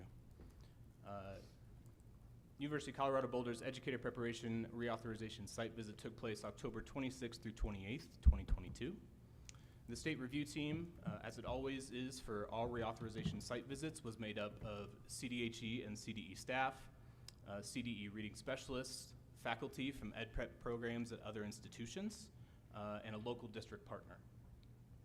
The site visit included meetings with stakeholders from a variety of different groups, including current candidates, recent alumni, program faculty, advisors and support staff, and district partners such as principals, mentor teachers, and human resources representatives. Stakeholder conversations are generally about 45 minutes to an hour, and in those we look for feedback around strengths of the program and opportunities for growth from each person's perspective.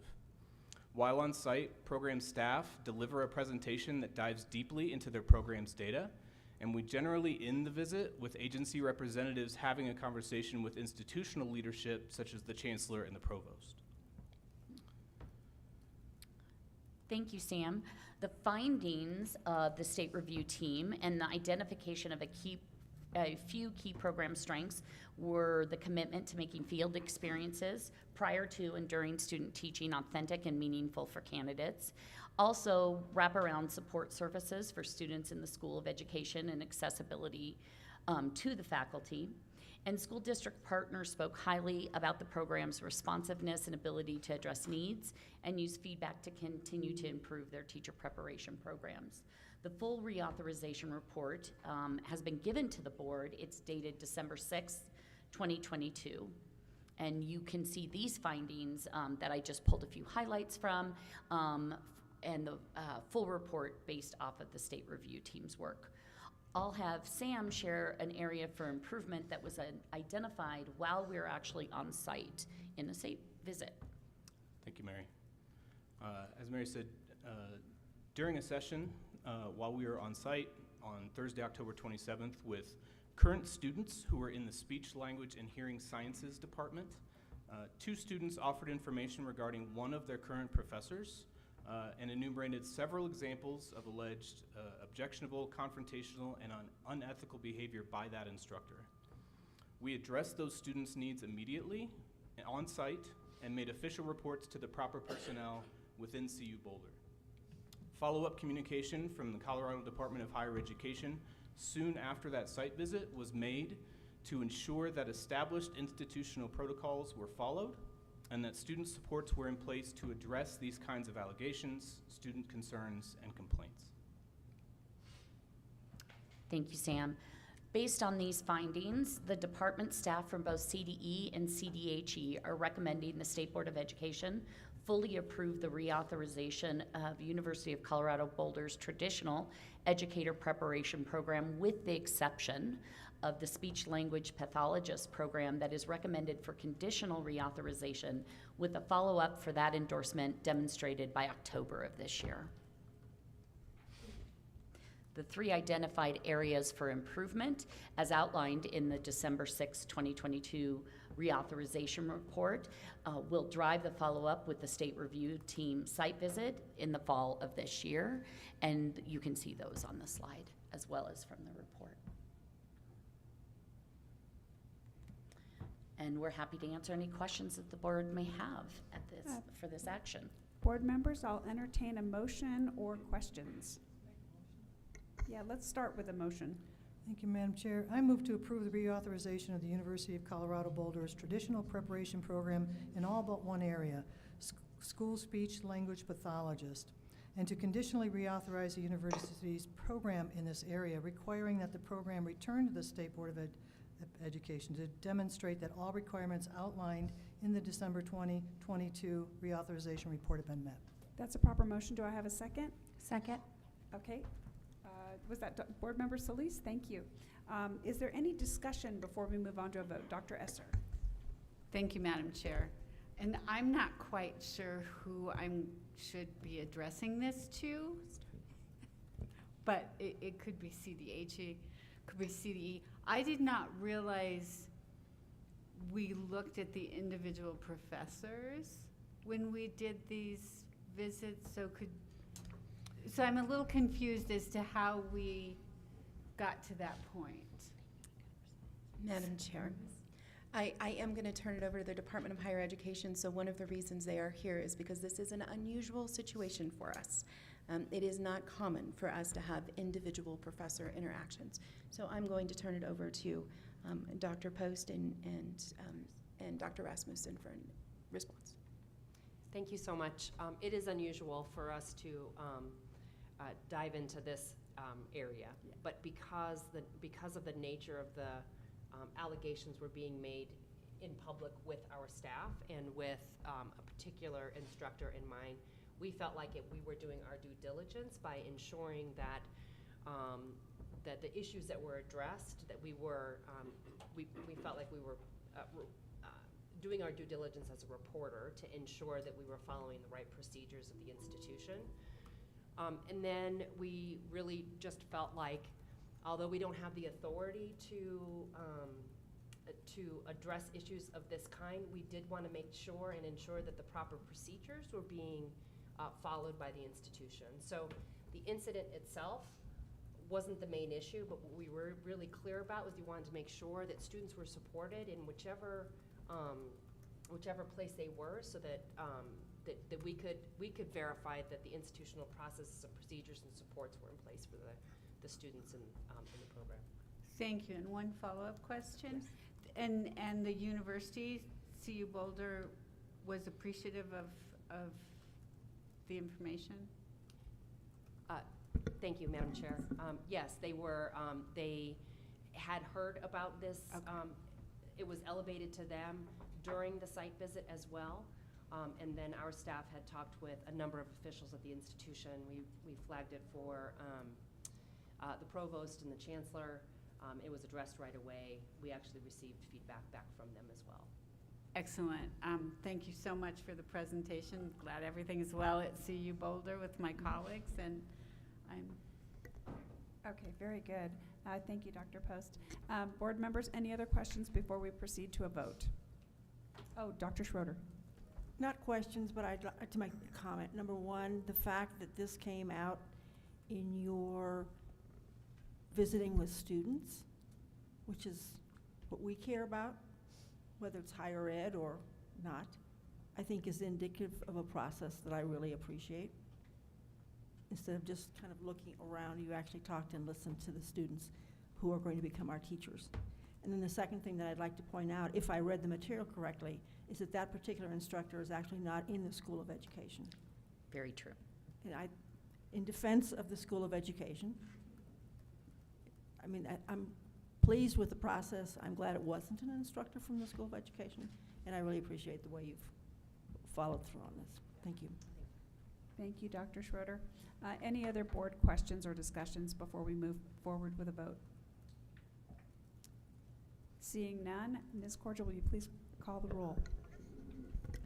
Board Member Durham. Yes. Board Member Escarcega. Yes? Board Member Esser. Yes. Board Member McClellan. Yes. Board Member Plomer. Yes. Board Member Shuffle. Yes. Board Member Schroeder. Yes. Board Member Solis. Yes. Board Member Varela. Yes. That passes 9-0. Thank you, Ms. Cordial. Next, we have Relay Graduate School of Education's request for reauthorization of its traditional preparation programs. Commissioner? Thank you, Madam Chair. We're just going to turn it back over to this group. We're going to be done eventually, I promise. Thank you very much, Madam Chair and Commissioner Anthus.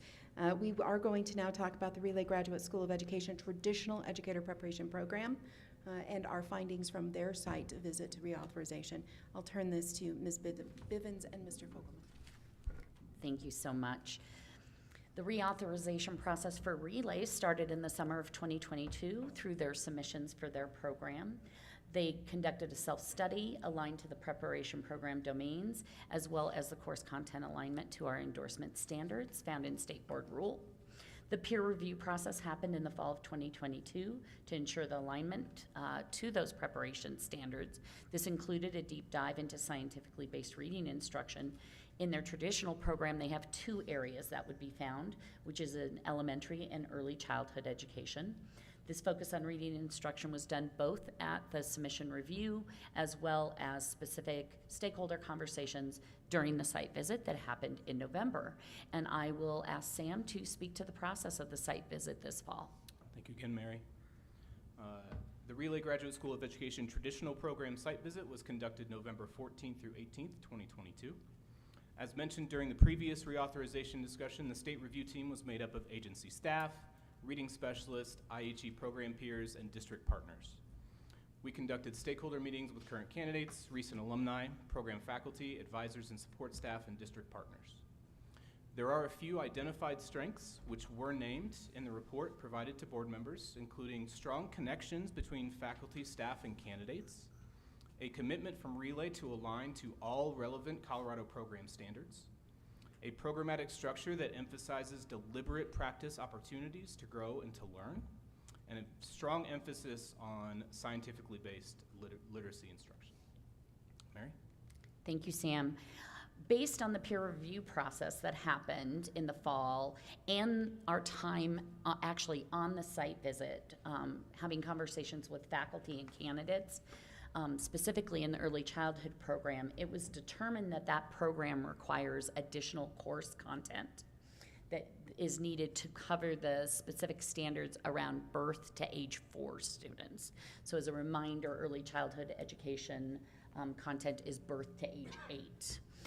And so there was agreement that there needed to be a deeper focus on that birth to age 4. You will see in their report,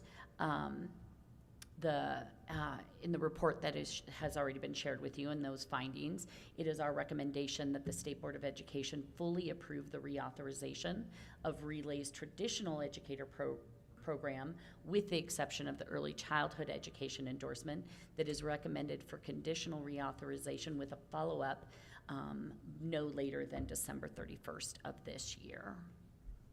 The 2 identified areas for improvement in the December 16th report require the program to submit early childhood course content alignment that has been updated and revised. That is due to the department by August, with a state site visit again in the fall semester. We will be observing courses and speaking to faculty and current candidates to ensure that that content has been fully implemented. And we're happy to answer any questions you may have. Thank you, Ms. Bivens, and thank you, Dr. O'Neill, as well as our guests from the Department of Higher Education. Before we go forward with any questions or comments from board members, can I have a motion? Dr. Esser? Thank you, Madam Chair. I move to approve the reauthorization of Relay Graduate School of Education's traditional educator preparation program in all but one area, early childhood education, and to conditionally reauthorize the graduate school in this one area, requiring the program return to the state board to demonstrate that all requirements outlined in the December 2022 reauthorization report have been met. Thank you, Board Member Esser. That's a proper motion. Is there a second? I'll second. Dr. Schroeder seconds. Thank you. Any discussion or any questions, board members? Seeing none, Ms. Cordial, will you please call the roll? Board Member Durham. Yes. Board Member Escarska. Yes. Board Member Esser. Yes. Board Member McClellan. Yes. Board Member Plomer. Yes. Board Member Scheffel. Yes. Board Member Schroeder. Yes. Board Member Solis. Yes. Board Member Varela. Yes. Thank you. That passes 9-0. Thank you, Ms. Cordial. Last, we have Relay Graduate School of Education's request for reauthorization of its alternative education preparation program. Commissioner? Thank you, Madam Chair. Last one for today, Ms. O'Neill, Ms. Bivens. You betcha. Last one for the day. Thank you so much to our Department of Higher Education colleagues. They are transitioning because this is now an alternative preparation program only, with full oversight from the Colorado State Board of Education.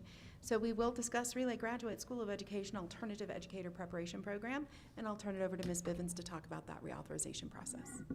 Thank you so much. The reauthorization process for Relay started in the summer of 2022 through the submissions for their program, a self-study aligned to the preparation program domains, as well as core content alignment to all endorsement standards were provided to the department. Since we were conducting both our alternative and traditional programs, and they need to be reauthorized separately, there was 2 reports. So you have a copy of the final findings for the alternative that has been shared with you. We also conducted a deep dive into scientifically based reading instruction, but in the alternative program that is only in elementary. The focus on reading instruction was done both on their content submissions and included specific stakeholder conversations that happened on our site visit in November. The virtual site visit in mid-November was conducted by our state review team concurrently with the process for Relay's traditional program, but we ensured time to talk to stakeholders that were specific to the alternative pathway. As outlined in the final report shared with the board, a few program strengths were identified as a strong vision for the program supporting Colorado needs and context. Relay Graduate School is one that is not just based in Colorado, but they have done a strong commitment to meeting Colorado state standards. And in fact, some of the things they have changed to meet our Colorado state standards are now being implemented across the nation. So kudos to our state board and rules for that. They also have intentional partnerships for pathways into education. They work very closely with Teach for America, and they have strong wraparound supports for their students in their programs. A highlight is Relay's implementation of scientifically based reading instruction that they've done for the last 2 years, and the faculty expertise that they have brought in to make those outcomes happen. It is the department's recommendation that the State Board of Education fully approve the reauthorization of Relay Graduate School of Education's alternative preparation program.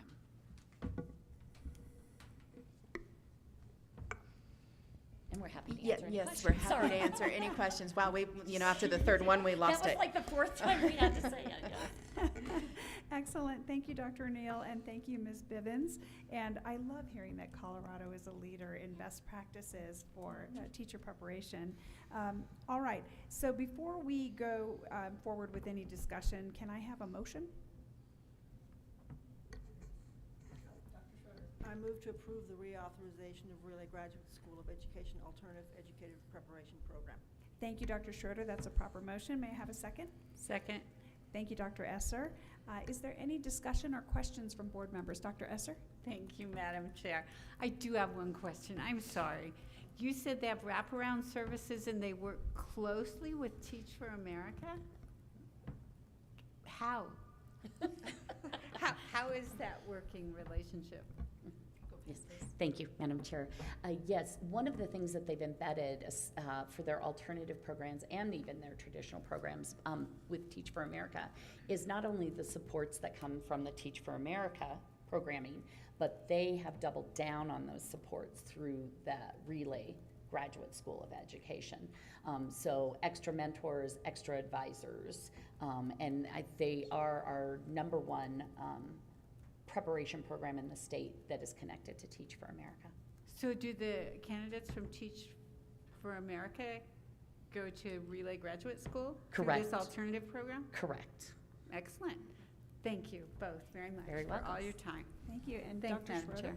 So if I may, I would just like a little bit of background on Relay because I believe it's unique in that it's just a freestanding graduate school compared to the traditional schools that we are evaluating that also prepare our teachers. So it's not just about Teach for America. They also do a lot of PD for some of our at-risk programs. Am I correct on that?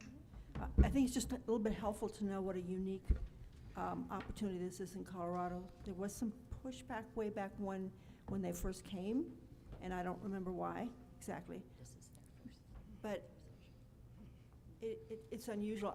I'm also curious, in the alternative program, what makes it alternative compared to and what are some of the degrees that our candidates get?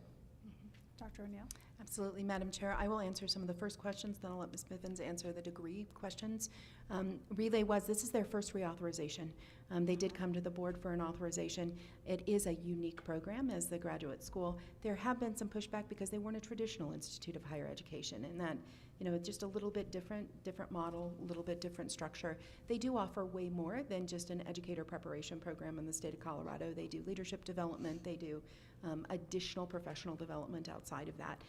So this is their first authorization. Even the board back when had some trepidation in authorizing them to make sure that they were a strong standalone program in the state of Colorado. They have proven themselves to be so. But we did hear from the board back in the authorization that it's a different program, and making sure that that was still a strong alternative program for Colorado. So right, and I think some of the concerns may have been that in a teacher prep program, you still have students going to other classes within the university, and you don't have that exactly in this program, right? You don't have some of the traditional, even undergraduate courses that might bring you up to date in certain skills. But apparently they are fulfilling that need with their graduate classes. Dr. O'Neill? I think that was, thank you, Madam Chair, I think that was a concern because it looked different, but they are definitely fulfilling that just in a different way. And not the traditional, you're going to take this class and this class and this class, but more in a comprehensive. So I'll let Ms. Bivens address just a little bit of the content, which may help as well. Thank you so much. One of the things I also want to point out is although they're approved both for traditional and alternative, most of their candidates go through the traditional program. They have the alternative program. It's a much smaller numbers-wise of the program. And traditionally how traditional candidates would move to alternative, or the most common, is actually our districts want to hire them, right? And so they get offered employment while they're in the traditional program, and they have the flexibility to move them over into the alternative, get them properly credentialed, and give them the support. So it's a much smaller percentage of their candidates, but it's a pathway option that they've done.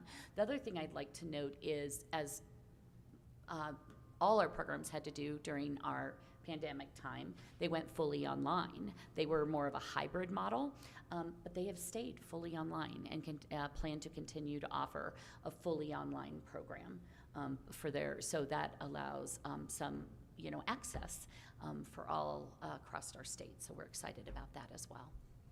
Thank you, Madam Chair. I just sort of wanted that because even though we call it a traditional program, it is different from the other opportunities that our candidates have. Yes.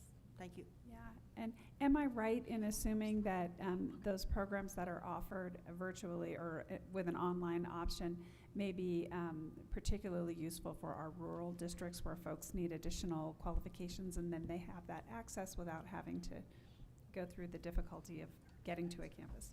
Yes, Madam Chair. They're meeting a need that is still a need out there, and I think Board Member Solis mentioned this in our last board meeting, is how our online programs, are they staying out there to meet the need?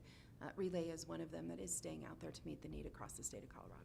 Oh, it's good to know that it's there. I'm just pivoting to our board members who are joining us virtually. Any questions before we move forward with a vote? No questions from me, Madam Chair. Thank you. All right. Thank you, Dr. Scheffel. All right, so seeing no further questions, Ms. Cordial, will you please call the roll? Board Member Durham. Yes. Board Member Escarska. Yes. Board Member Esser. Yes. Board Member McClellan. Yes. Board Member Plomer. Yes. Board Member Scheffel. Yes. Board Member Schroeder. Yes. Board Member Solis. Yes. Board Member Varela. Yes. Thank you. That passes 9-0. Thank you, Ms. Cordial.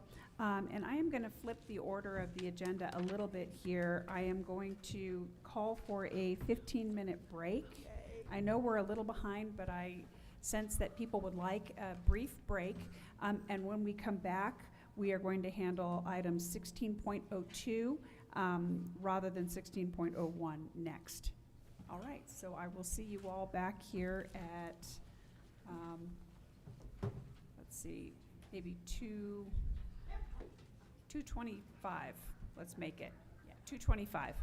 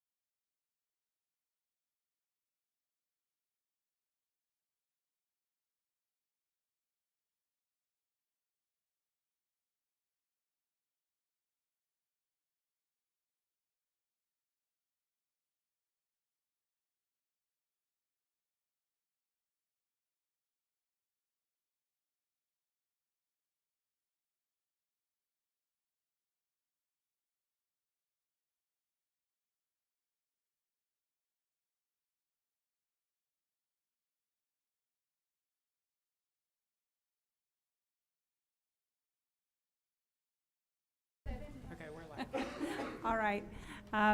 Thank you, folks. We're back on the record. We will now have a presentation and then a vote on the application for certification of a multi-district online school submitted by the Education Re-envisioned BOCES on behalf of Virtual Preparatory Academy of Colorado. Commissioner? Thank you, Madam Chair. We have a lot of guests with us today. Welcome. Thanks for coming. I'm going to turn this over to Ms. Martinez to give the presentation, but we have Mr. Cottonsteady here also on our staff to answer any questions. So, Ms. Martinez? Great, thank you. Good afternoon, members of the board. The following agenda item is related to an application for certification of a multi-district online school submitted by the Education Re-envisioned BOCES, or the ER BOCES, on behalf of Virtual Preparatory Academy of Colorado. I'm here today with Mr. Bill Cottonsteady, as it is our office that oversees the application review process. We also have a handful of guests with us today who represent the applicant.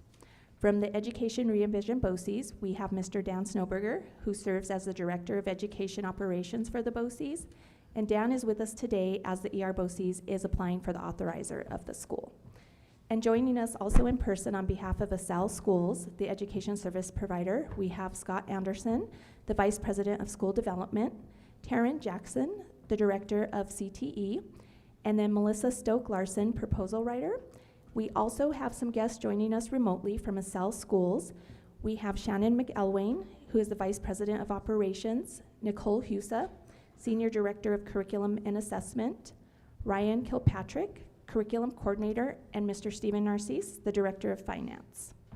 So pursuant to statute, when a district, group of school districts, a BOCES, or the State Charter School Institute wishes to open a new multi-district online school under their authorization, they are required to apply to the Office of Blended and Online Learning for state certification.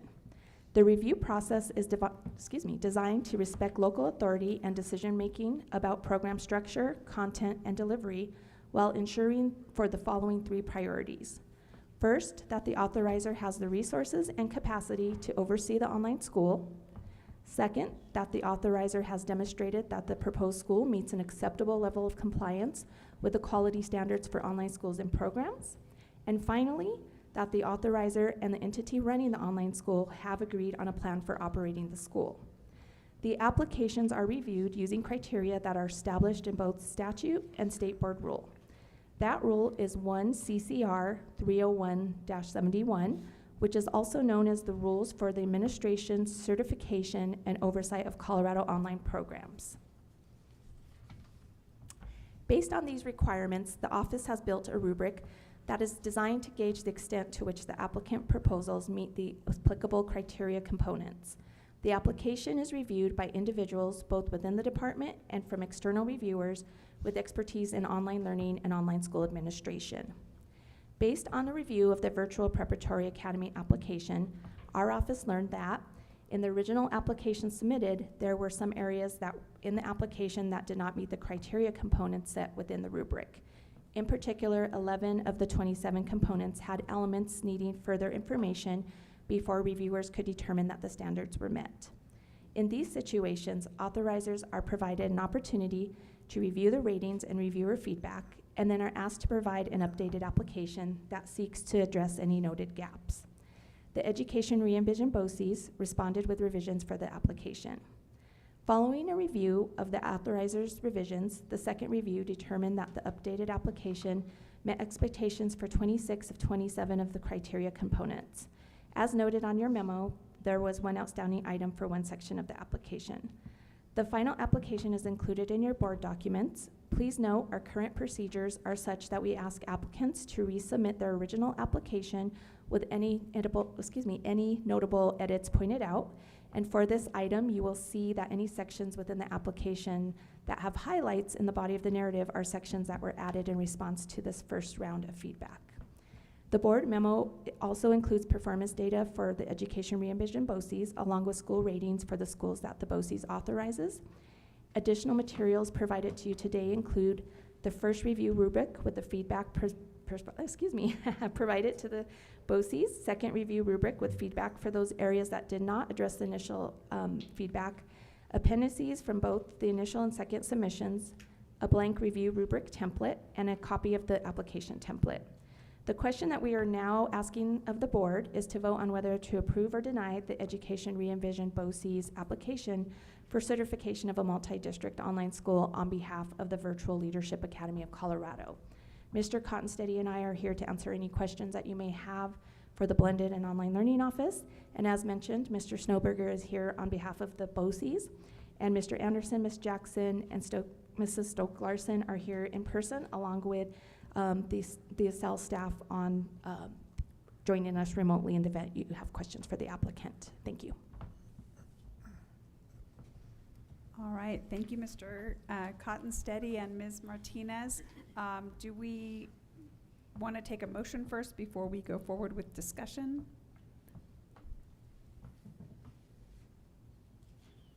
Probably not. Okay, board members, I'm opening the floor for discussion. Questions? Dr. Esser? Thank you, Madam Chair, and welcome to our temporary home.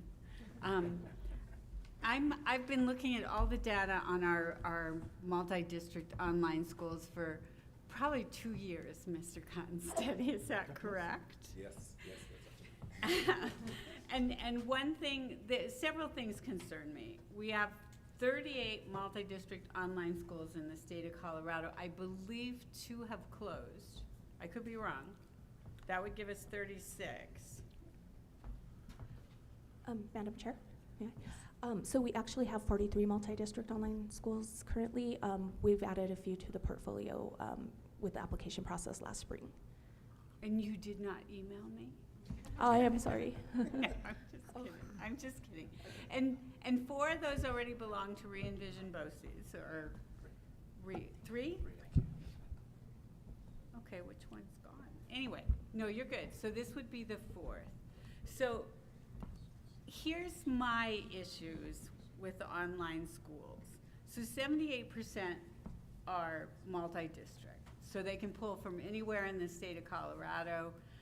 I assume some of them even pull from out of state. I don't know that for a fact, but of the withdrawals of these online schools, students transfer to a school in another district, it's a full 28% of the withdrawals that transfer to another school in another district. A full 27% of students who leave multi-district onlines drop out. That's a lot when you think of who's in our schools. We never want that many of our students when they leave to drop out. Of all the students going to another district, 68% leave after the October count. That makes it very difficult for the receiving district. Not as many kids apply to onlines after the October count, which is strange. I have no idea why, or if they're not accepted. I would assume they have to be accepted, but I don't know that. So that's a burden, and when I look at the different withdrawals, and they're pretty much, other than middle school, they are pretty evenly distributed, these dropouts. These kids that transfer, these kids that transfer evenly distributed. When a K-2 child transfers, after the October 1 count, they miss an incredible amount of initial literacy instruction.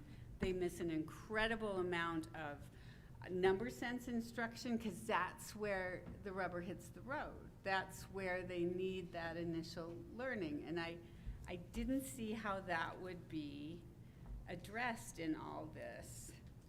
So that's where I'd like to start, how we're going to address these issues that cause me great distress. Yeah, I'm sorry. Oh, yes, go ahead. Okay, I'm sorry. I'm not sure where that data has come from. I will tell you that when we have a student who withdraws, all of our schools do accept. In fact, we just accepted 400 new students into Colorado Preparatory Academy at the semester break because they were students who applied, and we've accepted them. So we don't discriminate against students when they apply.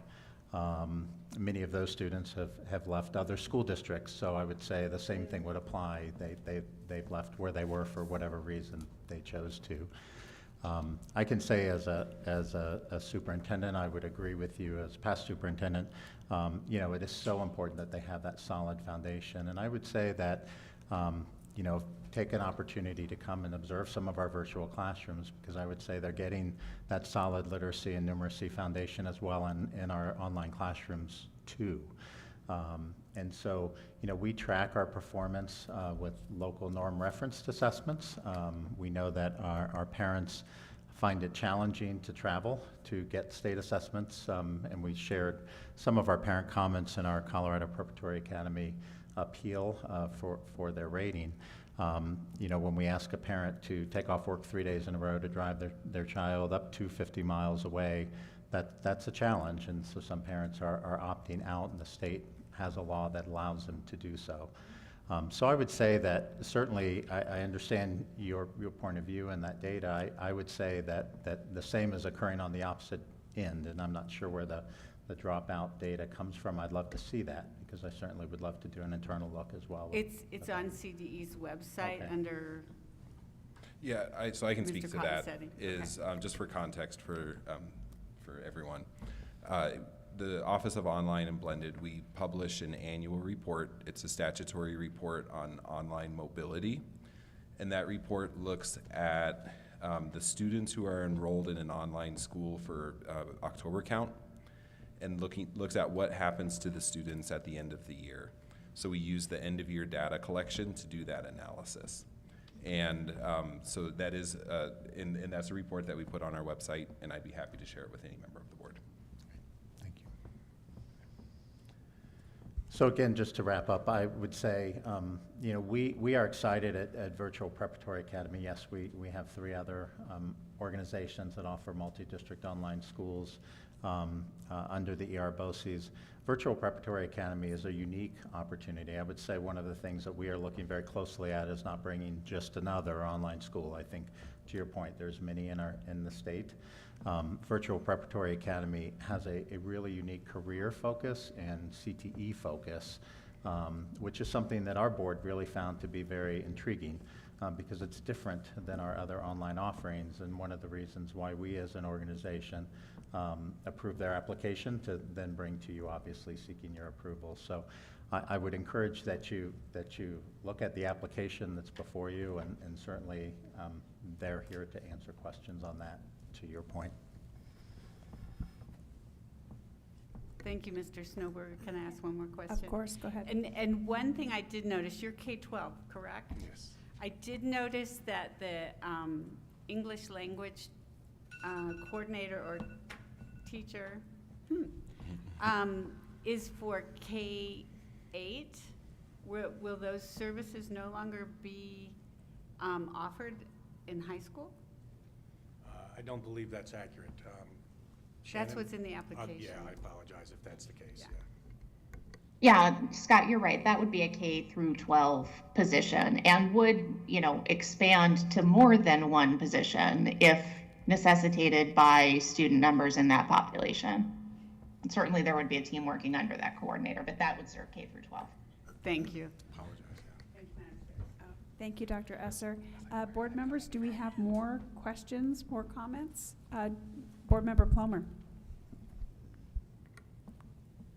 So very interesting application.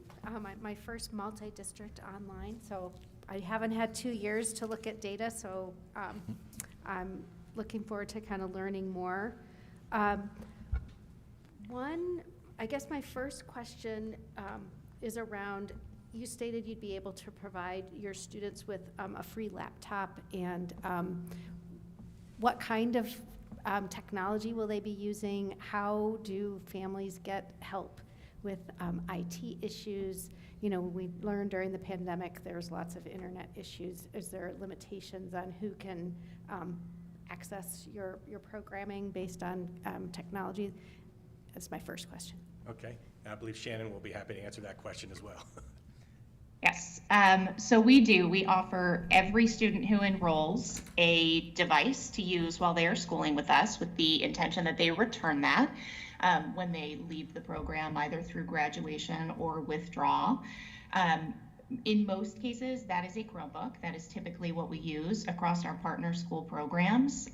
When it comes to internet access, so having internet access is a requirement to participate in at school in the program, but we do generally budget in internet reimbursement for students who qualify as economically disadvantaged, and we also provide oftentimes hotspots, internet hotspots, to students who qualify through processes at the school level. And so that usually looks like students who qualify as homeless youth under McKinney-Vento regulations. We always provide hotspots to those students. And we do also consider, if we have a family who reaches out to us and we can validate the fact that they have a geographical internet access limitation, we will provide hotspots in those situations to students as well.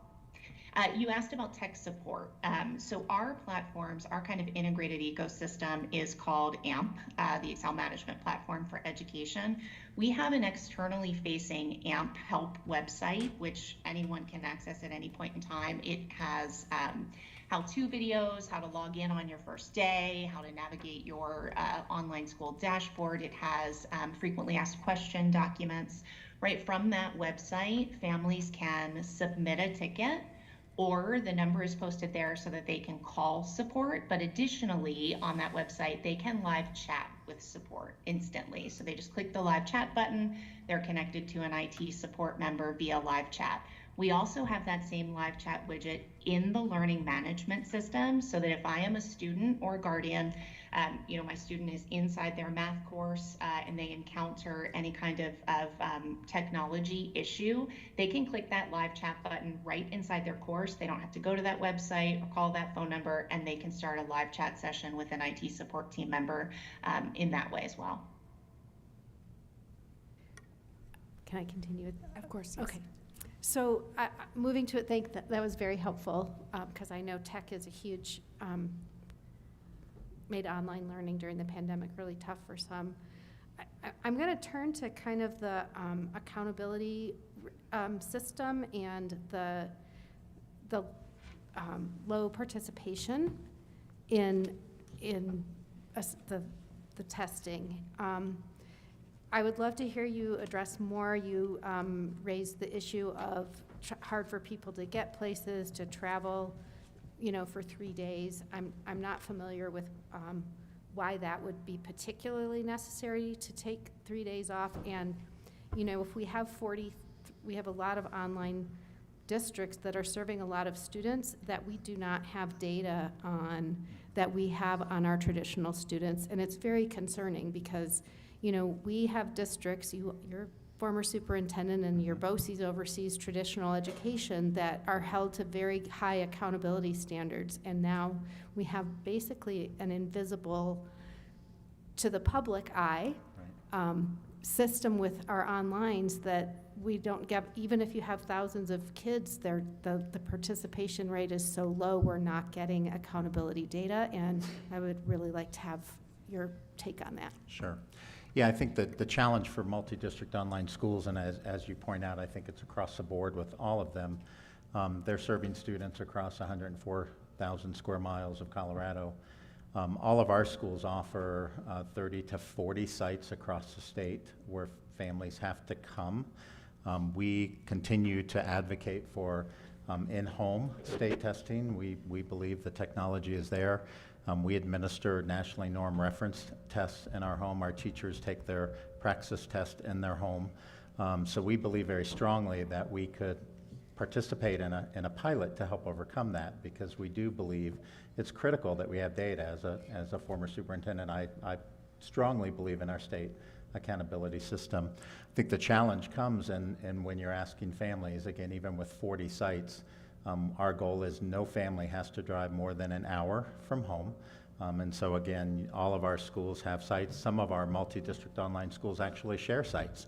So there's even that cooperation between our schools to say, let's expand So if you're hosting a site in Durango, we'll send staff there and allow families to come there, and we're hosting a site in Alamosa, and we'll host your families and have your staff join us there. So we're doing everything we can to make it as convenient as possible.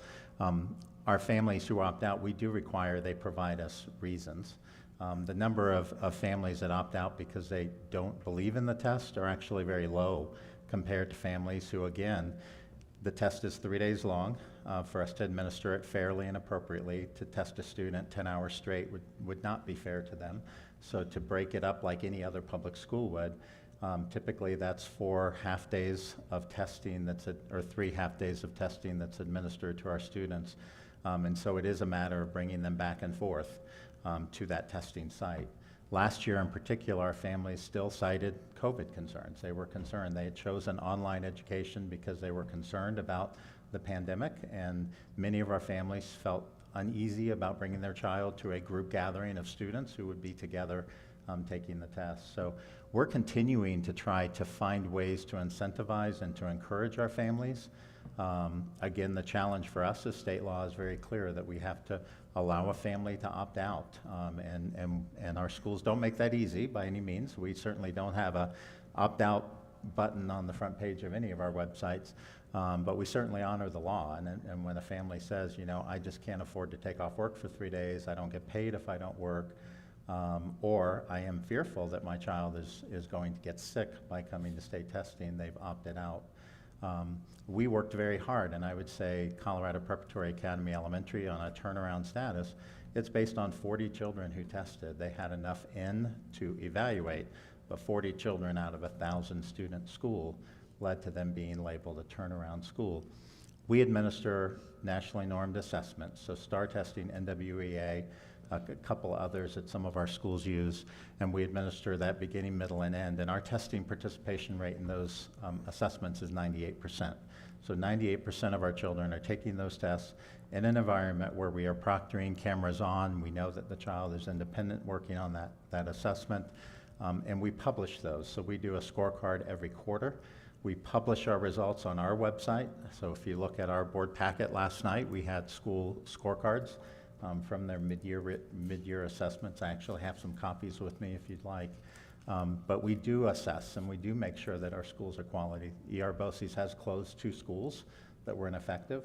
That wasn't because of state assessment data, that was because of local assessment data that we had been monitoring.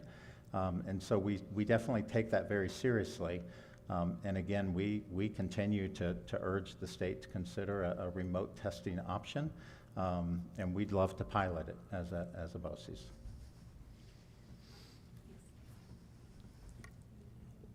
So an interest I have, it's across the board, my fellow board members may get tired of me asking, but I would really like to understand the interest level in the school.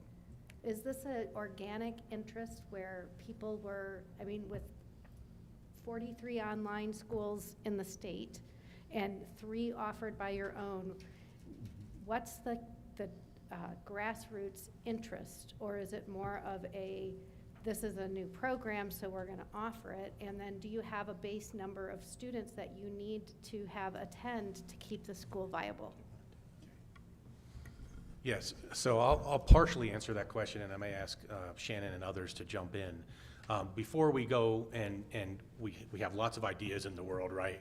But our marketing team does do some initial outreach within communities to gauge interest around certain ideas of schools. And career readiness for us nationwide has been one that has just been on fire, where families are saying, yes, this is something that we absolutely would like to participate in, and being able to provide access to particularly students who may not have those types of options in their regular public school already. So that's a partial answer. And do you Anyone have else? a certain number of kids? Oh, no, I'm sorry, yeah, I do know that. We do not have we've not done any like pre-registration or anything along those lines, yeah. Anybody want to add? Just curious. I think a secondary part of that question was, is there a minimum number of students that we would need to keep the program viable? Did I hear that correctly? Yes. Yes, thank you. Yes, and I'll answer that to a certain extent, and certainly Stephen can jump in on the finance side as well. But in terms of expenses, when we are talking about virtual, so obviously there is a budget that has been drafted for the program. When we are talking about virtual school expenses, many of those expenses directly scale with enrollment. And so when we approach staffing for any new program, we approach that with a phased hiring approach. We know that we're not going to get ahead of ourselves in any kind of staffing component to hire for more students than we ultimately come to have. So we very intentionally design a phased staffing and hiring plan as we are starting up enrollment. There are costs that are not incurred with less enrollments, costs around staffing, costs around curriculum expenses, costs around computer equipment expenses. And so unlike a brick and mortar school where we are paying for a facility regardless of whether 5 students show up or 50 students show up, many of the expenses in the budget scale directly with enrollment. So in our model, we're very careful to not lock ourselves into needing a specific number of students to stay viable financially. But Stephen, if there's anything you want to add from that perspective. You said it perfectly. Our budget is flexible and mostly variable based costs associated with building out a program. Our expenses flow with the enrollments, and that is very intentional and very much why it's a flexible model, very much. So I don't think I have much to add, Shannon. You said it perfectly. I'll add one more thing, and that is, as a BOCES, we have certainly had lots of parent groups in the community across the state talk with us about career and technical ed. We have a number of homeschool enrichment programs this year that have focused on the career and technical ed aspect. We're finding more and more families who really want their child to graduate with a skill set so that they are employable and they can meet the needs of their community. And I think that was our draw to working with ESSEL based upon their focus on career and technical education and the career pathways is we know in our communities and parents who are working with us across the state that that's a huge interest right now, that not all of their children want to go to college, not all of our parents feel like that's the pathway for their children. And so being able to really beef up career and technical opportunities in an online school is something that we feel like is very unique in the state of Colorado. Can I add one more thing? I apologize. I also want to point out that, yes, there's certainly the type of analysis that you want to do before you start a school, but I also want to say once the school is open, that doesn't stop, right? Because career markets and student interest are constantly evolving and changing. So we believe that we're building into our program the flexibility to transform or evolve with those changing interests and opportunities that present themselves. So seeking through town hall meetings and parent and family and community communications and actually statewide networks that will develop, that will help all inform how this school continues to evolve over time. And just one final on the budget. I mean, most of the budget in a brick and mortar is staff.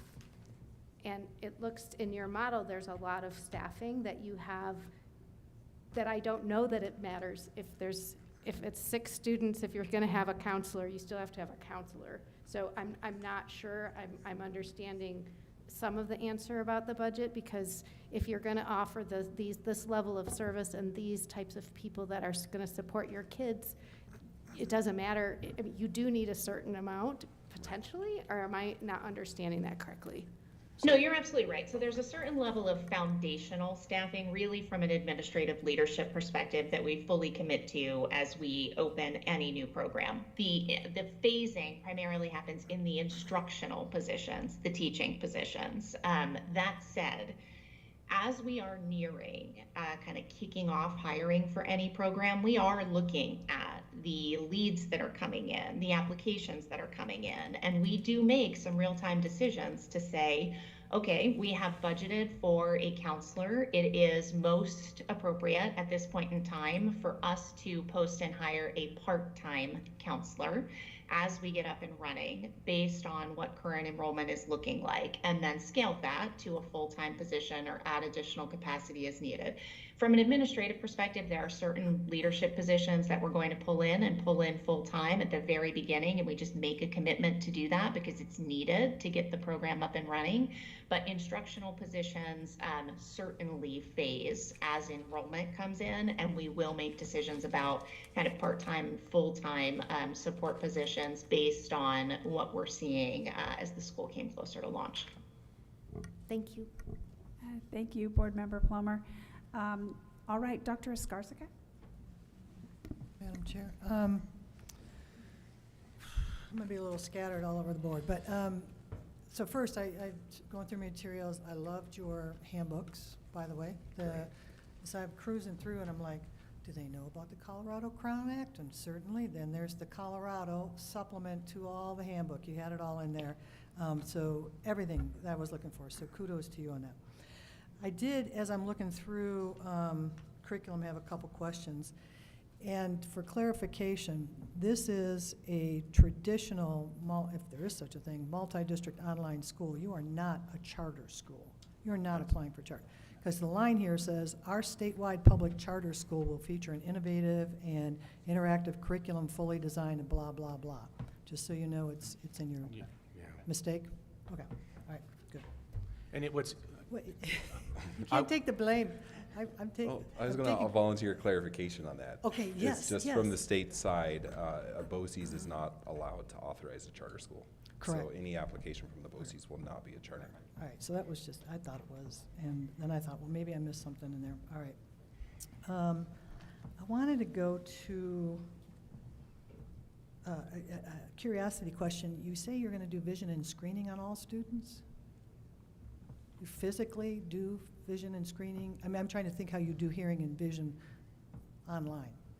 So you do. Shannon, is that something you can address? Certainly can. I don't want to talk over anybody, so thank you, Scott, for cueing me when you'd like me to jump in. Yes, there are a few different ways that we do that. It varies a little bit based on state-specific regulations, but some of the ways that we do that are making parents aware of community resources for vision and hearing screenings and providing those kind of regionally throughout the state so that families can obtain those pieces on their own. Another thing that we do, though, is that we often pair it with state face-to-face testing in partner schools that we support. So when we have testing sites and students are coming to those sites, we will often bring in, sometimes we contract with nurses depending on the size of a program, we might have some at certain points in the school's life cycle that we bring on board. Oftentimes we have been able to do those screenings at testing sites while students are coming to take their summative tests. So those are pieces that we've administered that way previously. All right, so, but in Colorado, you don't have a plan yet for this. It's just something you say you're going to do. I was just curious how that might look like. All right. Yeah. I want to ask about the English language learners piece of this, of your application. And what it says here is that, of course, you'll follow the law. And then in keeping intent with the State of Colorado to offer educational opportunities to those students whose dominant language other than English, the school shall provide suitable research-based language instructional programs for all identified English language learners in grades kindergarten through 12 in accordance with state and federal requirements, because everybody says that. What does that look like? Yeah. So I'm a non-English speaker and I apply to your school. What does that look like? What do I receive? Right. So Yeah. Scott, do you want me to? Yeah, go ahead. in? I was looking at you. I don't know why you didn't know that. You're about this I big know, I'm on sorry. my screen right now. Yes, so first of all, as students are enrolling in our school, a part of the registration information that they're providing us is they're answering the standard home language survey questions. We're also asking, as part of that registration, if they have previously received or are currently receiving English language learner services. So we're getting kind of even at point of application, and we ask, what's primary language in your home? What's the first language your child spoke? All of those home language screening questions are happening there. If a parent says, of course, my child is has previously received services or is currently receiving services, then as we do our request of records, which we do to every prior school that a student comes in from, then we are hoping to get the current EL service and academic records for that student. If they're not saying that they've received services, but their home language survey responses indicate that we need to screen, then we screen. Within all, compliant timelines as required by the state, and using the administration tool required by the state. In most of our partner states, that is WIDA that we utilize to do that initial screening and make a determination of eligibility for EL services. If we find that student to be eligible for EL services, then we will connect them to the EL program within the school. Most often, and this is not to say always, because it certainly varies by the individual programs that we're supporting, but most often we are really looking at that from a sheltered instruction perspective, where we are having our EL teachers led by EL coordinator, and we do have EL teachers reflected in the budget for the program. Most often, those teachers are pushing into the live sessions, the general education classrooms of teachers to integrate EL standards in the classroom. They're providing trainings to teachers on how to make sure that those teachers are aware of research-based ways to support English language learners. And then additionally, we're monitoring with, as I said, in most of our schools that we work with, it is WIDA. We are monitoring, to determine if that student is moving towards proficiency. We are following all procedures for exiting. In almost every partner school that we work with, there is requirements for post-exit monitoring. And so we have that in place as well. We also do have, and Nicole or Ryan may want to speak a little bit more to this, but we also do have a fairly robust set of curriculum resources to support our English language learners. And so I'll let Nicole speak to those a bit. Yeah, absolutely. So it really starts with our learning management system and our actual course curriculum. So within our learning management system, as especially any new language learners as they're coming in, we're able to take our learning management system and completely translate it into whatever language our students or our families need in order to be able to just to navigate the AMP system that Shannon mentioned earlier. And then within our courses, we do have translation capabilities in those too, and so we can scaffold that as the students are acquiring the language. In addition to that, within every single course that we provide, we have a teacher resource portal. And one of the I think most exciting things we have in there is an entire English language learner tile, a whole support system. And it starts with we purchased through BrainPop Education, an English language learner module. It provides an additional screener to our teachers so they can really see, is this a beginning language learner, an intermediate, or an advanced? And then based on where the students fall in those categories, we have a wide range of curricular options for them, really from supplemental curriculum resources. So whatever concept they're working on, if it's, constant, digraphs or syllables, whatever it may be, they have several different lessons at that student's ability level that can then be delivered right in our learning management system and obviously supported by those EL teachers. Keep going. All right. It was a little more than a paragraph that you put in your application, so that was good. Who's laughing? Somebody's laughing. What about? I think my question was, so any dedicated ELD time, right? 45 minutes, pretty typical for most schools for English language learner development students. ELD, is that a part of something I'm guaranteed? It is. So, when I talk about the sheltered instruction component, I mean, that is kind of a big component of the model in which we provide services, but we would certainly provide direct services. It would depend upon what we were seeing in the assessment for the student in terms of their need. But yes, we provide that now. We have EL teachers that support across current partner schools that we work with, and they are certainly pulling students out and providing that direct instruction also. Okay, thank you. All right, so then moving on, I want to just kind of piggyback on what Director Member Plomer said, I had to look down at the end, I too have an issue around accountability, how we do it with online schools and multi-district online schools. First, I see you have 5 schools already. I have 5 schools listed here underneath the re-envision BOCES. Is that correct? Colorado Preparatory Academy was originally approved as one. It was divided into 3 separate schools and then an alternative ed school. So actually we have 6 multi-district online, 3 organizations we work with.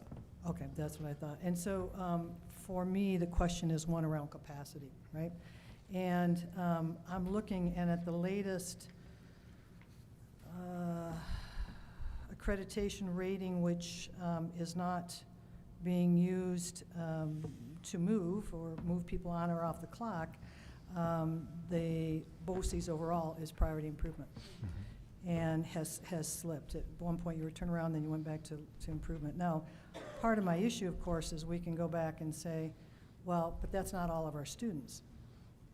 How do I know which of your students actually got tested, right? Sure. I mean, and I know, I have a concern about online schools in general, in that there is a school, Village Academy, that has 87% of their students, multi-district online, tested, right? There are some. Now, I know that they tend to be more local to that school. Exactly. But if there was a reconsideration process that was allowed, and if you had all this backup data, did you apply to the state for reconsideration? We did, and we were what- denied because we didn't have 90% of our children test. Exactly, So, yeah. okay. All right. I remember that. I remember the putting in the rule. Yep. So I get that. Yep. I think it just, and this is not so much exactly to this school as much as it is, though, a concern of mine, is we have 2 sets of accountability that run in this state. And you have obviously educated parents that somehow consistently, school by school, 70%, 60% have realized they don't need to test. Whether you intentionally did that or not, that's pretty consistent across every single one of your schools. And I brought this up last year, and the data has actually gotten worse in '22. While the rest of the state got much, much better, your rates actually went down compared to previous years. So I struggle, and when I see this priority improvement, I struggle with the capacity of the re-envision BOCES to take on one more school, right? I too have a little bit of a question. I think maybe it all actually goes away because there probably is a limited audience for these schools, and eventually competition will just weed that out. However, as a parent, how do I know that your schools are quality schools? I don't get to see that information that you say is underneath there. I have to go by what is on the website, right? You may be the best thing. This may be the best program, and it doesn't come out looking that way, though. Another school may look great, and not so much, right? So I struggle, and again, I'm not even sure I need a response, but we as a state have to figure this out, because I believe that we may at some point have 10 to 20, 25% or more of our students under a different accountability system, right? Whereas in another district that's on a turnaround, you know what, just educate your parents, make sure your parents don't test. And then you can get out of that, right?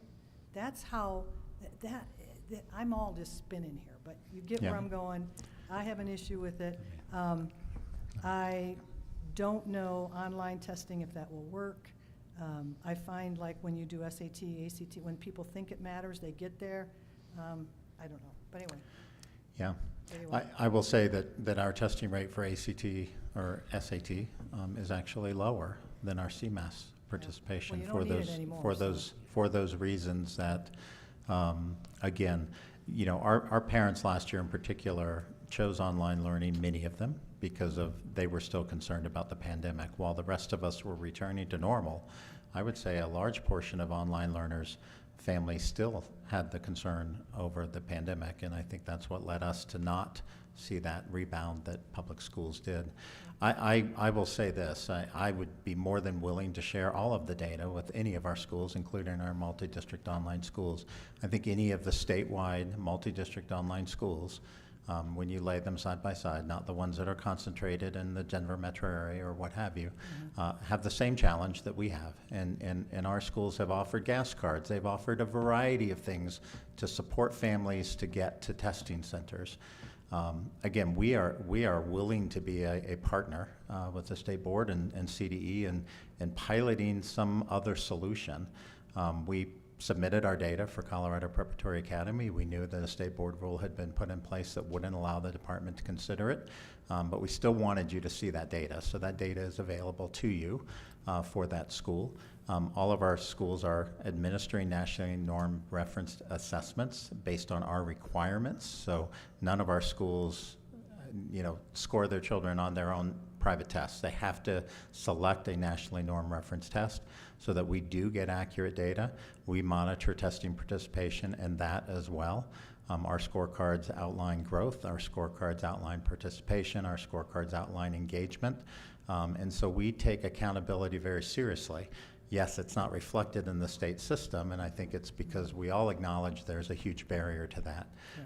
But we'd be welcome to share that opportunity or that experience with you, our site visit process, our scorecard process, our data collection, because I think it's important the state board know that the Education Re-envision BOCES is not just willy-nilly operating schools. We are taking very seriously the quality of our schools, and we monitor that every quarter with student achievement.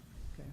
There are schools like Goal Academy that's got 69%, Hope Online Middle School, which these are multi-district, they're everywhere, 79%. Hope Online High School is at 62%. There are some, Pueblo 70s Online, of course, there are some that are very high, much higher participation rates, even though they are district-wide or statewide, but yeah, anyway. Can I just maybe ask Shannon or Nicole to respond to at least one segment? I can't solve the big picture of what you were talking about, but certainly the ability of parents to understand the performance of their child. Yeah. And I'm wondering if I could get Shannon or Nicole to address how we do that at Excel.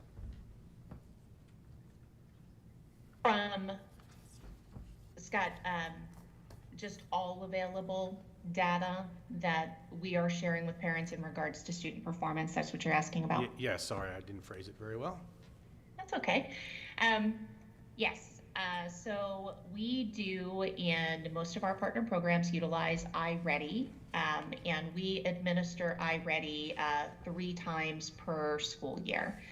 So we are sharing that data with parents. That iReady assessment, in conjunction with what we're seeing in a student's coursework, and in their formative assessments, we do also utilize short cycle assessments, standards-based short cycle assessments. All of that data is informing kind of a student's progression through the tiers of the MTSS process. And so in addition to just getting the test reports themselves and getting some training and understanding of how to interpret those iReady results, student parents have access to the learning management system in which their student is completing their assignments each day. And so they can see the grades that students are earning on individual assignments, the grades that students are earning on embedded assessments within the course. And then teachers are using all of that data to help inform, if there is specific Tier 1 intervention that's being applied in the classroom, if they need to escalate to Tier 2 intervention. If that's happening, parents are being informed, right? Your child has been identified as a student who is in need of additional Tier 2 intervention. So those conversations are happening. Parents are getting that information. That is happening throughout the course of the school year as we are gathering data and using it to inform instructional decisions. Nicole, I don't know if there's anything you would add to that from a curriculum or assessment perspective. I would say I have no argument with this part, right? And I will be the first to say I think this is actually far more valuable data than the state data anyway. So that's not the issue at all. You're good. And can I put Shannon or Nicole on the spot for one? And I did not have any prep for this, but can you share, probably Shannon, our typical participation rates in our online schools? Yeah, I'm glad that you, well, so there are two participation rates that we look at, right? There's our local assessment participation, and there is our kind of summative state testing participation. When we are administering our iReady assessments, we are, from a school operations perspective, we're pulling that participation data across our partner schools during the entire testing window and making sure that school leaders understand where participation is, what our goal for participation is, and that they're taking efforts to encourage as many students as possible to participate in those local assessments. I think right now in our current assessment window, our schools are really ranging from around 75% participation to 95% participation. There is a little difference grade level by grade level, school by school, but that's the range. We have an iReady window happening right now across our partner schools. And so that is our current participation range. We drive for 100% participation in that assessment, but that's the range currently where we're sitting. Summative assessments, I'm listening to some of these participation rates kind of in the 60s. I mean, we don't tend to see participation rates that low in our partner schools in face-to-face state testing. Many of us have been implementing those pieces for a very long time. We know that we have a school right now. Well, all of our schools are getting ready to go into state testing season. Just yesterday afternoon, I was attending a parent town hall meeting at one of our partner schools where the administrative staff were educating the parents on what we use those state summative assessment results for, how they inform instructional programming for students. So it starts with communication early to families about why we give those assessments and why they're important. And then communication throughout the scheduling process, right? About where they're going to be, what we can do to support them in attendance. So I think that we tend to have a fairly better record than that in terms of our local and state face-to-face participation. So, thank you. I'm not arguing the local piece and the internal, other than we have the READ Act, so it will be 100% of your elementary will take iReady, right? We won't have 65, yeah, we're gonna be much higher than that. That's it, that's all I have, thank you. I see a couple of hands up. I know Dr. Schroeder was next, and then Board Member Solis. So I'm trying to understand what you're offering. You have either 3 or 6 online schools, depending on how you identify them, and you want another one, and it's unique. Tell me what's different about the curriculum in 2nd or 3rd grade between this particular school and any other school.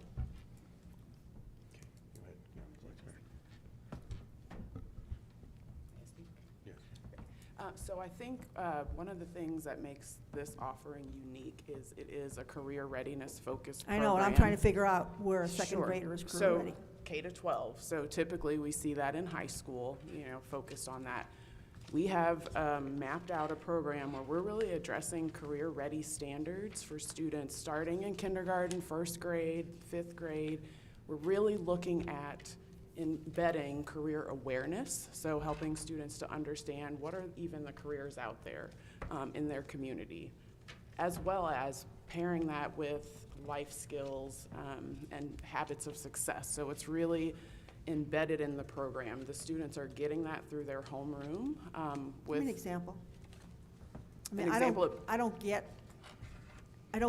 understand. They got to read and all that kind of stuff. Sure. So we have curriculum that is what we call career buildup for K to 5. So students would, let's say in the morning, they're gathering for 30 minutes with their teacher. The success coach or the career coach that we've identified and the counselor would also be working on that team and coming in to provide those career awareness activities as well as embedding those social emotional learning. So really setting kids up to, address those life skills as well, conflict resolution, communication, how to This is handle. not different from anything else, is it? But we're also adding career readiness as well. So they're getting awareness of all the different, like I said, different careers that are out there, and we have curriculum that's embedded. So it's a comprehensive, So it's a greater integrated. emphasis than a kid might have Absolutely. in a regular school. Yes, and so we also leverage a college and career readiness program, Navient, and that curriculum, students can see They can take assessments, so they're taking skills assessments, interest inventories. They're looking at their aptitude and what, you know, they are good at doing, and how does that relate to different careers that may be out there for them. So we're really connecting that real life, you know, giving them purpose to what they're doing as well. Another example for curriculum is we use EverFi. We really focus on that financial literacy early on, and that I haven't really seen typically in other programs. So again, it's not just a standalone siloed program, but this is all integrated in their daily, you know, activities as well. And so they're building on that from K to 5, really focused on career awareness. Once they get to middle school, you know, we're exploring. They're getting a little more hands-on. They're getting deeper into, you know, what makes them unique, and, you know, what are their skills and interests and abilities, and again, connecting that with careers that are out there. They're learning, you know, we have lots of different innovative tools online where we're bringing in, you know, career experts. So they're coming into the classroom and talking about, you know, what those what the industry looks like, what's a day in the life of, you know, fill in the blank on whatever the career is. So we've really integrated the program. It's not something that they're doing to the side. Like I said, it's embedded throughout their day. I don't know if that helps. Well, it's helpful, but it's not very different from what I'm seeing in brick and mortar schools, right? With the middle school, is it ICAP, is that what it's called? Our kids are doing, and they do it in elementary, so I'm not seeing a quite big difference yet. And I know that one of the concerns that we have here at the board level has been online education for elementary school. It's a worry to us because it hasn't been as successful in general. I'm not sure whether what you're offering is dramatically helpful. My other concern is, or my other assurance needs to be that any kid that goes through your program is college ready. I'm all for career and college ready, but Absolutely. if you keep pushing the career and suggesting they don't want to go to college, most of the career emphasis, the effect of it has been that a lot more kids have decided ultimately to go to college because they have that experience and that opportunity to find out what's in a career, and they get to experience it, and they might do it right after high school, and then they figure out, yeah. So it's actually a college incentive program, and I wouldn't want to think that the kids are missing something that they need in order to be ready to enroll in college, either in their math curriculum or in any other pieces of that. That kind of an assurance needs to be, I think, needs to be provided for the parents. Absolutely. And if I may, we, you know, are not just focused on career. College, absolutely. And even through that career readiness, even if, let's say a student goes through a pathway, that doesn't mean they can go straight into the workforce. But it's also setting them up for success in college, whether they're, you know, in concurrent enrollment, getting stackable credentials. So perhaps they obtain an industry recognized credential in high school that sets them up, you know, in health science. Let's just say you get a CNA, but then you're going on to college to add to that in the health science field. So I believe in our application, we mentioned that there's a couple of different tracks that we have for students. We want to make sure that if college is not the place for you, or that's not where you are, you know, your goal is, then we would have that career track right out of school. But that's certainly not, we're not pushing students not to go to college. I don't think I said that very well. Okay. I recognize that that ought to be a path for kids. But I also want the assurance that should they change their mind. The research right now, the limited research there is on getting these various certifications, et cetera, is that rarely do the students actually ultimately go into that career. They have the opportunity to try it, but in fact, the fact that they have that opportunity means, but one of the other results is that more kids are going to college than when you don't have those programs. So it's not a straightforward, you're getting the credentials and you're creating your career. You're creating an opportunity to find out, and you want to make sure that there's room to change your mind, because I think that's what we want our kids to have when they graduate. If I could add to that, Board Member Schroeder, Pikes Peak Community Colleges, or now Pikes Peak State College, is a member of the BOCES. That's a huge focus of ours. Going to college isn't just I'm going into a bachelor's degree. I'm seeking continued education to improve myself and to seek what I need to be effective in my career. So I think we're all saying the same things. Maybe we didn't state it well, but certainly it's important to us. And again, even some of our homeschool enrichment programs are really focused on getting kids into the college system so that they can seek the certifications that they need to be successful in life. And so I'd say ESSEL is what caught our eye and what led us to bring this forward to you. Board Member Solis? So I served on a local board, and part of our strategic plan was to make sure that kids were career college ready. And although I do believe that we kind of swung the pendulum too far to where we expected every child to go to college, and we developed this gap, I do have concern around the conversation of college or career ready, that people are not paying attention to who are we steering towards that career pathway, and is it kiddos of color?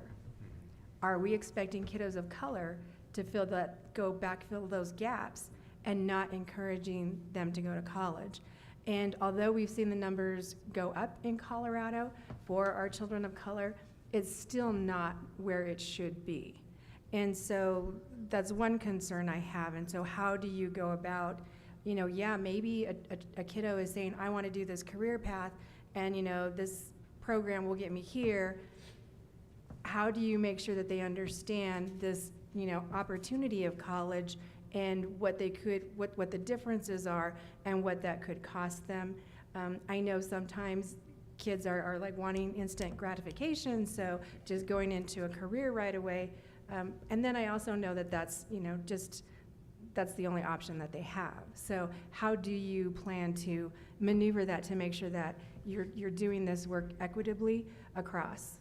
Absolutely. So, I think we are not trying to steer students in one direction or the other. We have the role of the career counselor, and through our career development programming, again, aligned with your ICAP, really working with the student to understand, again, what are their interests, skills, and abilities, and then how does that map to all the different avenues that they have post-secondary, working with their family, working with them. I mean, our goal is to set them up for success.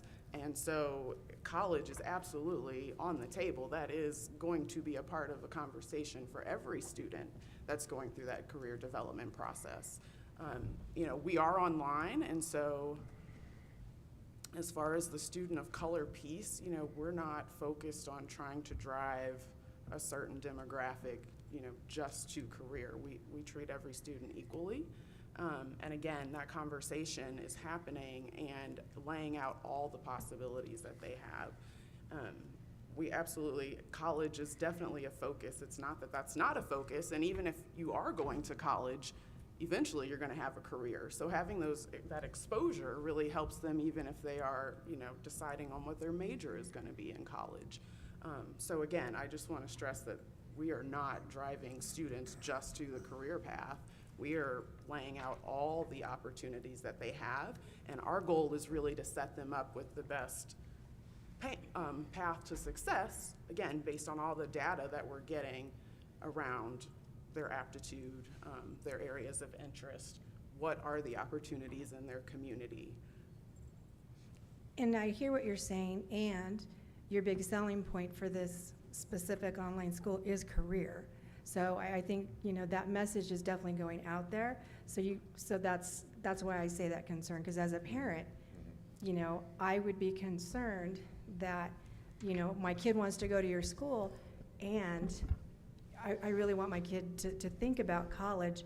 And is that why he's picking this school? Is because he thinks it's going to be easy and he's just going to go into a career? So that's the selling point of this school. So, that's a pretty big message. Yes, and that's a fair point. I think the other thing with what we've mapped is it's really to just set students up for success and give them a leg up from their peers. So when they graduate, you know, if they have that industry recognized credential, if they are in concurrent enrollment and come out with several credits for college, it's not that we're pushing them to career, we just want to set them up to be successful. And career, again, that path still could be through college. And so you're right, absolutely that comes with our messaging, our marketing, how we position the school to our parents. But I don't know, Scott, if you wanted to add anything.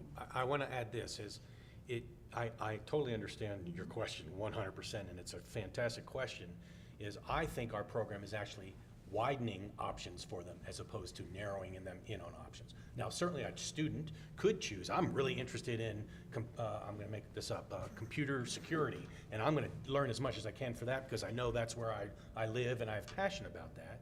But we're trying to provide opportunities to give them options. It's a wider choice versus what I think in some cases, and in traditional vocational school, which I had experience in as a teacher, it was a little more narrowing and in that regard of what you're saying. But I believe our program is designed to create more options, not less.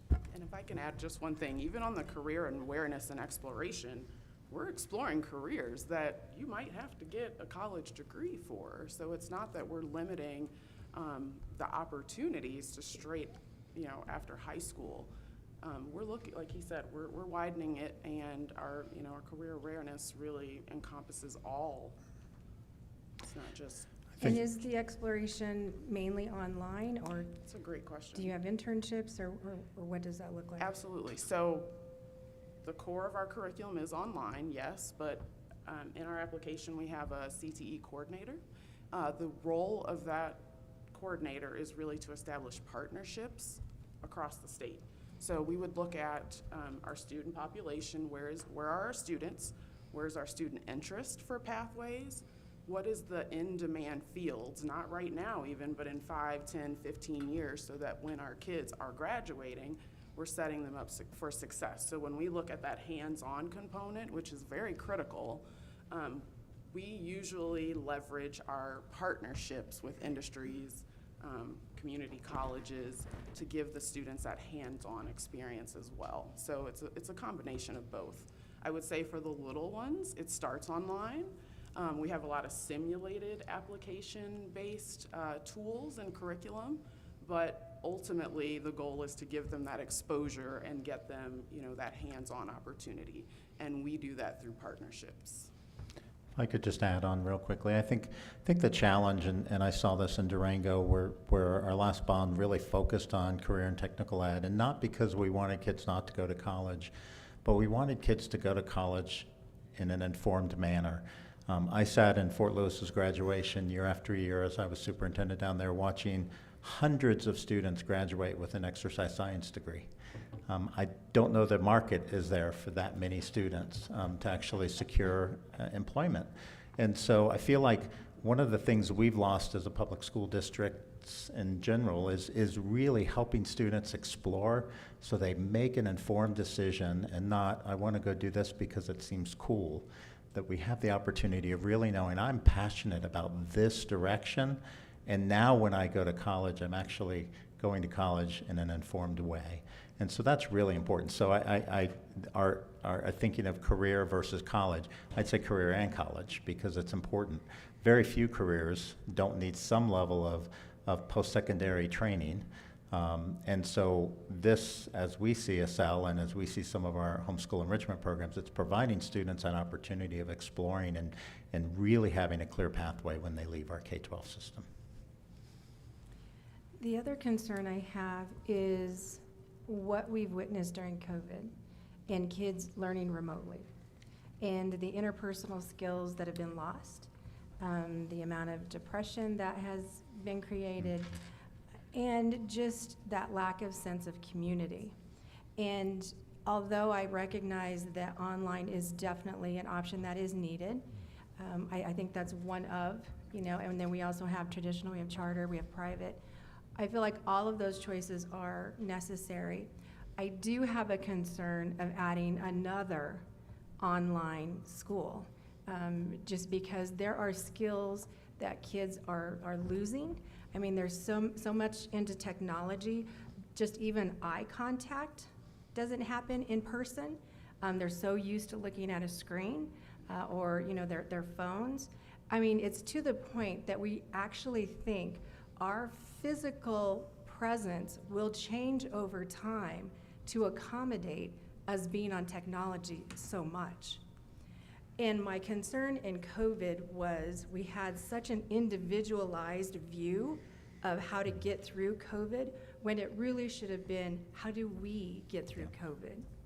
And I feel like there's already some systems and mechanisms out there really feeding that individualized view. And so I do have concern with another online school. I appreciate that it's out there. I appreciate that you've had success in the ones that you've had so far. The numbers, though, are really, really concerning and opening another door for people to, go to this remote kind of learning. So, my perspective on this board does tend to come from a community perspective. And so that's kind of my lens.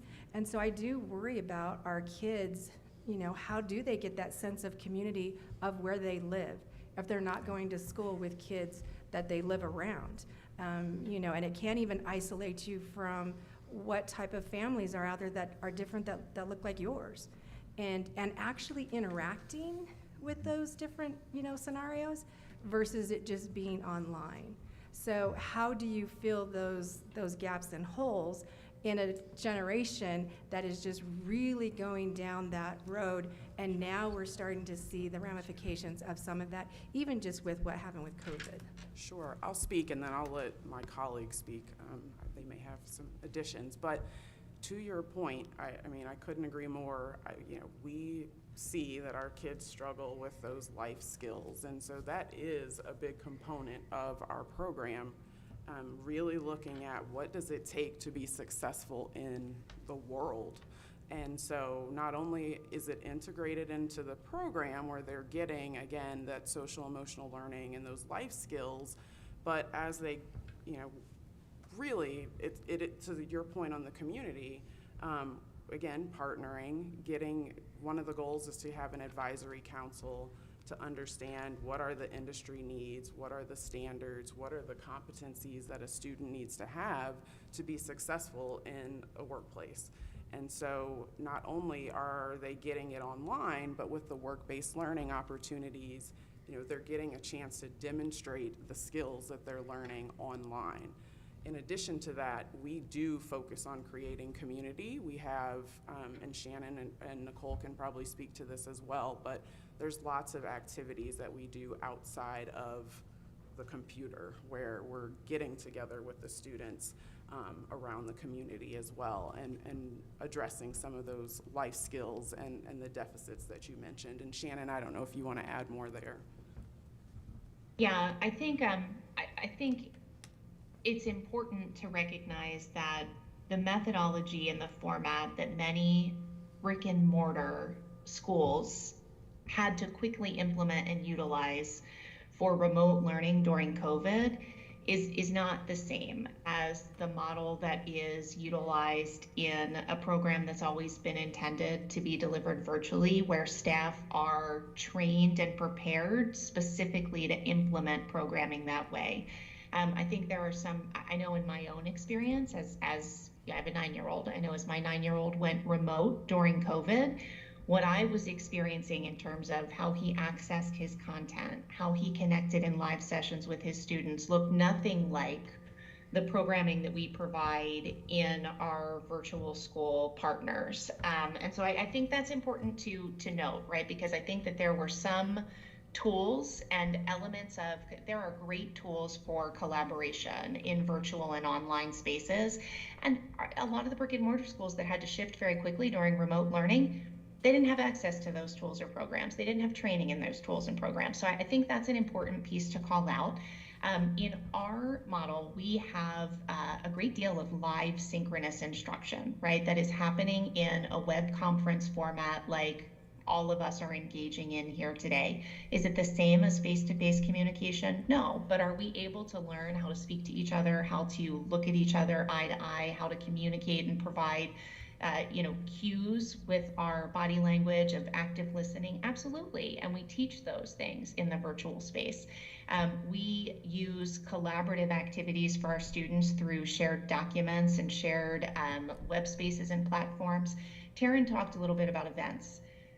Community events are really, really important for us. So yes, we do state testing face-to-face, but we also, in all of the programs that we support, we look across the distribution of our population from a kind of heat map perspective, and we plan for regional events, both academic, whether they're kind of virtual field trips or in-person field trips, but also social, just family meetups and regional community meetups that are occurring for students and families in our schools. We offer virtual clubs, so that students can be engaging in, shared projects, whatever particular club they're a part of. We offer National Honor Society in many of our schools, National Junior Honor Society. And so kids are getting together in formats just like this one to make school programming decisions. So I do feel like as long as you are making it a priority of your program, we can implement those skills and help to support those skills in students virtually if we are intentional about it. If I can just add real quick, I can tell you during the pandemic in Durango, we pivoted all of our schools to online. We were fortunate to have a multi-district online school authorized by Durango and had their staff down in Durango. Our principals worked with them to do a better job in utilizing the tools to engage students in a more effective manner. And so I think we often think online and we think the only time the kids see each other is on the screen. Every one of our online schools has community gatherings across the state. They get together. Parents will take a lead often in getting children who are close together. All of our schools send staff to those locations to gather students regularly. Williamsburg Learning or Leadership Academy of Colorado does a monthly gathering of students in multiple locations across the state that their students have agreed upon.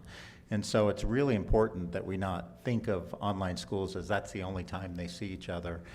We believe very strongly that children have to interact and they have to know their peer groups. We all got kind of molded into that, we can be online and somehow that replaces what we're doing here. It doesn't.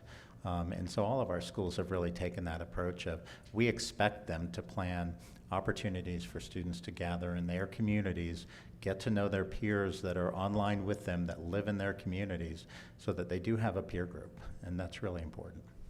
Well, and I guess I asked that question because you talked about the testing and the challenge of parents being able to transport and do that kind of thing. So if you have that, what kind of percentage of participation do you have at these events? Yeah, for instance, we had Highlands Ranch. There's a number of students in Highlands Ranch that are participating in Leadership Academy of Colorado. They went to the rec center in Highlands Ranch. There were 12 students who went. So the economy of trying to run a testing center, they probably will run it in Highlands Ranch because there are 12. But there are literally in Durango, there were 4 families who were connection students who would get together for field trips. And actually go on field trips together, and teachers would come down and participate with them. So again, you're able to do it in smaller groups where there are less students, larger groups where there are pockets of concentration. But again, I think the important thing is we expect that. We expect students to come together and not just be online. Well, and it's one thing to expect it though, but if you don't have the privilege, if you don't have the time, if you don't have the money to take your kids, and this is across the state, multi-district. Yep. I'm concerned of what that looks like, especially for kiddos in poverty, parents that are working 2 or 3 jobs, that don't have the ability to take their kids, to these different events. I mean, Highlands Ranch, that's a whole different, community. Building relationships with families and knowing what their families need. Again, would love to invite you to some of those gatherings because I think it would be great for you to see those parents and talk with them about how is that occurring and do they feel like that's adequate. I think that's key.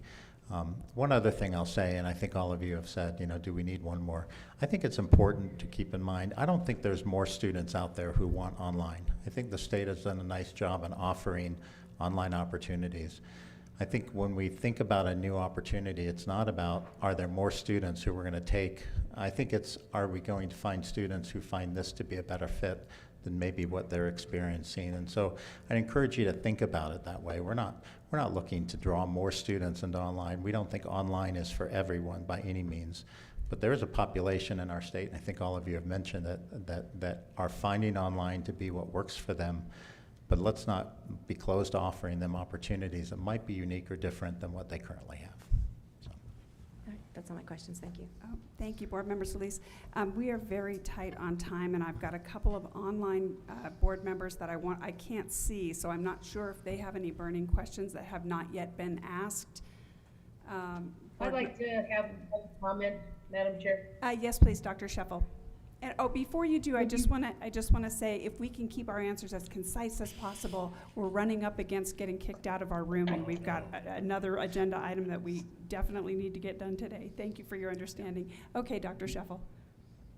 Yeah, I'd just like to say thank you for the discussion. It's been very extensive and instructive in the sense that it really isn't designed, I don't think, to lead to a positive solution and more choice for Colorado students. It strikes me as very iterative, and I feel like nothing the folks on this team from Virtual Preparatory Academy would say would really be enough. So I guess I'd like to say that I appreciate what you're trying to do at Virtual Prep Academy and for students, provide positive options, and I appreciate the application. I think it was well done. You met the criteria in all the sections except 3.4, which is the management contract, and that was just partial. So I will vote for this application, and I guess I would just say the more options, if you have options in the online space, better online models will surface in terms of quality, and others that are less quality will drop out. And so to say that we have enough online options is not the case. We need more quality online options, and if we have competition within that space and that service delivery model, we'll have better options for students who will do well in that, using that model for education. So I hope that we can support applications like this. I appreciate the discussion, but again, it feels very iterative to me and not focused on, okay, people are proposing a model, they want to serve students, what can they do if they've fallen short at all on the application? Let's address it, let's fix it, let's create competition in the space, and let's open up options for students in Colorado. If we're not going to do that and we're just striking down these options because they're choice, that's a different issue. So I appreciate the application, I'll vote for it. Thank you, Dr. Sheffel. Mr. Durham? Thank you, Madam Chair. I'd like to ask the representatives from Virtual Preparatory, do you all operate schools in other states? If so, how many? Yes, we do. We have 9 currently operating online schools, and I don't know what the current count is on brick and mortar schools, but it's over 50, could be 70-ish. Yeah, someone might know the exact answer. Yeah. And looking at your online schools, can you, in those states, can you tell me, maybe in general terms or as specific as possible, how do those stack up in terms of the performance on their state assessments relative to the traditional online schools? Shannon or Nicole? So across our online schools, we have some variance in the amount of time that those programs have been open and how we came to partner with them that I think is worth just briefly mentioning. We have 2 larger online school partners that were up and running before we came on board to partner with those schools. And those are kind of our longest running partners. We then additionally have the remainder. I will go through performance for each of those. I was just going to simply state that the remainder are new launches within the past 1 to 2 years. So for our 2 largest schools, which we've been partnered with for 2 and 3 years respectively, we are still very actively in some turnaround efforts with both of those programs. Those turnaround efforts, very frankly, were not helped by having 2 of the 3 years that we've been with those programs occur during the pandemic. We are seeing growth in our students in our local assessments. We are not yet seeing that translate to our summative assessment performance in the way that we want to. And we do believe that there is a pandemic impact there, given the timeline in which we've been working with our partner programs. iReady is administered in both of those situations, and we do have promising growth data in both ELA and math in both of those programs. Then what's the demographic, what tends to be the demographic of your average student in other states in terms of free and reduced lunch, or what we used to use as the measure of poverty? Yes. And the other subgroups? What's your demographic look like? I mean, very frequently our schools echo the demographic of the state. They are statewide schools. We are pulling students from across districts and regions. And so we do see that we tend to stay fairly close to statewide averages. I think that sometimes we see higher levels of economically disadvantaged students, not significantly higher, but we can tend to see maybe we have 5%, over the state average in terms of economically disadvantaged students. We are seeing an interesting trend right now in our partner programs where our special education populations are increasing.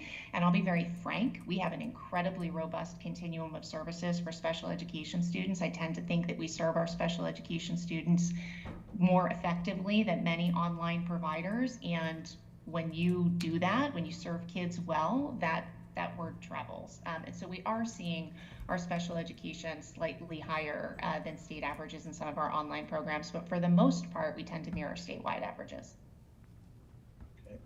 Then, so how,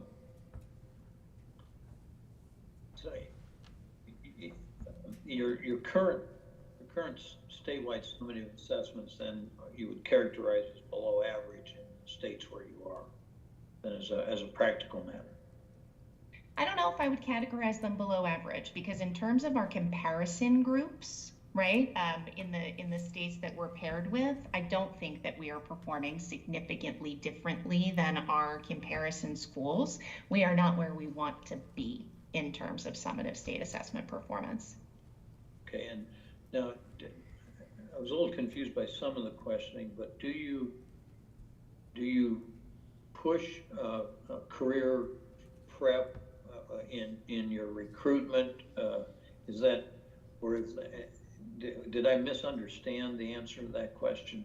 Do you have more career path students than college path students?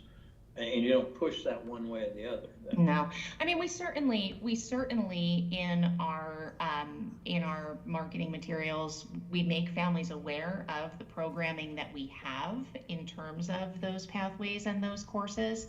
However, if anything, and Taryn can jump in and correct me if she thinks I'm wrong on this, I mean, currently the portion of our population across our current partner schools that are going down that kind of career certification pathway versus the college pathway is a smaller percentage.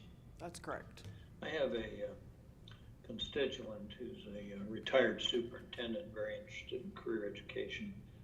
And he's contended to me and looked for evidence. It's his belief that students who are exposed to high-profile, active career opportunities actually perform better academically than similarly situated students who are not exposed to that, because they see the practical value and application of mathematics and being able to read instructions and that sort of thing.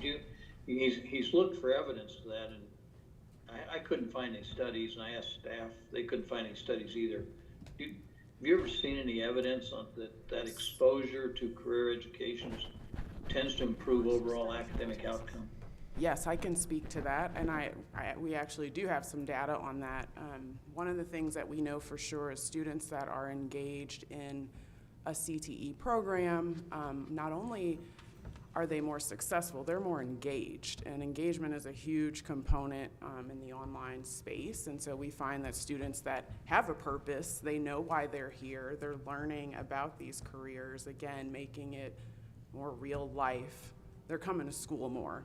And then there is data that shows that students that if you're a CTE completer, you are more likely to actually graduate. And so we see that their graduation rate is higher than a typical student that doesn't go into a CTE pathway or is not exposed to those career courses. I thought this gentleman's arguments always made sense, but I could never, without empirical data, it's sometimes that which should be obviously true isn't necessarily so, but at least what data there is would appear to bear that out. And then finally, it's my position that I'm not the world's biggest fan of online education. I think it's well known, but I believe it's an option that fits and can be available for some students. Do you find, generally speaking, that in terms of ability to benefit, that the older the student, that is elementary, middle school, high school, the ability to benefit is greater as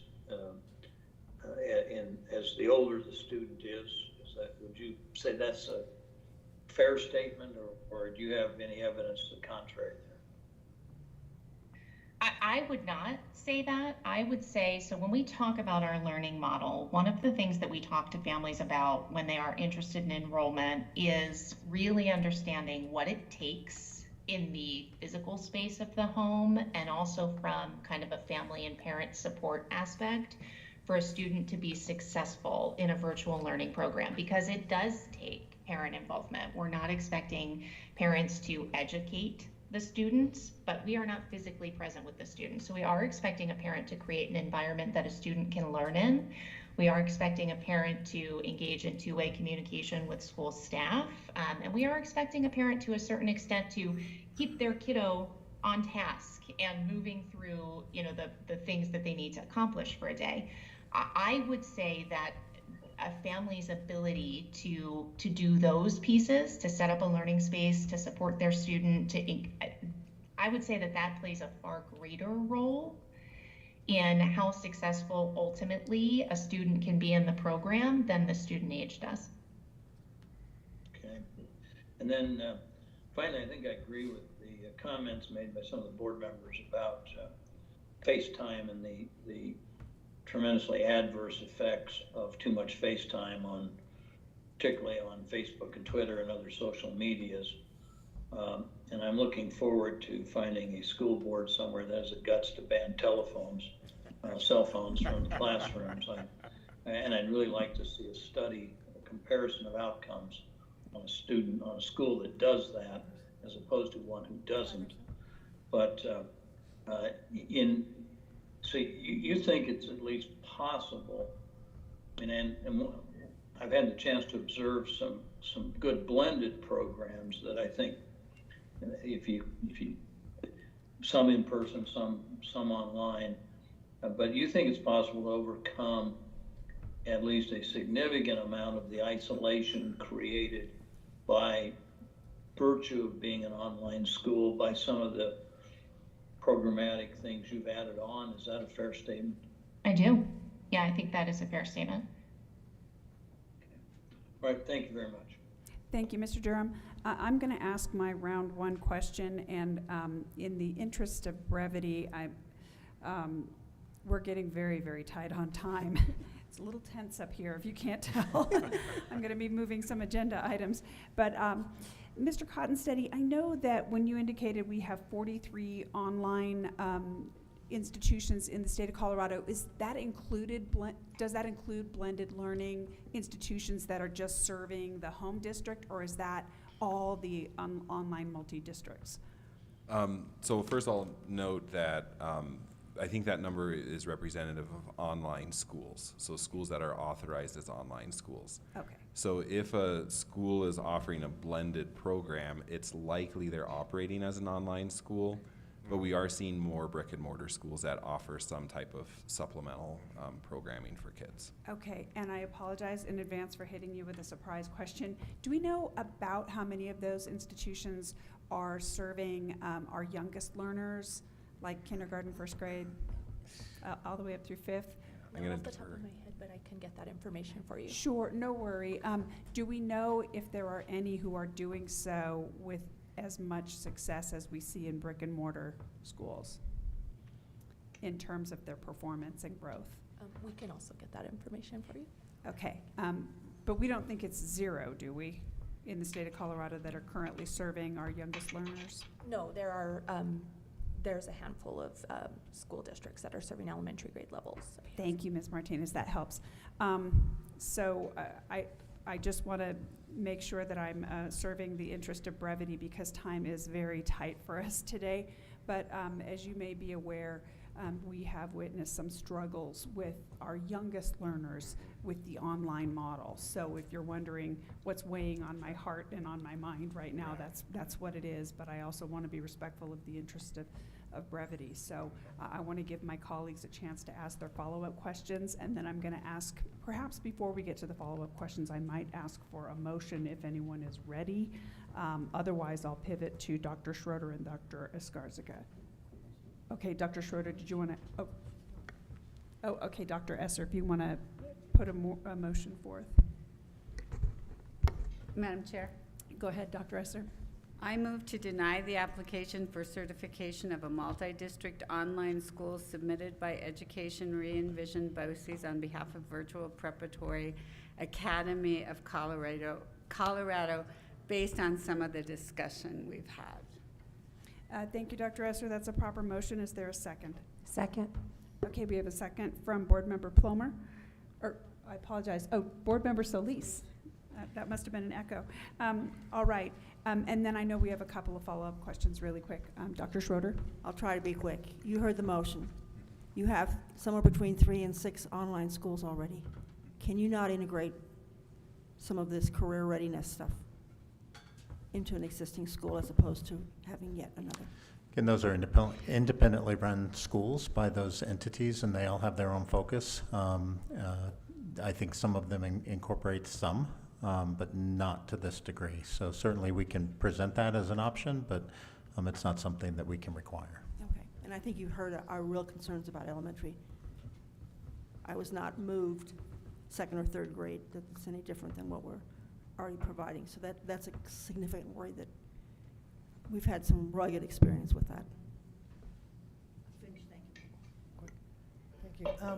I should have asked this before. Is this, for elementary level, is this supplemental, or are you expecting these to be full-time students? Maybe it's for you. Is this, thank you, Board Madam Member Chair. Escarzaga, it's a full-time program? Okay, so all students would be expected to do full-time. It wouldn't be supplemental for homeschool kind of program. No, it's full-time online. Thank you. All right. Ms. Maramba, will you call the roll? No, wait, whoa. You got one more, Mr. Durham?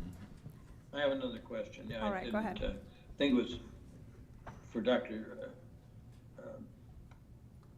So the statistics that were used earlier about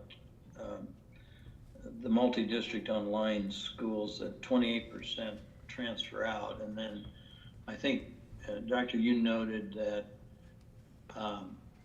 you just admitted 400 students after the count in your programs. On a percentage basis, how big is that 400 that you admitted in terms of your enrollment? Can you do a quick calculation? Yeah, the school is about 2,600 students, so 400 of them.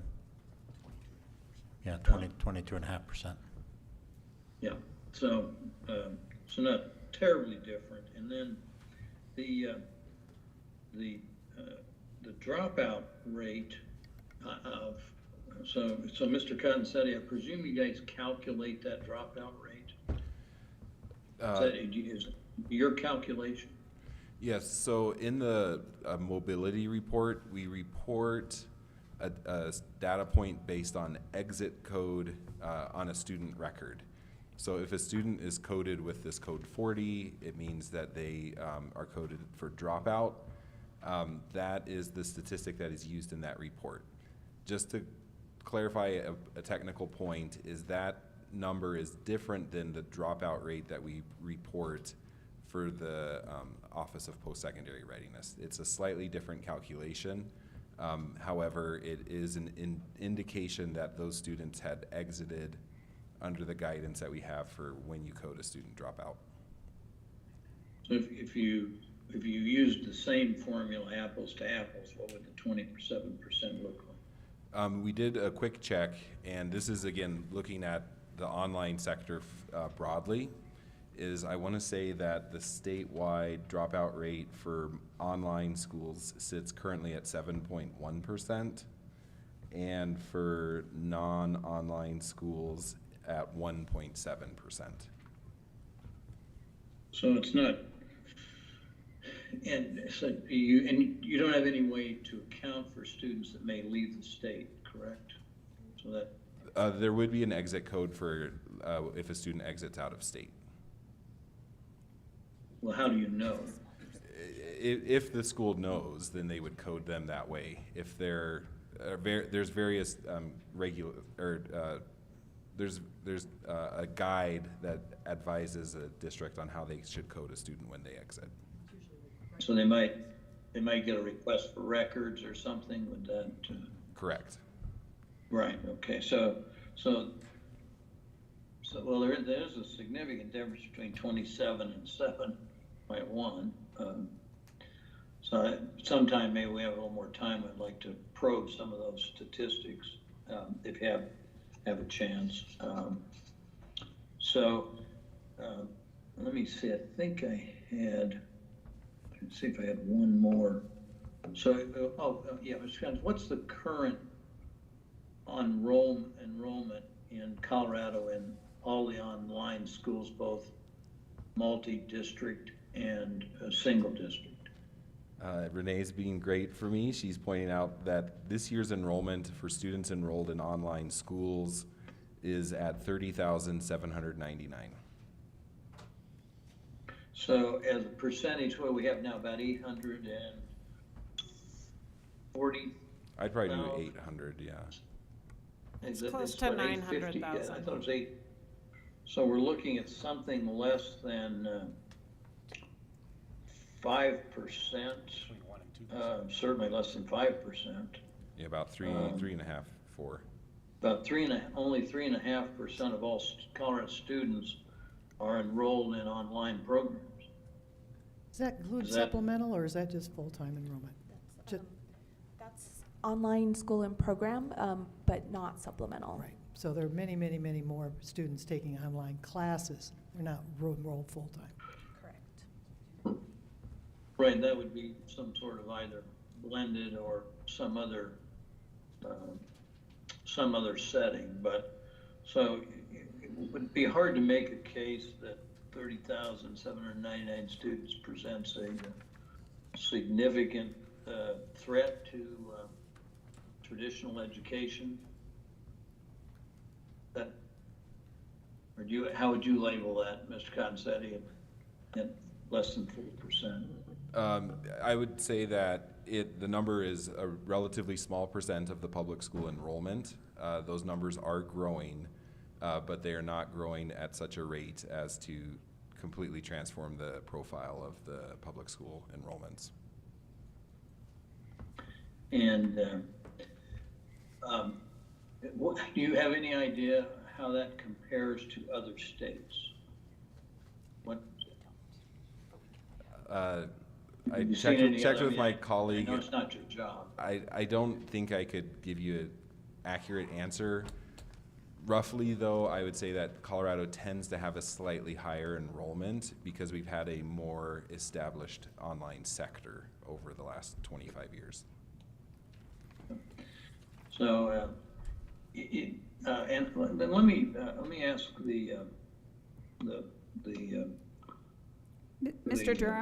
Mr. Durham, we are very tight on time, so can you make this your last question, please? Well, I could, unless, Well, Because there's a motion to end discussion, yeah. I may. But absent I may that, ask for one. I apologize. I hate to do it, but if you can try to keep it brief for us, we're very tight on time. I'll keep it as brief as I can, as extract the information I'm looking for. One of my concerns about public education generally is that in terms of comparison of traditional productivity, that is, all of the economic inputs required to produce an output, there have been few, if any, productivity increases in American education in the last 100 years. In fact, if you look at statistics, it appears that we are headed in the other direction, that we have we have more teachers per pupil, we have more administrators per pupil. we I'm have sorry, more is there a psychologists question? per pupil.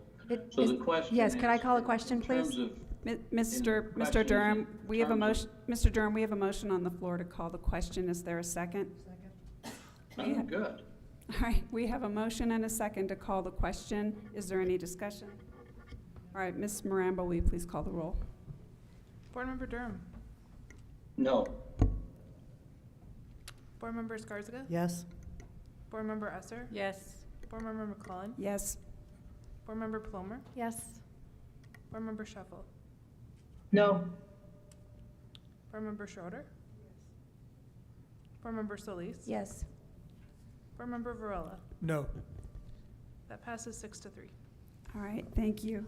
I will now entertain, we have a motion on the floor made by Dr. Esser and seconded by Board Member Solis to deny the application for the certification of a multi-district online school submitted by Education Re-envisioned BOCES on behalf of Virtual Preparatory Academy of Colorado.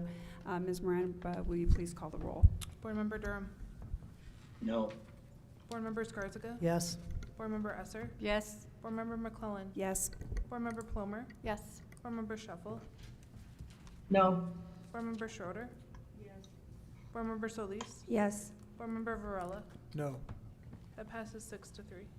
Thank you, Ms. Maramba, and thank you all for your presentation. I am, in the interest of time, I am going to move agenda item 16.01, update on blended learning, to tomorrow's agenda. And we may have to move our State Board of Education member reports. We may not get to public comment this afternoon. It will depend on how long we need for the accountability clock progress monitoring update. So with that, I'll give staff a moment to get reassembled in preparation for agenda item 17.01, accountability clock board orders progress monitoring update. Thank you. Okay. Thank you, Mr. Cottonsteady. Okay, yeah, I'll be here. And thank you, Ms. Martinez, as well. I will do, yeah. Yeah, we'll get to talk more.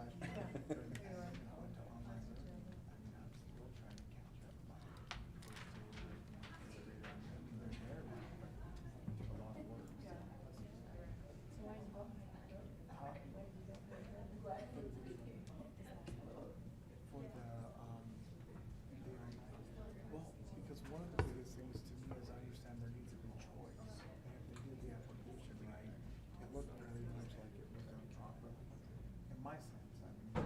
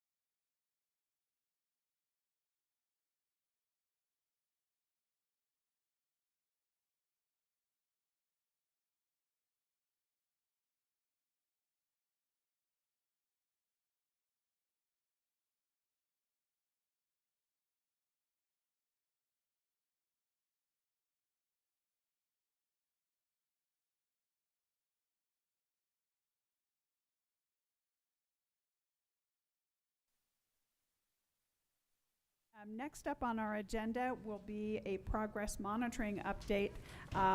Commissioner? Yes, thank you, Madam Chair. I'm going to turn this over to Rhonda Hannaford and Lindsay Jekyll. All right. Thank you, Madam Chair, members of the board, and Commissioner Anthus. I'm Lindsay Jekyll, and I'm our Executive Director of School and District Transformation, and I'm joined today by Dr. Hannaford, our Associate Commissioner for School Quality and Support, for a regular progress monitoring update. We're excited to be here, and I'm going to first turn it over to Dr. Hannaford to start us off with agenda and background on accountability clock progress monitoring. All right, thank you, Lindsay. So today we are going to provide a review of the progress monitoring process that we use. We also are going to describe the statewide context our progress monitoring occurs in. We're going to share specific school and district updates and provide an update into the coming months. The State Board of Education will also have an opportunity at the end of this presentation to vote on a motion for Bill Metz Elementary School. So we're going to advance the slides. Going so quick, forgot to do that. All right. So at a very high level, this is a flow chart of the accountability clock hearing process that begins when a school or district either requests an early action hearing or reaches year 5 of receiving a turnaround or priority improvement rating. The board directs an action to the local board, and while the district is implementing the directed action, the district and the school receive ongoing support, monitoring, and are part of the state accountability system. So this slide shows the directed pathway options available to the board if it is a district-run public school, a charter school, or if a directed action is for an entire district. So they are listed there. And I'm going to turn it back to you, Lindsay. All right, thanks. So every school and district with a state board order is assigned a team member from our school, or what we call our transformation support manager. And this transformation support manager visits the school or the district regularly throughout the school year. These visits are all in person and typically multiple hours. They include a review of the school's plan implementation, local data, and classroom observations. Some sites, depending on their orders, also have progress monitoring presentations to the local Board of Education. And each school has a pathway note tracker, which is where the transformation support managers capture that progress and feedback, and those note catchers for each site are included in board docs.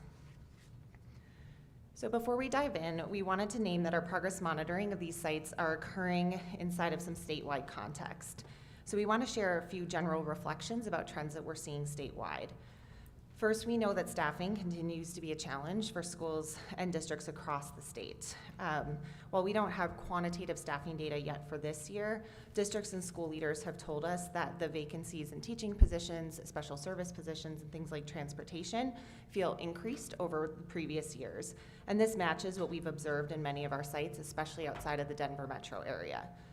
And in addition, we know that enrollment has declined slightly statewide. And among our schools with state board orders, initial information is indicating that there's a mix of increasing and decreasing enrollment among these districts. Our statewide graduation data was recently released, which indicated graduation and dropout rates have both increased. And so of the 7 high schools being progress monitored, 5 saw an increase in their graduation rates and 2 saw decreases. Of the 7 schools being progress monitored, 6 saw an increase in dropout rates and 1 saw a decrease. And finally, statewide, chronic absenteeism has increased in the 21-22 school year by 9.5 percentage points. And schools with directed action continue to also see high rates of chronic absenteeism among students. And so before we dive in, we wanted to take a moment to share some bright spots and celebrations. We are so grateful to these schools and districts for partnering with us in progress monitoring. We've had the opportunity to visit many schools so far this school year and see principals, teachers, staff, and students in action. There have been many bright spots, but we wanted to take a quick moment to spotlight a few. So first, as you'll hear about later, Aurora Central High School is now a part of the Charles Burrell Visual and Performing Arts campus in Aurora. The campus has undergone some significant renovation to support this new school design, including a robust arts and design facilities, and what you'll see up there is a redesigned makerspace and media center. The physical renovations are supporting the redesign and have brought some renewed energy to the campus. They are very cool. In the top middle picture, Risley's teachers continue to support students in deeply understanding math, including getting students up and moving for number talks every day, which is a core part of their instructional model. So it's great to constantly observe, and I got to see some students doing some complex graphing of themselves on a coordinate plane as a part of that number talks. Lincoln High School in Denver has launched its P-TECH model, and the bottom middle picture is a snapshot that shows Lincoln students pitching their business ideas, their own business proposals, to a group of Denver business leaders. So the students had the hands-on experience of having to develop a business plan, develop their pitch deck, and get feedback from some entrepreneurs in the community. And finally, Central Elementary in Adams 14 has focused on creating an inclusive culture focused on student achievement. On our visit in December, I observed a very warm kindergarten classroom where the teacher was masterfully differentiating tasks for students, and observed this precocious little student directing her classmates through a phonics lesson for quite an extended period of time. So these are just a snapshot of some of the work that we've been able to see as part of progress monitoring this year. So with that, we are going to dive into some individual updates for each site. So this slide shows each of the schools and districts with directed action.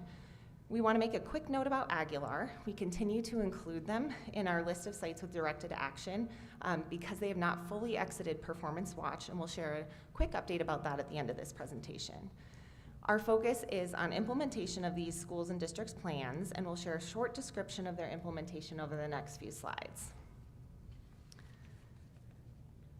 All right, so first we will talk through progress monitoring with Adams 14. As you know, Adams 14 is implementing a partial management plan with TNTP district-wide. TNTP has a full team in place in Adams 14, including a full-time project lead, leadership coaches at the elementary and secondary level, data support, and instructional staff who are supported on coaching central office leaders and supporting school leaders. Over the summer, Adams 14 developed an academic playbook that serves as a roadmap for their key areas of focus for the year, with 6 major goals aligned to these areas of focus. The district and TNTP have established a regular system of leadership coaching and school and classroom walkthroughs that have provided a deep look at instruction. The district and TNTP have modified TNTP's nationally used tools, such as their student-focused teaching rubric that drives coaching, professional development, and that school walkthrough process. The district and TNTP have established a year-long professional development calendar aligned to that academic playbook. So this fall, the district initiated a strategic planning process that is ongoing. And looking ahead, the district and TNTP are continuing to focus on deepening that instructional coaching and professional development as they move from establishing systems to deeper implementation. And the district is also continuing to refine their supports for multilingual learners and students with disabilities. In addition, the district has initiated ongoing stakeholder engagement through that district strategic planning process, and a continued investment in stakeholder engagement and a focus on sustainability is a key area of focus. As you all know, Adams City High School does not have its own order, but does receive additional support from TNTP. The school leadership team has continued to focus on establishing strong instructional practices across the classrooms. The district has also initiated a planning process with an organization called Connect Ed to implement themed pathways at the high school beginning next fall. These pathways include health, professions, and human services, architecture, construction, engineering, and design, business, hospitality, and tourism, digital information and technology, and big picture. And finally, Central Elementary is implementing its innovation plan with TNTP as a partial manager. Central is also in the process of converting to a community school. Central started the year with a revised calendar, extending their school day, modifying their schedule, and initiating a physical refresh of the building. They've focused on school-wide routines and procedures, professional development and coaching on lesson internalization, and professional learning community time. Central's also hired a community schools coordinator who has supported the creation of a family resource center on campus and has at Family Resource Center on campus and is supporting the needs and asset process as a part of community schools. Central started this year with a few vacancies, but since then have had a few foreign J1 visa teachers join to support their dual language programming. And while those teachers were late to join Central, they've been an asset to that dual language program. So now we'll talk through Aurora. As you'll recall, Aurora Public Schools has 3 schools with directed action. We'll start with Aurora Central High School, which is implementing an innovation plan with the support of an academic partner, PEBC. This year, as a part of the Blueprint APS program, Aurora opened the Charles Burrell Performing Arts Campus. This campus will include a K-12 magnet arts program. The K-8 grade levels opened with kindergarten through 3rd grade and 6th grade, with a total of about 261 students, and an enrollment projection of 400 students for next school year. The high school program opened with 9th grade, and the 9th grade program will be a part of the broader Aurora Central High School with the goal of infusing arts and highly engaging instruction for all students. Aurora Central started the year with an interim principal, but Curtis Quigg has recently been selected as the permanent principal of the school. The entire school continues to focus on its instructional systems to support teachers in planning for really engaging instruction. The campus continues to invest in external partnerships to support students both in the classroom and outside of the classroom. Overall, the district has invested heavily in that design of the campus to support the infusion of a K-12 arts program and support the overall improvement efforts at Aurora Central. This has been a year of substantive change and renovation for the school, and leadership has continued to focus on implementing and bolstering that instructional program as a part of the school's innovation plan. Gateway High School first came before the board for an early action hearing and has been implementing a partial management plan since 2019. The current partial manager, Zero Dropouts, offers in-school and after-school tutoring, unit and credit recovery, and other intervention support. The school selected a permanent principal in January of 2022 who's supporting the leadership team in establishing common expectations for planning. Gateway has recently indicated that it wants to pursue a modification to their board order to address the current needs of the school for the coming school year, and has requested a rehearing for May of 2023, which we'll share more about at the end of this presentation. And finally, North Middle School continues to implement its partial management plan with MGT. MGT provides leadership coaching and instructional support with a focus on literacy. North also has a partnership with TwoPartner to support instruction in math. North has benefited from consistent leadership and low staff turnover. This has enabled the school to continue to deepen its instructional systems. Now I'll turn it over for Rhonda to talk through a couple more districts. All right, it is my pleasure to talk about Mitchell High School in Colorado Springs. They came before the state board during year 4 for an early action hearing in spring of 2022. And they are implementing their first year of their innovation plan. Mitchell has developed incentives and stipends for staff retention and recruitment, and has developed flexible scheduling. Mitchell is also partnering with the University of Chicago to support their 9th grade success, and this work has spurred an increase in targeted uses of student data in teacher teams and student success in 9th grade course pass rates and on-track graduation rates. I'm also going to share about 2 schools in the Denver Public School District. They have 2 high schools with a state board directed action. The first is Abraham Lincoln High School, and they are implementing their innovation plan with its partner, the University of Virginia, and it is using a college and career model to provide students a variety of engaging pathways. With the support of UVA, the school has strengthened its instructional practices using a daily learning calendar and assessment plan that focuses on grade level alignment and rigor. The school also implemented a College Success Academy launch to provide students supports in concurrent enrollment and advanced placement courses. Further, it created additional advising structures to support students in creating plans for high school and post-secondary. Manual High School is also implementing its innovation plan with its partner UVA. Manual High School uses an early college model focused on a biomedical pathway and a teacher's college for professional development. It has also implemented a comprehensive student tracker to monitor student progress and deploy interventions as needed. The school is seeing an increase in off-campus concurrent enrollments alongside increased pass rates for these off-site courses of 89%. On-campus concurrent enrollment pass rates are 98%. All right, and now we are going to move a little further south to Monte Vista and talk through Bill Metz Elementary. As I mentioned, Bill Metz has achieved enough to earn a performance plan type and moved officially to On Watch. The school's overall growth from the 21-22 school year was celebrated by being one of the 21 schools across Colorado to receive the Governor's Bright Spot Award for strong growth in student achievement since 2019. The school continues to implement its plan with its partial manager Generation Schools, and there's tight collaboration between Generations and the school leadership. Classroom instruction has become increasingly effective and aligned to the school's academic vision. They participate in the SCAP structure, and on an SCAP visit in December, leaders and teachers from other districts across the state spoke very highly of the school's culture, instruction, and overall performance. And it's clear that the elementary is a bright spot for the district. And we'll talk a little bit more about Metz at the end of this presentation.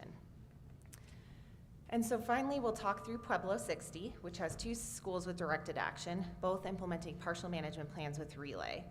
Pueblo Central continues to invest in its core academic practices. They are implementing regular teacher coaching and professional learning around internalizing their lessons and monitoring student work. A focus for them this year has been to support distributed leadership by supporting teacher leaders in taking on coaching and the lead of common planning time. Central's work with the 9th grade success grant has had a tremendous impact on supporting that 9th grade transition into high school and supported an increase in 9th grade on-track rates. And Central continues to benefit from an extremely strong and positive school culture and low staff turnover. Risley International Academy Middle School is also implementing a partial management plan with Relay and has instructional support in math from 2Partner. This year, Risley recognized a need for that deep level of instructional support in literacy and has added an academic consultant to deepen instructional practices for their teachers in literacy. Risley's navigated a few staff vacancies this fall that required a shift in their daily schedule after the first quarter. Risley continues to build opportunities to build positive relationships with families and invest in strong school routines to foster a positive, consistent, welcoming school culture. So that concludes an end of a very brief report of each site. And as a reminder, there are more detailed reports on each site in board docs. And so before we open it up for questions, I wanted to talk through a couple, there are 2 specific sites we wanted to talk through and have a motion for the board to consider. So as you all know, the pause and accountability frameworks disrupted that sort of normal, typical cycle of performance frameworks, hearings, and rehearings. And Bill Metz earned a performance rating through the request to reconsider process on the 2021 SPF, which as you all know, was not an official SPF. They again earned a performance SPF on the last SPF, on the 2022 SPF, and as such have moved to On Watch. As mentioned, they also received the 2022 Governor's Bright Spot Award. Given that they earned a performance SPF on 2 frameworks, the state board may adjust the return terms in Bill Metz's order at the end of this presentation and allow the school to continue its improvement efforts in the 23-24 school year. So in our view, it's not in the best interest of the school to have to conduct a full rehearing next fall, and we suggest that the board consider adjusting their return terms based on that 2024 SPF. And similarly, we just wanted to provide some information about Aguilar Junior Senior High School. So they moved to district and junior senior high school. So they moved to On Watch in 2019, and due to its small size, have earned an insufficient state data rating in 2022. So their order has expired. However, if the district and junior senior high school are priority improvement or turnaround, they would normally be required to return for a rehearing. Instead of that full rehearing, we're suggesting that if Aguilar's performance framework is priority improvement or turnaround, we resume progress monitoring of the district and have Aguilar give an informational presentation next year and instead of that full rehearing. If they receive a performance or improvement rating, they will fully exit Performance Watch. And there is no board action required for that. So before you all talk about the motion, we can talk through those a little bit more. And so finally, with that, we wanted to share just a look ahead at the next few months. So Central Elementaries in Adams 14's order requested regular updates from Adams 14 about progress.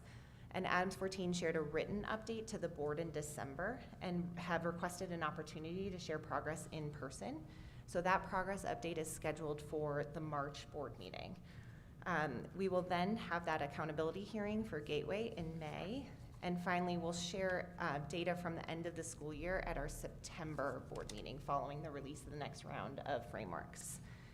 So, and as this is our first progress monitoring update for our new board members, we want to make sure these reports are meeting your needs and answering the right questions. So if there are other topics you all want to talk about, or you want to talk about the information in those reports, please let us know. We are happy to add any of those topics to an upcoming board meeting.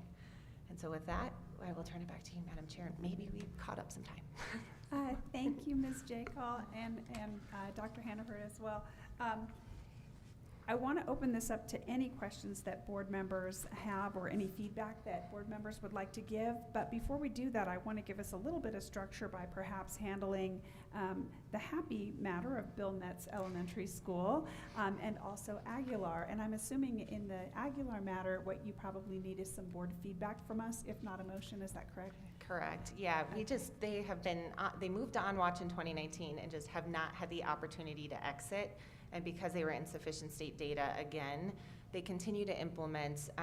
We would just resume official progress monitoring again, provide a written report, and have them present next year should the frameworks drop back down to priority improvement or turnaround, and then they would come back for a hearing in 2024.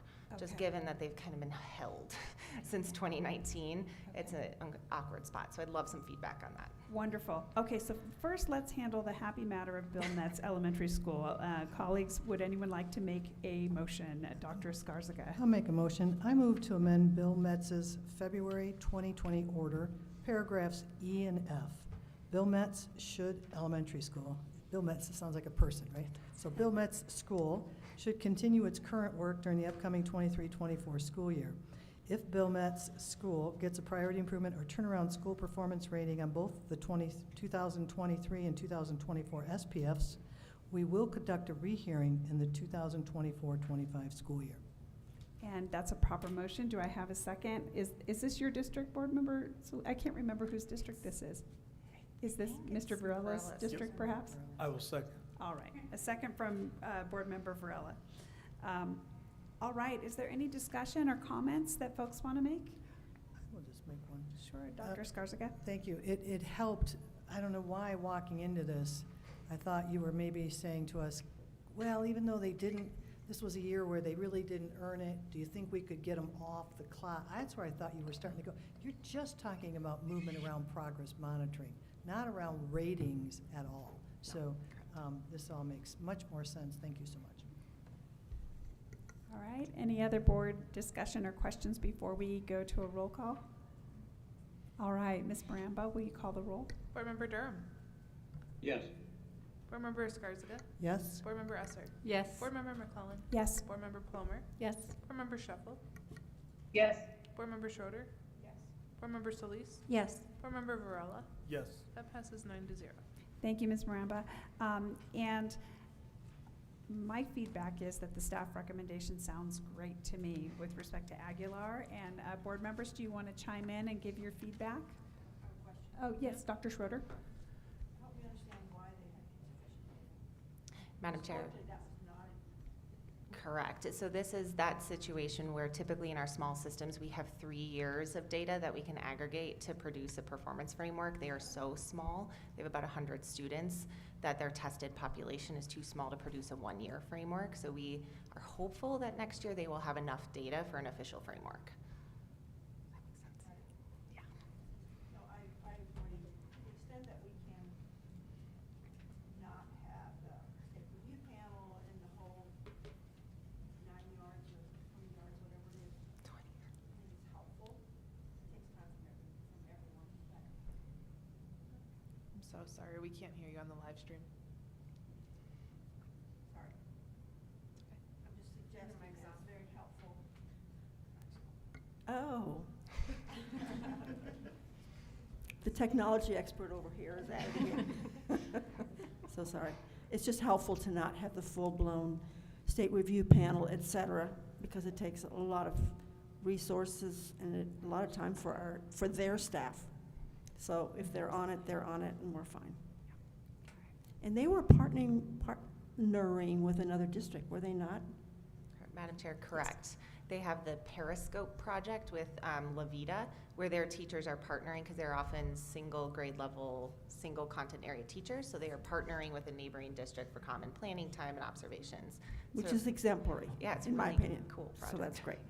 Thank you. So, board members, now that we've, are there any other comments regarding Aguilar for feedback? Seeing none, okay, I'm going to open it up to questions about any of the updates that we've just heard. Board members, any questions on any of the progress monitoring updates that we've heard today? Dr. Sheffel and Mr. Durham? Oh, I see Board Member Plummer has her hand up as well. Yeah.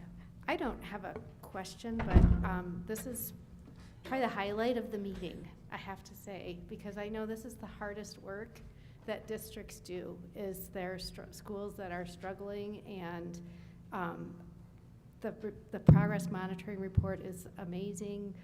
We do have two folks here from Adams 14, Dr. Laria and her TNTP partner, which I think is a great sign. So to all the schools that are putting this effort into, serving students and doing that hard work of digging in, I'm just excited to see these reports, and I really appreciate you all being on the ground, giving us those examples from the classrooms, and giving us these reports. So thank you.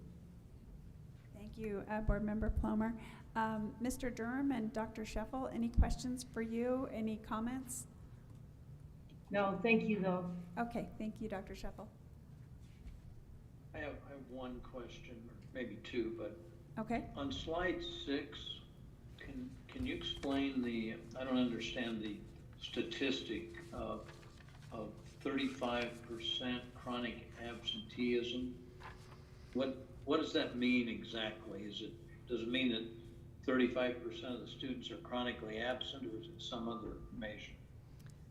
Madam Chair, yes, that means 35% of students are missing 10% of school or more. Is that in that school year? See, is this a pandemic time period? Is that correct, or for 21, 22? Madam Chair, yes. In the last school year, in the 21-22 school year, 35% of students missed 10% of school or more. We do know that obviously COVID still had an impact on how districts counted COVID-related illnesses as excused or unexcused absences. But we do hear anecdotally that schools continue to have high rates of chronic absenteeism and have, though, for a lot of different reasons why students aren't in school, 90% or more. Do you know what that statistic was prior to the pandemic, to the 2019 or 18-19 year? Madam Chair, I would have to look that back up. I do know it was an increase of 10% over the 2020-2021 school year, but we would have to look it up for pre-pandemic to see what it was statewide. Maybe tomorrow we could, Yep. we could see that, because that's an incredible, that 35% is an incredible number. And 10% would be what, about 18 days, 15 days? Madam Chair, correct. About 15, about 2 weeks. Yeah, okay. 10 days. And then on slide 9 or slide 8, when you're monitoring the Adams 14 district, do you review interim assessments and on a regular basis, and Do you have any trends or indications relative to those at this point in time? Madam Chair, yes, in our progress monitoring of the work with TNTP, the district has developed a dashboard that tracks 6 of their major goals, which include student attendance and chronic absenteeism, along with a number of local assessments that they are using to track student data. And so we review that as a part of our progress monitoring, and I know that that's something that they want to share as a part of their March presentation, as a deeper dive into that. We are seeing some growth this year from beginning of year to middle of year that is slightly higher than beginning of year to middle of year last year, but overall achievement still has a ways to grow to be with majority of students at or above grade level, but they are seeing some growth compared to last year. Okay, and then finally, if I looked at the numbers, we have, out of 179 school districts, we have 1 district on the clock. Out of, what do we have, about 1,800 schools in the state? We have 12 schools on the clock?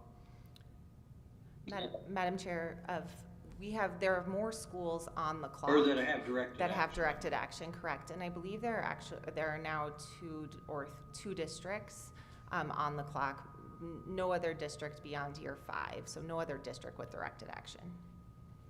So could you get us maybe for tomorrow as well, just like to have the information of how many districts are at year 1, 2, 3, 4, 5, 6, and I think I've seen this recently, just having a memory gap.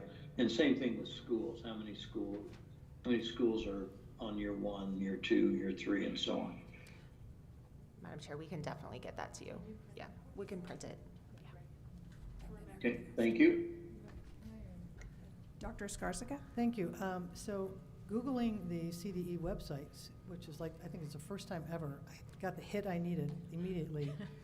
It gives the definition of chronic absenteeism, but also gives the back data. So in 2018-19 is where I say we start, it was 22.5. So it has gone from 22 to 35. In 17-18, it was 24. So it is a long-term kind of problem, but certainly escalated with the pandemic. But these are days that even if it's not unexcused absence, it can be for any reason. If they're sick, parents decide to take them on vacation or whatever, but that's, yeah. So about 1 in 4, now 1 in 5, misses 18 or more days roughly of school a year. That's why we added it to one of our measures. Yeah. Because it is critical. Board members, anything further on this agenda item? Does that, Dr. Skarzica, does that seem to be awfully high to you, or is it just? It does, but because we changed and kind of included in the definition any absences. Instead of So if there's- unexcused, which used to be 10, now it's any absence, it's 18. It does seem high to me, yes, but. So it would include if you take your kid out of school early for a doctor's appointment, would that Yes. be considered an absentee? Yes, they're looking at just time of lost instructional contact time, for whatever reason. The more it impacts a student's learning, so, yeah. I do want to pivot to the commissioner. I think she may have something to add on this point. Thank you. Yeah, Mr. Durham and others, I mean, this is a much bigger number, and I think a number of things are contributing to it. First of all, this was still a year in which if you tested positive for COVID, you needed to go out and quarantine. You know, that was the recommendation. So even though that quarantine dramatically shifted from 10 days to like 5 days, that's still a lot of time out of school. And then we also had that coupled with the RSV. You know, I know it's not technically a pandemic, but the RSV thing, which also I think parents have gotten much better at keeping their kids out of school when they are sick. So we had that coupled with COVID, coupled with flu season. And so we did see nationwide many more kids out of school for longer periods of time. So it is indeed quite a big jump, but I think it was those quarantine health and the combination of the 3 sicknesses that were occurring. Thank you, Commissioner. I appreciate that context. Thank you.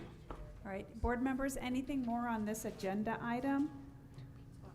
All right, thank you so much for this. Much appreciated. Great data here. I also want to say that in addition to moving item 16.01 to tomorrow's agenda, I have also moved item 18.01, individual board member reports, to tomorrow's agenda.